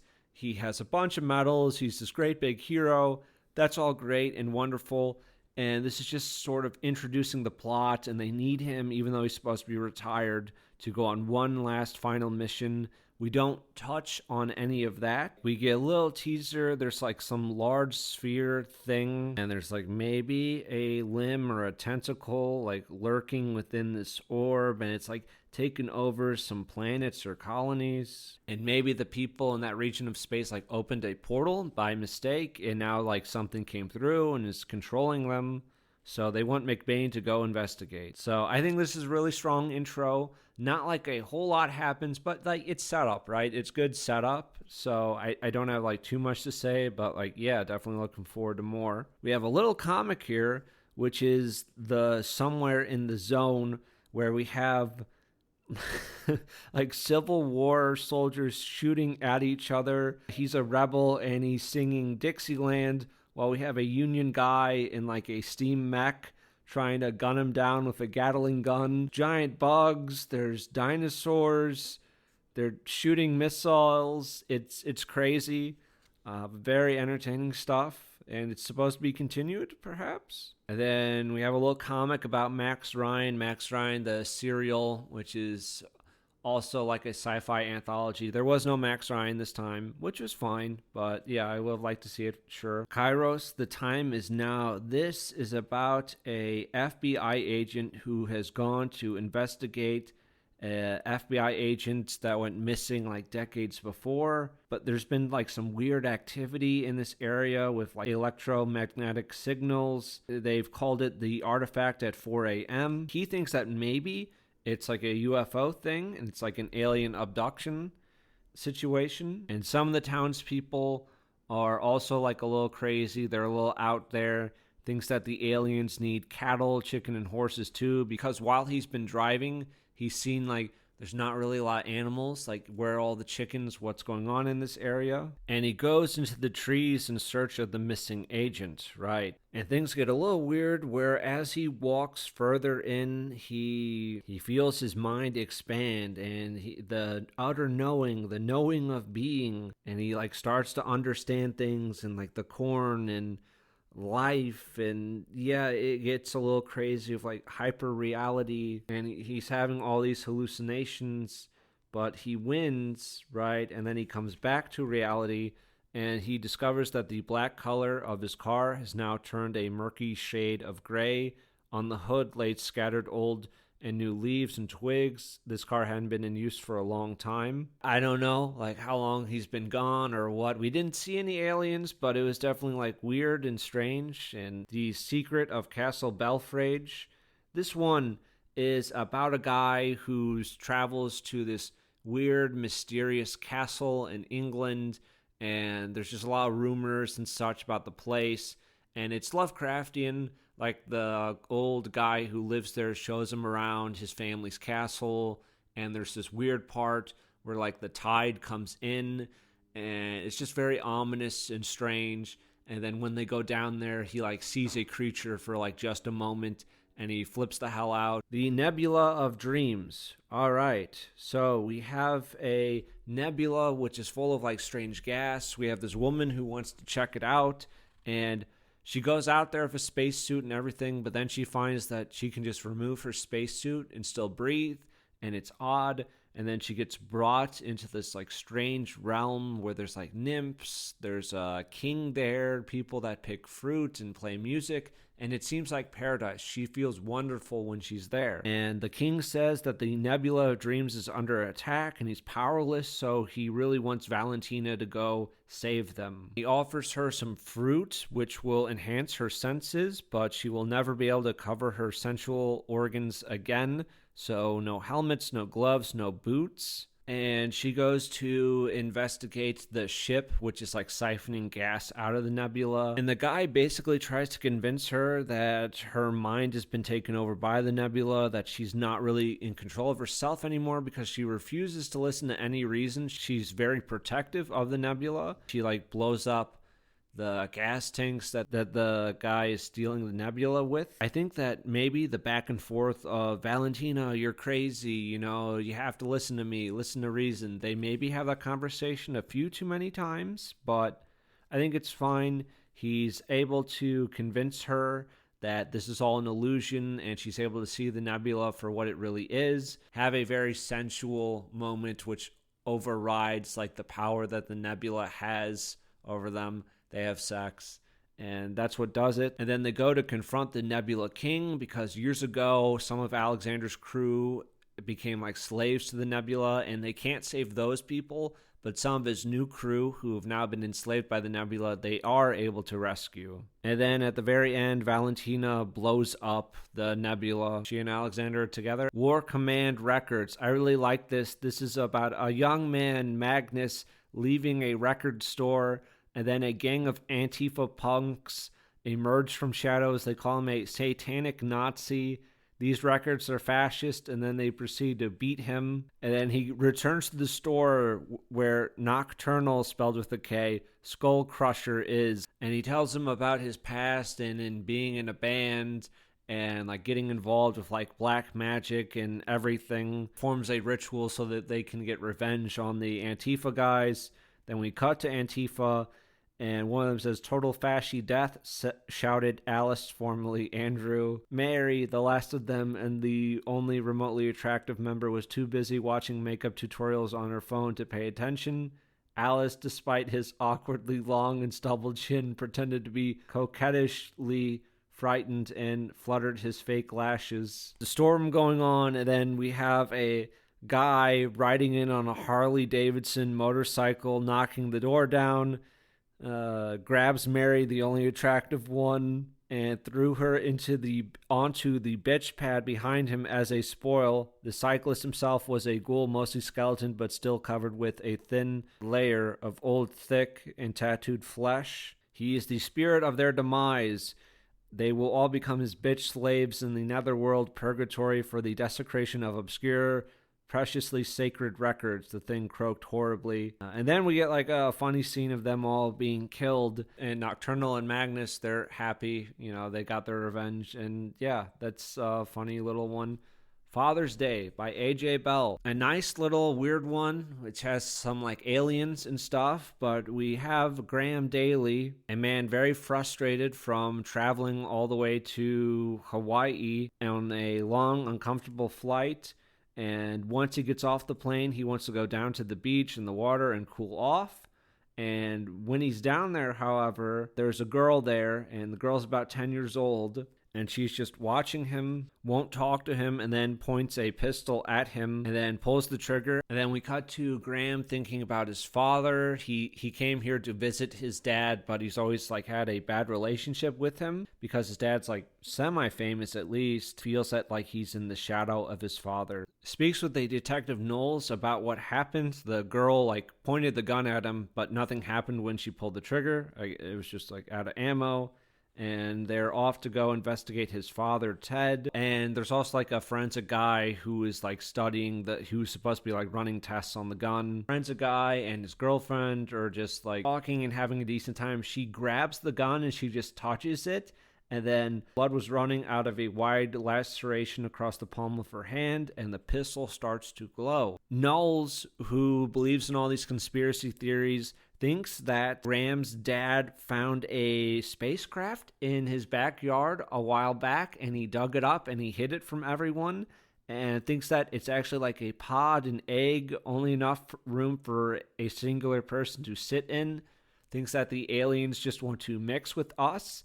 It's easy to mix two things together, two worlds, but to unmix, not so easy. So we have Knowles and Graham arriving at the place, and then we have a POV of Theodore Daly, who is watching them enter the house from up in a large tree. He had a descent into madness overhearing this woman's voice, and he started to dig up his backyard, and then he saw something and was told how to open the spaceship that he found, and then he was entwined with the woman, and the woman fed him, and it changed him into kind of a creature thing. He's still like a humanoid, but he's not like human anymore. And she refused to answer any questions that he would ask her, and then he started to notice the mysterious girl hanging around the property who was like some sort of sentry tasked with monitoring him. He suspected that the girl was somehow the result of their time together, but the girl is like too old, right? Because they had sex and then the girl's just like a 10-year-old girl. So very odd. Ted in the past, to like sate the alien, would bring like other guys there, tourist drifters, and try to have her be satisfied with that, but it didn't matter whoever he brought to her. She would always come back days later, and then he would avoid the local news featuring coverage of a mysteriously abandoned or sunken vessel, a missing person. He only called his son here to hope that his son would be able to take his place, that he would be like a worthy substitute for him. Damn, dude. Graham and Knowles see a gold woman with ruby eyes. He kisses her, has like gills and like chimes. It's very odd. And then we have this Mexican standoff where we have the detective pointing a gun. Ted shows up and he has a gun. And there's the alien woman, there's Graham, and then the little sentry girl shows up and she bites Ted and then she disappears into the night. Before Ted can recover the gun, the alien woman just kills Ted in front of everyone. Knowles panics, he runs back into the house, and Graham was able to shoot and kill the woman. And then the next day, he said there was nothing to worry about. They would take care of everything. Knowles doesn't want the truth to come out. He just wants to bury it. The guy that really believes in conspiracy theories just wants it to all go away. This problem isn't going to be solved, so being right isn't terribly comforting, frankly. Knowles wants to be wrong. He says, I thought being right would be a victory, a validation of some kind, but it's just a deeper curse, something we can't change but are forced to witness. But we changed it last night, Graham says. But Knowles just peels out and probably didn't hear him. Later we get a little scene with like the little girl. She shows back up again and she is like in the little weird spaceship egg thing. She says, goodbye, older brother. Sorry if I scared you, but I was only trying to protect her, but we are connected, you and I. She says that there's no place for her here or maybe anywhere. And then she turns away from him and then the ship vibrates and starts to hum. He opens the garage door, but the ship didn't take off so much as vanish in the blink of an eye. I like that little moment where he opens the garage door and the ship just doesn't need it, and then he has to close the garage door again. I guess we don't really know the fate of the world, if this is happening globally or not. I don't know, like the little sentry girl, who I guess is technically his sister, she seems nice, at least, like not like hell-bent on the destruction of the human race, so that's kind of a positive, I guess. Yeah, I like this one. Atomic Faustus. Okay, so we have a nuclear research plant where the readings are all screwed up because there is like a new subatomic particle, a new substance, and the scientists are freaking out. And I didn't really like this. I don't know exactly what's going on. Like maybe they've done something and like tempered with the laws of like physics to like create new things, and they might be damned for this. I don't know. I didn't really care for this one. Then we have Security Duty in New Herculaneum. This is just about a lone guardsman who is like checking IDs on a bridge, and then just out of the blue he gets a message that they're under aerial bombardment and their like power shields are taking a bunch of hits, and then suddenly the shields fail and things are being blown up. He decides to be stoic, and it's his duty to remain at his post until he was ordered to stand down, and he was honor bound to remain where he was. And he just says, so be it, and he welcomes his death, and that's the end. We don't really know like why any of this is happening, or like Black Cobra, he's a badass. He trains a lot. He has like naked women all the time. And yeah, he drives a really cool car, and he's looking into this missing girl, and he thinks that this girl has been spellbound by a warlock. He's literally under some kind of spell. And then we have this chase on the highway with him in his car, and then some like half demons on motorcycles. And yeah, we have a really good action scene between these guys. Black Cobra is a demon hunter and says that the demons mate with humans to forge a super race which can interact with the physical and metaphysical dimensions simultaneously, so they can conquer the human race and turn our world to mayhem. He's fighting demon bikers, hot ladies, a muscle car. I don't know what else you could really want here.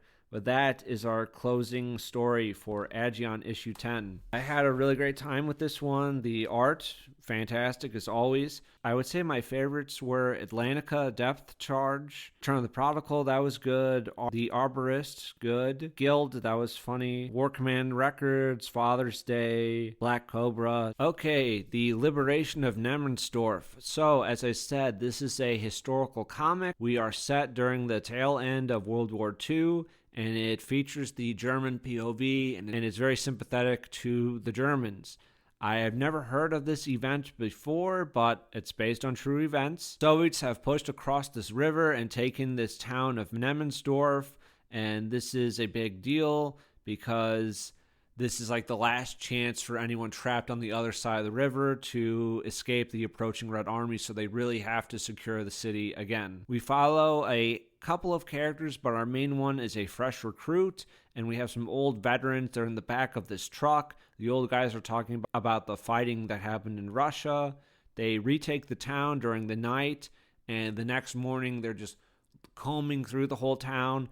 It's horrible. A lot of slaughtered civilians, women who have been ravaged, just the amount of devastation. They find a young woman who was literally nailed to a barn, and she had been raped. This is based on something that Germans actually found that the Soviets did. It's a short read. We kind of just end there. Like, they retake the town relatively quickly. It just happens over the course of a night, only like a couple pages.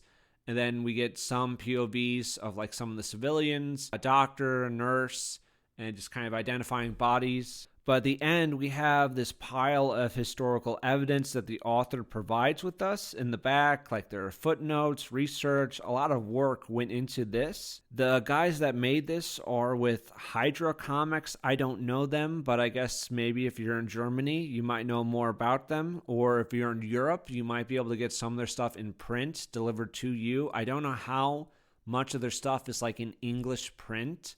So yeah, maybe do a little research, but I'll have a link to them down below.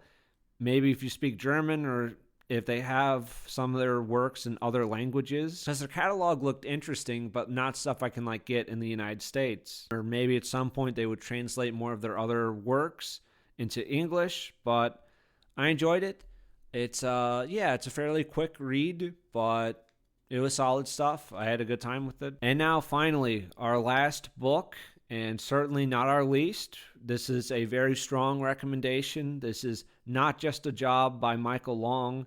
This is from Falling Marble Press, as I said. Follow a young man, Gary Thorpe, who's just graduated high school and has joined the Navy. This is set in the 1970s. The Vietnam War is going on, but he's never in like a combat zone. He is a part of a ammo ship, so they just resupply other Navy vessels and never venture into a war zone, really. And while he has joined the Navy, it is not quite as he imagined it would go. The book is mostly comedic with some tragic moments sprinkled in. There's not like I said, there's not huge plot or anything like that, but it's really just based on character moments, and our characters are good.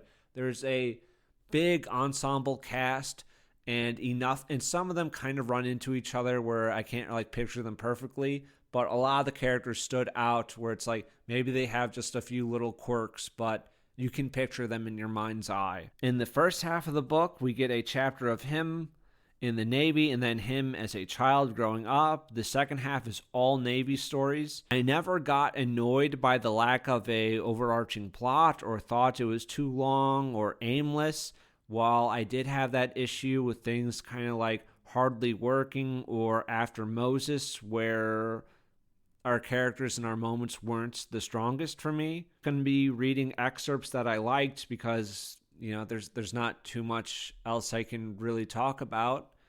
And yeah, I highly, highly recommend this one. It was funny. It's a breeze. It's like 400 something pages, but they flow super fast. So, Gary's ship is the USS Okmuk AE-73, and he's going to be a quartermaster in the Navy, like that's the job or profession that he picked. We have a Mr. Southcott, who pronounced ordered, odded, and buppers Papas. With his red hair and glasses, he reminded me of Woody Allen doing an impression of President Kennedy. The idea must have put a smile on my face. Something funny, Trough? He asked. No, sir.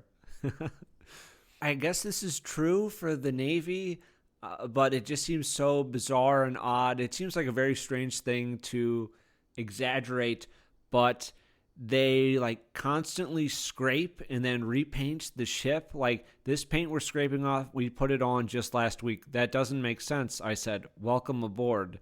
They never mention scraping paint in those Navy recruiting ads. And they're just kind of going around and doing like nonsense, like nothing work, where they're just like, yeah, it's just busy work to just waste time, like constantly like cleaning and sweeping and swabbing the decks, right?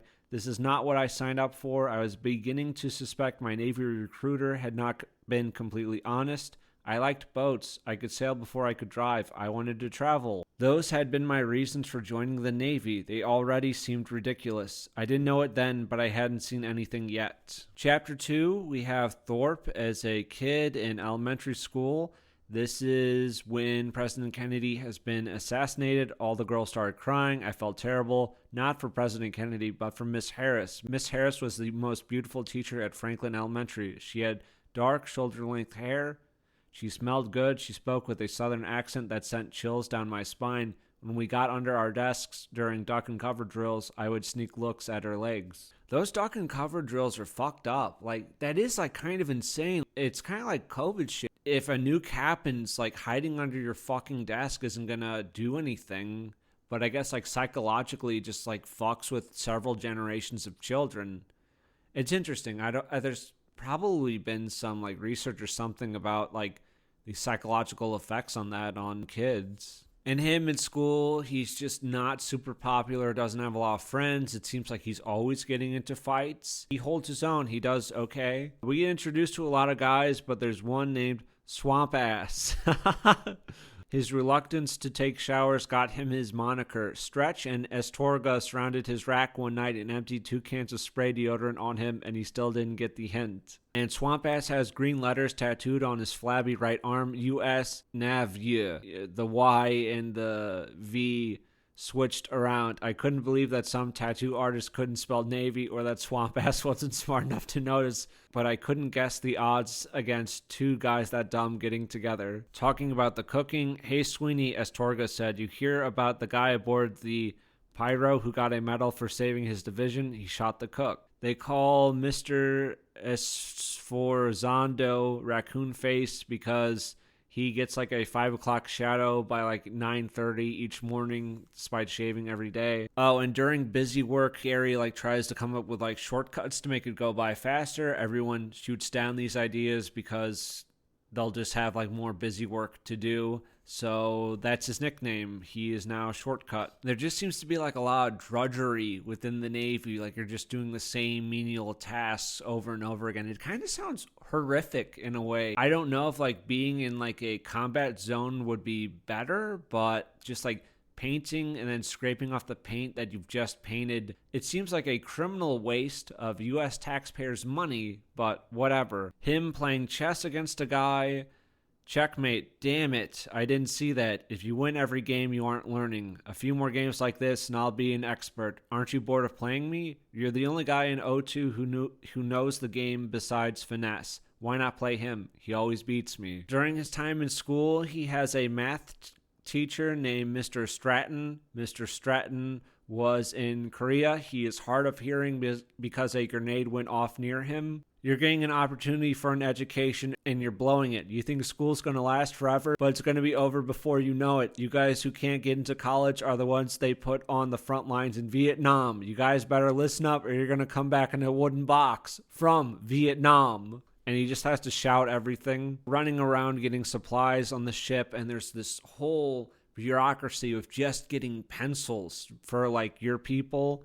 And this guy Crimmins says, let's take the freight elevator. Crimmins does it all the time. It was level with the third deck. Kozlowski grabbed Crimmins by his arm. About a year ago, he had a new guy named Cross, Kolowski said. A week after he reported aboard, he thought he'd ride the elevator. He thought it was going up, so he jumped aboard, but it was going down. When he tried to jump off, he slipped and fell. He was halfway in and halfway out. No one was there to push the stop button. The elevator came down and cut him in half, so no riding the freight elevator or you're on report. I don't know why I thought that was funny. It's not. It's tragic, but Crimmins is not an intelligent guy and just like, hey man, let's ride the freight elevator. I do it all the time. When Gary was a kid, he joined something called the Sea Scouts. I guess this is a real thing. I had never fucking heard of this. Maybe if you're like a coastie, the Sea Scouts is like, yeah, you go out on boats and you learn how to sail, and I guess it's like Boy Scouts, but no, I had never heard of this before. Back in math class with Mr. Stratton, it's called a polynomial, people. Polynomial. If you guys think polynomials are tough, wait until you get to Vietnam. Gary notices two girls in the class.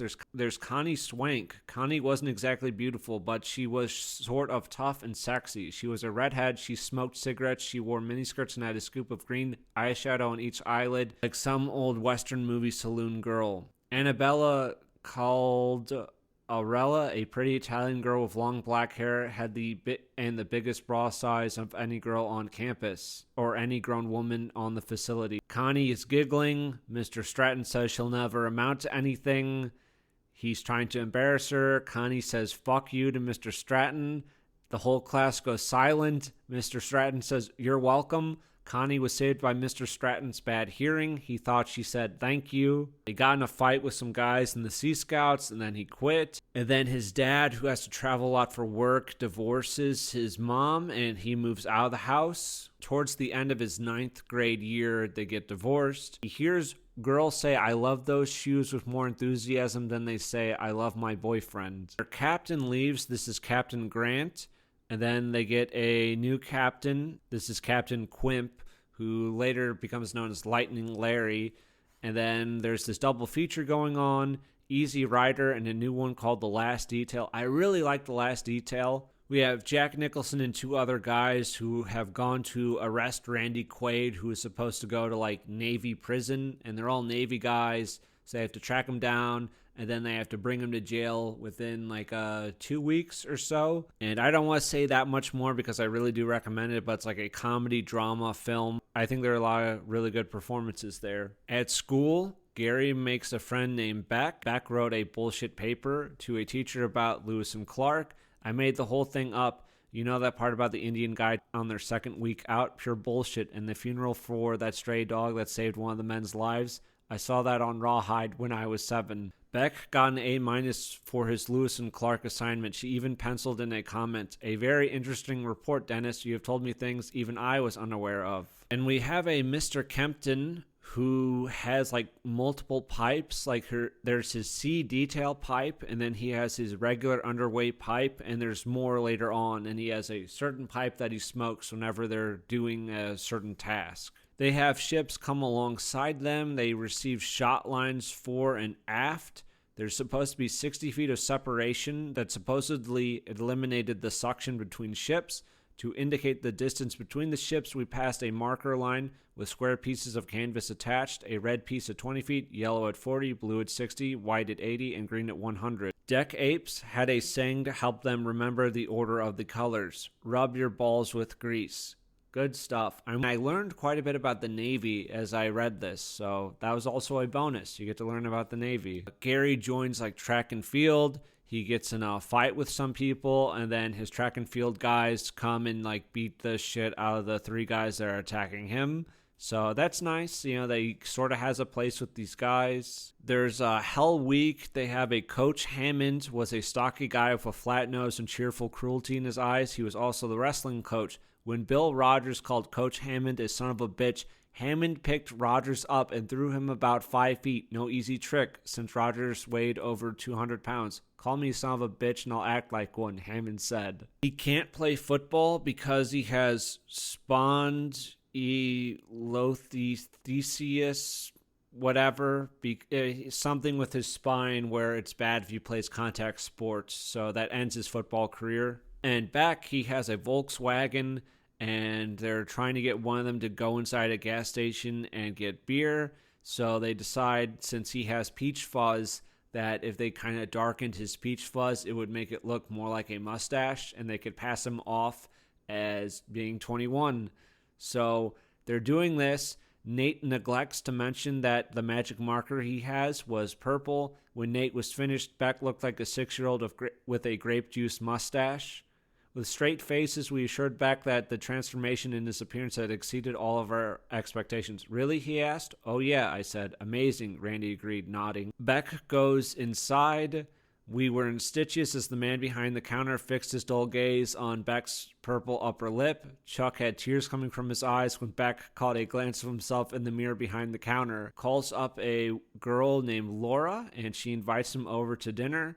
It's that simple, folks, apparently. Back in the 70s, Gary sees some graffiti at school. Nearby, in a different scroll that looked like Beck's, was this: Vince Hicks sniffs girls' bicycle seats. I guess, like, some things never change. I forget what it was called. Like, it was that one speedrunner thing. Was it Games Done Quick? But the guy sniffing the seat after that girl got up, I guess, hey, time-honored tradition, I suppose. Go to this bar that has a dance floor. They're too young to buy drinks, right? But they went there sometimes because they had this Pong game in the lobby, and it was the first video game we'd ever seen. A lot more fun than pinball. Wow. For no reason, Beck and their friend Chuck insults these two bodybuilders in the parking lot and calls them fruits. And the Volkswagen wouldn't kick over, so the bodybuilders start beating on the windows and the car with their fists. And they're able to get out of there, but they're really sweating. Laura is a nice Catholic girl. She's very serious. She says that her children will be Catholics, and he wasn't thinking about kids until she mentioned them. She wanted 1,000 things. He wanted one thing: sex. Beck is actually a year ahead of them, so he packs off and goes to college. And they're doing a ton of replenishments at sea because Lightning Lenny planned to make the Ukmuk the #1 ammo ship by volunteering for more unreps than anything else on the water. If the Ukmuk won the Big E, we would get to paint a big white letter E on each side of the stack. Wow, amazing. And Lightning Lenny, he always says, like, oh, God damn it, Jim, and things like that whenever he's talking. We have Hutchinson doing a good impression on 160. God damn it, Jim, I don't give a rat's ass about the pod, Hutchinson said in a decent impersonation of Lightning Lenny's high voice. Let's unrep for the next 36 hours. Make it so. They do a bunch of drills and everything. God damn it, Jim, that took 7 minutes. We'll have to do better than that. Aye, aye, sir. God damn it, Jim, we have not had an abandoned ship drill. Aye, aye, Captain, abandoned ship drill boats. And the guys are just kind of hanging out, and then Beck comes driving back in. He just dropped out of college, didn't care for it. Laura's pressuring him to do something with his life because he just doesn't really have any goals right now, but he's not willing to admit that to her.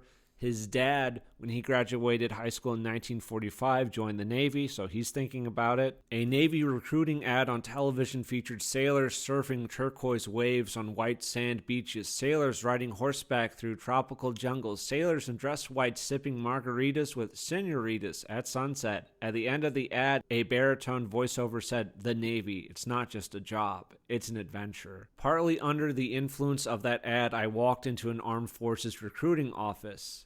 The Navy recruiter saw me coming. He signed up for 4 years. If someone ever invents a time machine, I will go back to that day and shove my own head down a toilet. Laura's obviously really upset because she was planning on really getting married as soon as they were done with high school. He says, "You're not the only fish in the ocean, Gary Thorpe, and you're not the only bait." Her mouth dropped open. I shouldn't have said that, but it came out semi-automatically. She got out of the car and ran inside. The book just does a good job of going over the tedium, right? If you're not painting and scraping and going over the log book, you're just doing unreps. You're just passing supplies to naval ships, just kind of bullshitting with guys and living in like the little moments. A voice came over the 1MC, "The Roach Coach is making its approach." That is, the Roach Coach is making its approach. Someone's going to Captain's Mast for that, Sweeney said. Loophole's voice came over the 1MC next. Belay that last word. The mobile canteen is on the pier. That is, the mobile canteen is on the pier. Some of the guys made their own, like, crab cage, and they have this dangling off the back of the ship, and they caught some mud crabs, and they cooked them, and yeah, that's pretty smart. That's cool. They, like, falsified some request orders so they would have enough material to, like, make the crab cage. He says he gun decked a 3 on Wheeler's 2 kilo after Crookshank signed it. He said, to gun deck a document is Navy vernacular for falsification or forgery. The term comes from the days when sailors aboard wooden warships painted phony gun ports on the side of the hull to give the false impression of having more guns on their gun deck than they really had. I believe it. That's really cool. Back when he was just starting out with the Navy, Beck says that he's planning on joining the Navy as well, and Gary tells his friend to try to talk Beck out of it. Beck went ahead and signed up for 6 years so he could go to the Navy Electronics School. What happened, Chuck? I told you to talk him out of it. I tried, but he said his dad wanted him out of the house. About 3 months after Gary reported aboard the Okmok, he got 2 letters at mail call, one from Nate and one from Beck. I was surprised to see another one so soon from Nate. He just sent a letter updating me on things back home. Gas prices had doubled to 50 cents a gallon. The gang had loosened up. Randy moved away to get a better job. Chuck got engaged. As I sat down at a table in O2 berthing to read them, Jerry Reed was singing Amos Moses on the radio over 1MC. That was always one of Beck's favorites. So I opened his letter first. He wasn't exactly a ray of sunshine. Dear asshole, greetings from electronics technician A school in Great Lake. The weather is fucking cold. I got to be number 1 in the class by staying on base every night and studying instead of going into town with the other guys and drinking, so I haven't made any friends. I didn't mind not being Mr. Popular, but now my grades are slipping. I'm not number 1 anymore. My old man is going to have a stroke. Chuck said you told him to tell me that joining the Navy was a mistake, but I figured you were trying to keep a good thing to yourself. If you really wanted me not to enlist, you should have told him to tell me it was great. After all our time at each other's throats, you should have known I'd believe the opposite of whatever you said. At least I know you're as miserable as I am, Dennis. Seems like I had confused Beck by being honest. We spent so much time bullshitting each other, he would never expect straight advice from me. If I told him he should enlist, he wouldn't have done it unless he thought that's what I'd think he'd thought. I had to laugh when I thought of the old chess player outsmarting himself. Next time I saw him, I would be sure to say, the eye sees, but the brain does not comprehend. I opened Nate's letter. It was short and to the point. Gary, I've got bad news. Last night I was working the cash register at the grocery store. Beck's stepmother came through my line. She told me they had found Beck dead in a motel room in a bathtub full of water. He had stripped one end of an extension cord, plugged the other end into the wall. He got in the water, dropped it in, and electrocuted himself. Nate, Jesus Christ. That's where we end part 1, and then part 2 is just full-on Navy chapters. We don't dwell on moments like Beck's suicide, and I don't think Gary, from what I can recall, really brings it up again. I don't know if that's necessary. I think that's realistic that you would want to push that down in a way, and you can't really focus on that right now, but Jesus. We have a guy, Crimmins, asking how long before we'll be able to see it. Crimmins asked, see what? The international date line. Crimmins was looking out the forward bridge windows like a kid waiting for Santa Claus. Funny you should mention that, the chief said. I was about to ask for a volunteer for the International Dateline Watch. You interested? You bet, Chief, Crimmins answered. Hutchinson started laughing, but he turned it into fake coughing. Chief slapped him on the back to make it look good. They get Crimmins dressed up. Crimmins was wearing a life jacket, a set of sound-powered phones, a helmet, a pair of binoculars. The chief had also given him a clipboard of paper, a stopwatch, and a flashlight. Now listen up, Crimmins, the chief said. I want you to go up to the signal bridge, plug these phones into the JL circuit, and keep a sharp eye out. When you see the date line, it'll be covered with blinking lights of various colors, red, green, blue, like Christmas lights, Crimmins said. Yeah, the chief replied with a straight face, like Christmas. Why do I need to wear the helmet? It'll keep your head warm. Okay, Chief, we're depending on you. Gary talks about the Pacific being as calm as a lake. I never knew an ocean could be so calm. It was this deep black mirror reflecting thousands of stars. Saturn had passed through the Milky Way. There was no moon. The horizon was invisible. I couldn't tell where the sky stopped and the water started. If you didn't look aft at our greenish phosphorescent trail, it looked like the ship was floating through outer space with infinity in every direction. I was alone. Someone else had to see it.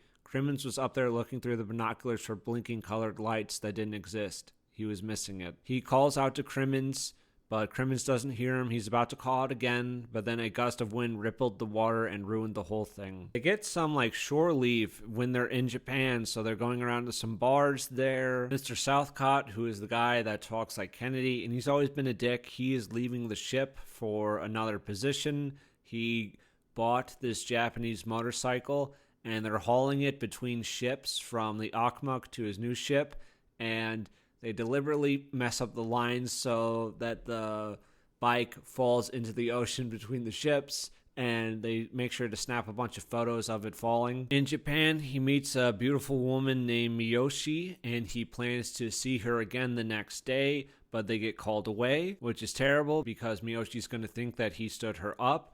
They are pursuing a Soviet ship who they don't know exactly what they're doing, but they're just tailing them to see what's going to happen. And the Soviet ship is refueling a submarine, but there's nothing that they can really do about it because they're just like a little ammo ship, but they can just observe them. And then they receive orders to proceed to Subic Bay, Republic of the Philippines. That is all. And I don't really know much of anything about the Navy. I know Subic Bay, I think they shut this port down. Infamous? I guess that's the best way to describe it, yeah, the book says an X-rated paradise. That seems correct. Gary gets a wedding invitation. Laura is marrying someone else from back home. He's okay with it. It's shitty to send him a wedding invitation to a wedding that they know that he can't make, but Laura sent it. I don't know. It probably wouldn't have worked out between him and Laura, but still, it's just another little piece of his past that's gone and broken away. Some of the guys are talking about some of the girls that they've been with in Subic Bay. Hutchinson says, my girl had a seashell tattooed on the inside of her thigh. When I put my ear up against it, I could smell the ocean. We were going to swap girls, but we had got so drunk, I don't remember if we swapped them or not. One of them was on her period because I had blood all over my dick. The faucet didn't work, so I washed it off with a beer. We didn't swap. I didn't have blood on my dick. That's a beautiful story, I said. Jesus Christ. There's something called Shit River, Hayashi said. One whiff explained the name. Filipino boys floated on the brown water in narrow wooden banana banca boats. Peso, peso, the children call for. Some of them throw pesos off the bridge. I don't know. I feel like this is a little shitty, but it's also funny because the Filipino kids dive into the brown water to go get the pesos, which maybe that's a little cruel, but whatever. Kids keep trying to put their hands in their pockets and pickpocket them. I held my cash in my teeth. They couldn't reach that high. Peso, peso, they cried. This is worse than Tijuana. We walked past a place called Pauline's. It had a moat out front with a live crocodile in it and a little footbridge without rails leading toward the entrance. I'll bet that keeps down the drunks, Astorga said. As soon as they find a table, two girls head towards them. They literally do say, love you long time. Love you long time. No shit. I don't know if I want to describe this part to you, my listening audience, but oh well. Maybe skip forward a minute or 30 seconds or so because this was pretty fucking disgusting. But okay. They go into another bar and you're just in time for Penny Poontang, Billings said. Penny Poontang was on stage doing a strip tease. The guys in the crowd placed empty San Miguel bottles all around the edge of the stage. Each bottle had a peso coin balanced on its mouth. Completely nude with her hands in the air, Penny Poontang squatted down on top of each bottle. When she stood up, the bottles were still standing, but the pesos were gone. That's one prehensile pussy, Finesse said. That ain't nothing, Crapshoot replied. Last Westpac, they had a split tail in here named Juicy Lucy. She could pick up a peeled banana and a peeled hard-boiled egg with her snatch, do a belly dance, and then pop them out again unbroken in the opposite order. Never saw anything like that in Wisconsin, Loophole said. Can you imagine the fuck she'd give you? That's not all she'd give you, Finesse replied. Lend me a peso, Shortcut, Astorga said. I handed him a peso, and he hurried to the stage. Astorga was lying on his back with the peso balanced on his tongue. Penny Poontang sat on his face. When she stood up, the peso was gone. She walked off the stage to cheers and applause. That can't be sanitary, Finesse said when Astorga came back to the table. Wipe your mouth at least. Oh, God bless. God bless. What the hell? That was so fucking disgusting to read. Sorry about that. There's a woman named Susie, and Gary at this point in his life is a virgin, and Susie is a bar girl, and he goes back with Susie to her place, and she lives with their family in this little shithole. Inside was an old woman, a 10-year-old boy, and 2 little kids, a boy and girl. At one end of the room was a stove. Wall shelves were empty except for a few cans of food. There was a big canvas sack of rice on the floor. Lizards were scattering along the tops of the interior walls that stopped 2 feet short of the ceiling. Their toilet was outside. A little white dog sniffed at me, wagging his tail. I gave up on the idea of sex. I couldn't do it with her whole family watching us. They go to her room, which is the only other room in the house. The room was taken up almost entirely by a double bed. She turned on an electric fan and picked up an alarm clock. What time you have to be back to your ship? Set it for 6. Take up you shirt and pants. Give me 30 pesos. He's laying in the bed, drunk in his underwear. A lizard crawled up the wall and across a small crucifix over the doorway. The rain was still falling outside. He doesn't really want to do it, but he doesn't want to go on being a cherry boy anymore, and his conscience is overruled. So they go for it. She grabbed it and put it in for me. After that, everything happened on autopilot. Later, as I was drifting off to sleep, I remember thinking, so this is what it's all about. I had crossed an ocean, rented a pair of boots, and paid 30 pesos to get laid in a hot room full of lizards with the girl's family less than 10 feet away. Don't get me wrong, it was great while it was happening, and yet somehow I expected something more. I wasn't sure what. Later, Gary is looking for Susie again.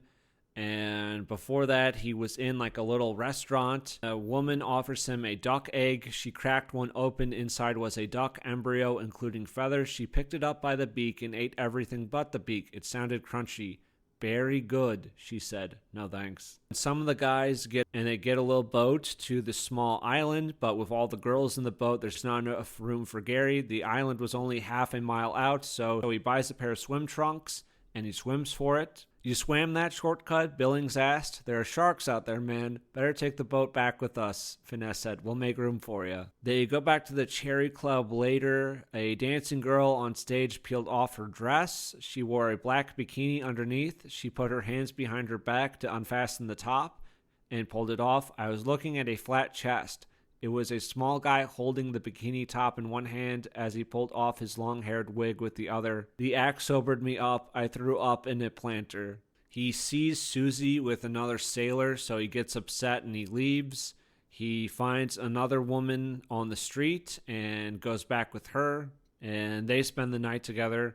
And Daisy says come find her again later on. And I'll read out this little story to you. They're asking a guy, Raul, what happened to his shoes. His eyes were bloodshot. His hand shook as he inserted a cigarette into his beard. That Berkey chick, he said. We were at her place going at it. She has her bed propped up with bricks because 2 legs are missing. We keep the bed from collapsing. So we were going at it, you know, and her fucking brother walks right in the middle, and the dude was pissed off. He had a long knife in his hand like a machete, and here I am, balls ass naked on top of his sister. He lit a cigarette and kept talking. The dude was on the warpath, man, waving that knife around and yelling at her in Tagalog. I didn't wait for no translation. I grabbed my shirt and trousers. He was standing at the foot of the bed, blocking the door and pointing that damn knife at me. He was barefoot, so I kicked the bed and the whole thing came crashing down on his feet. He screamed and I took a dive out the window. Thank God she lives on the ground floor. She screamed too, the silly bitch. I had to hide all night from the sucker and his friends and those fucking soldiers in the shore patrol. Crawled in under some shack by Shit River and spent the night with a one-eyed cat. What's so damn funny? Swamp Ass apparently got knifed. Swamp Ass thought it would be funny to throw a handful of washers into Shit River, Finesse replied. Some kids thought they were coins and dove in, but they came up and yelled to their partners on the bridge.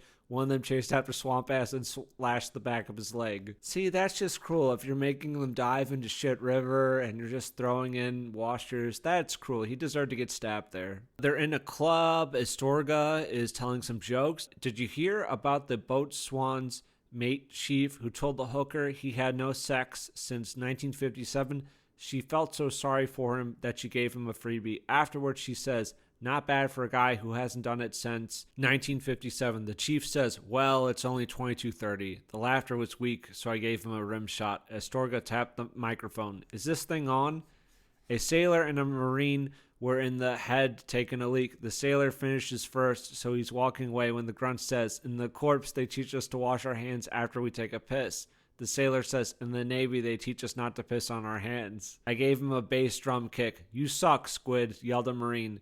I see we have some of our brother Marines here tonight, Astorga said. Marine, that stands for muscles are required and intelligence not essential. And then there's this bar fight between Marines and sailors, and it's a strange fact that guys who don't even like each other aboard ship will jump in to help their shipmates in a fight. And then later, in front of Pauline's, some kids were selling little ducks to sailors for them to throw to the crocodile. The croc ignored most of the ducks, and the kids would snatch them back up and sell them again. He has a girl, Kitty, and he's leaving with her. And then when they're leaving, Malolo was wrestling the crocodile with Big Time and Screwball and Kickback cheering him on. The poor old croc looked worn out. I think Malolo is this huge fat Samoan guy. Oh, and he doesn't have enough money to have sex with Kitty, so he just sleeps on the floor of Kitty's place. It turned out to be a good thing that he didn't have sex with her because he didn't know it then, but Daisy had given him more than just a good time. And then in chapter 24, the fleet command has awarded the Akmuk with the big E. Gary has the clap. It hurts when he pisses. Apparently it can be treated after a while and you can be okay. I don't know how serious that is. Like, I know of like herpes, it's like, I think you can be like semi-okay if you have herpes, right? You can like live with it. I don't think herpes can ever like go away, but it's basically like recessive, I think. So I guess like the clap can like go fine. They return to Japan and Gary is looking for that Miyoshi girl, but they can't find her. They go to this bathhouse. We wound up in a hot tub with two Japanese girls who massaged our necks and backs. I don't know if the women here are naked or not, or if they're wearing swimsuits or what the deal is, but... And then they think that a seaman has overboard and is lost in the middle of this storm during the middle of the night. The chances of finding him at night in the storm were 0. There was no moon. Turns out no one's dead, everyone's fine, someone just threw trash overboard, and then whoever saw the trash thought it was the sailor. But then something does happen while they're at sea, and there's this Chinese fishing boat that is ruined, and they like set an emergency fire to try to attract attention, so they rescue these Chinese guys. Gary is trying to like get a promotion, but he needs a demonstration of weapon competence, so...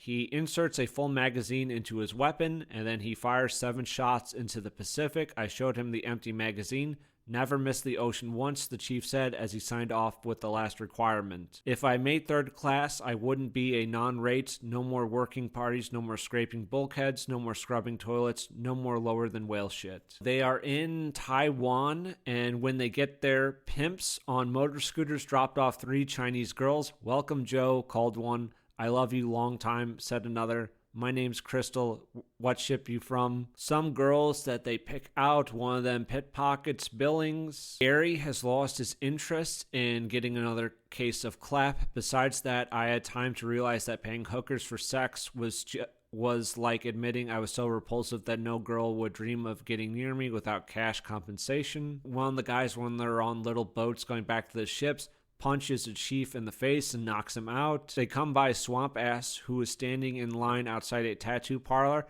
I'm getting that one, he said. He pointed at a picture in the window.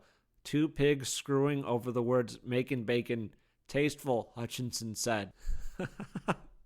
Thorpe does not get to do his 3rd class exam because one of the guys did not file the paperwork. So it's typical Navy bullshit, no connection between goals and action, apathy camouflaged as procedure. It doesn't matter whether or not he could pass the test because they can't locate a piece of paper. They have a little celebration party to raise morale. There's a fight, of course. Thumbs punched him, Dog-like punched back, and the fight was on. Meach and Snyder broke them up, and neither put them on report. Carranza staggered up to Mr. Sorvanzo and said, "How's it going, Raccoon Face?" Mr. Cervanzo put him on report. The party went downhill from there. Storga is dropping out of the Navy because they're not giving him what he wants in terms of like a new assignment. And then Gary runs into Susie again, and she has a new boyfriend, and this is Crimmins, and apparently they're going to get married. There's this boxing match going on, and Gary is supposed to fight Malolo because they're both like heavies, and there's no one else in his weight class, even though Malolo has 35 pounds on him. And he kept picturing Malolo wrestling that crocodile at Pauline's. And Gary's able to win. Malolo is like a big, heavy dude, but he gets tired pretty easy, and he's not able to knock him out, but he's able to like keep his distance, just get some jabs in, and he is the heavyweight champ of the Akmok, and it feels great for him. Kip, who is his superior, he gives him a lighter that has an image of the Akmok crashing through the waves below the ship, above the ship's motto, to serve and serve and serve. My name was engraved on it along with the words Heavyweight Champ 1974 Akmok Smoker. As usual, every silver lining had a cloud. Thank you, Mr. Priskett, I said. I was wondering if you had time to type up my recommendation for third class. No, Thorpe, I haven't. Well, sir, I would like that. I have more important things to think about. I didn't give up so easily. We had an agreement, sir. If I fought in the smoker, you were going to... Don't you presume to speak to me that way, seaman. Start scraping that starboard bridge wing. Some of the guys are playing poker. Whenever they play poker, they have a really good like dialogue and back and forth. They're talking about the Kennedy assassination right now. One of the guys says... That's it, Finesse said. It was Jackie. What was Jackie? Alaska asked. The second shooter. What? Alaska and Hoodwink said simultaneously. Sure, she was pissed off because Jack was screwing Marilyn Monroe, oldest reason in the world. Yeah, Billings said. She could have had a pistol hidden in her pillbox hat. Who would have searched her? It all fits. Fuck you guys, Alaska said. Just good, pleasant conversations like this. Astorga gets his discharge and goes home. Gary puts in a request chit for a transfer to any duty station, but Kip shoots it down. You're not going anywhere for the rest of your hitch, Thorpe, he said. They want Gary to sign this security clearance thing that means like basically you have to like kill people if anyone like tries to board the ship. And he refuses to sign it because he doesn't want to sign away more of himself because he already signed away a lot when he signed up for the Navy. And he remembers his time in boot camp and how ashamed he felt for caving in to pressure and donating to United Way for the stupid compliance pennant that no one gave a shit about. So he's not willing to sign this security clearance thing. Guys are just sitting around, they're watching football.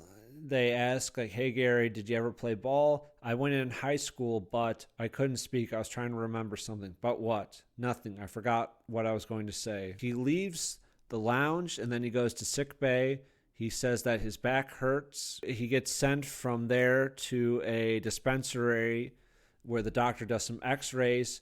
You have spondylolisthesis of the fourth lumbar vertebrae, he said. You never should have been allowed in the Navy to begin with. I'm recommending you for an honorable discharge. You should be processed out of the Navy in 2 weeks. He detached me from the ship, and there wasn't a damn thing Kip could do about it. I departed the Okmuk after muster the next morning. He shakes hands and he waves to some people, and then he walks down the brow for the last time. He felt happy, angry, and a little sad all at once. He catches a bus to San Francisco Airport, and he buys a one-way ticket to LA. The 50-minute flight was leaving in an hour. I went to a pay telephone and called Dad. There was no answer. I tried Astorga's number. He didn't answer either. He tries to get a beer. The bartender asks for an ID. He says he's a veteran. Nothing's too good for our boys in service, yelled a guy at the end of the bar. Sorry, kid, the bartender said. I picked up my sea bag and started toward the departure gate.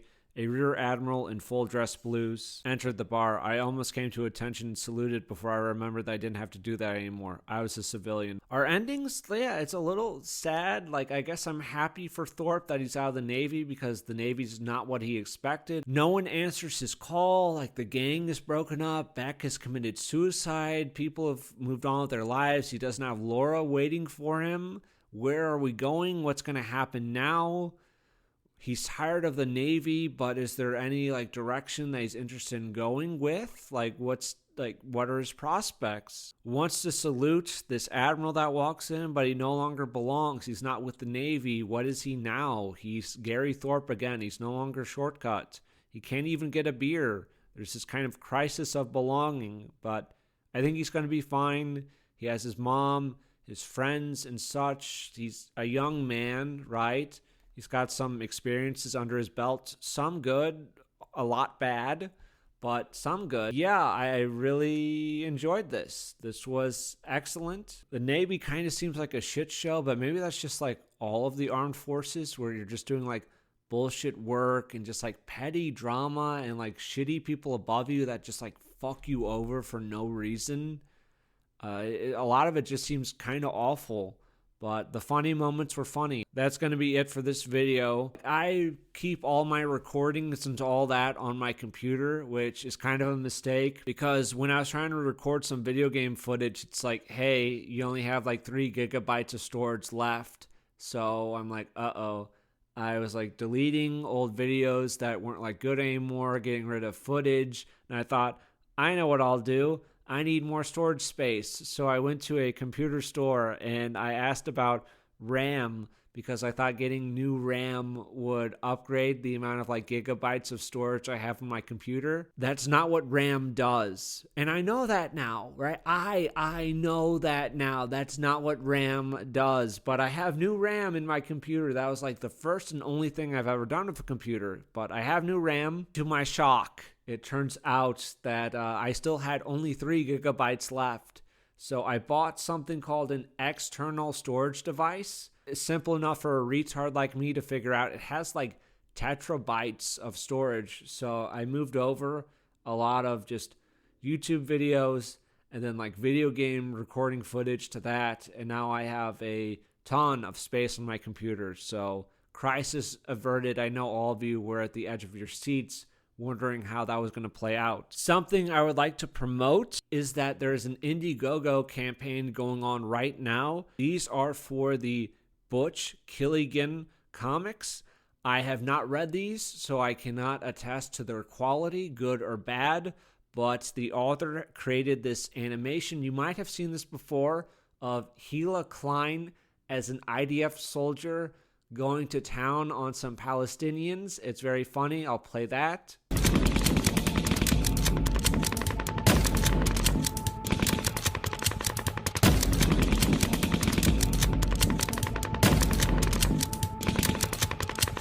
So I don't know exactly what the author's politics are or if the comics are any good, but I did order these and I'm going to review them when they release. So I thought I would just mention that. I think there are a few days left in the campaign, so you can back that if so interested. I'm going to have a video on Human Revolution soon. I actually have all the script written out, and hopefully this weekend, I'm hoping that this Trough comes out Sunday. That's my hope. And hopefully by then I will have all of the audio recorded for the Human Revolution video. I think Deus Ex Human Revolution sucks. So yeah, it'll be another bitching video. But hopefully next week that comes out. And I'm about 10 hours into Mankind Divided. I hate this even more. So plenty more to bitch about soon. And it looks like I'm going to have one more Trough before the end of the year. I'm thinking mid-December. I have a few titles lined up already. And there's a few more that might come out before the end of the year. I think maybe there might be another Berserkives. There might be another Toadstool, which would be great. And there's a few others that might release towards the end of November. I'm going to try to get a few in. It's definitely going to be smaller than this Trough for sure. That's it. I guess dislike the video if you disliked it. Liked if you liked it. And yeah, definitely check out Not Just a Job, Aegeon 10, Horror Beneath, and The Liberation of Nemmersdorf. I like that. You know, yeah, if you want a comic, you can pick that up too. The Life Feast, those I would say are my bigger recommendations for this Trough. So that's going to be it from me. More videos soon. Thank you for listening. White Pill Media out.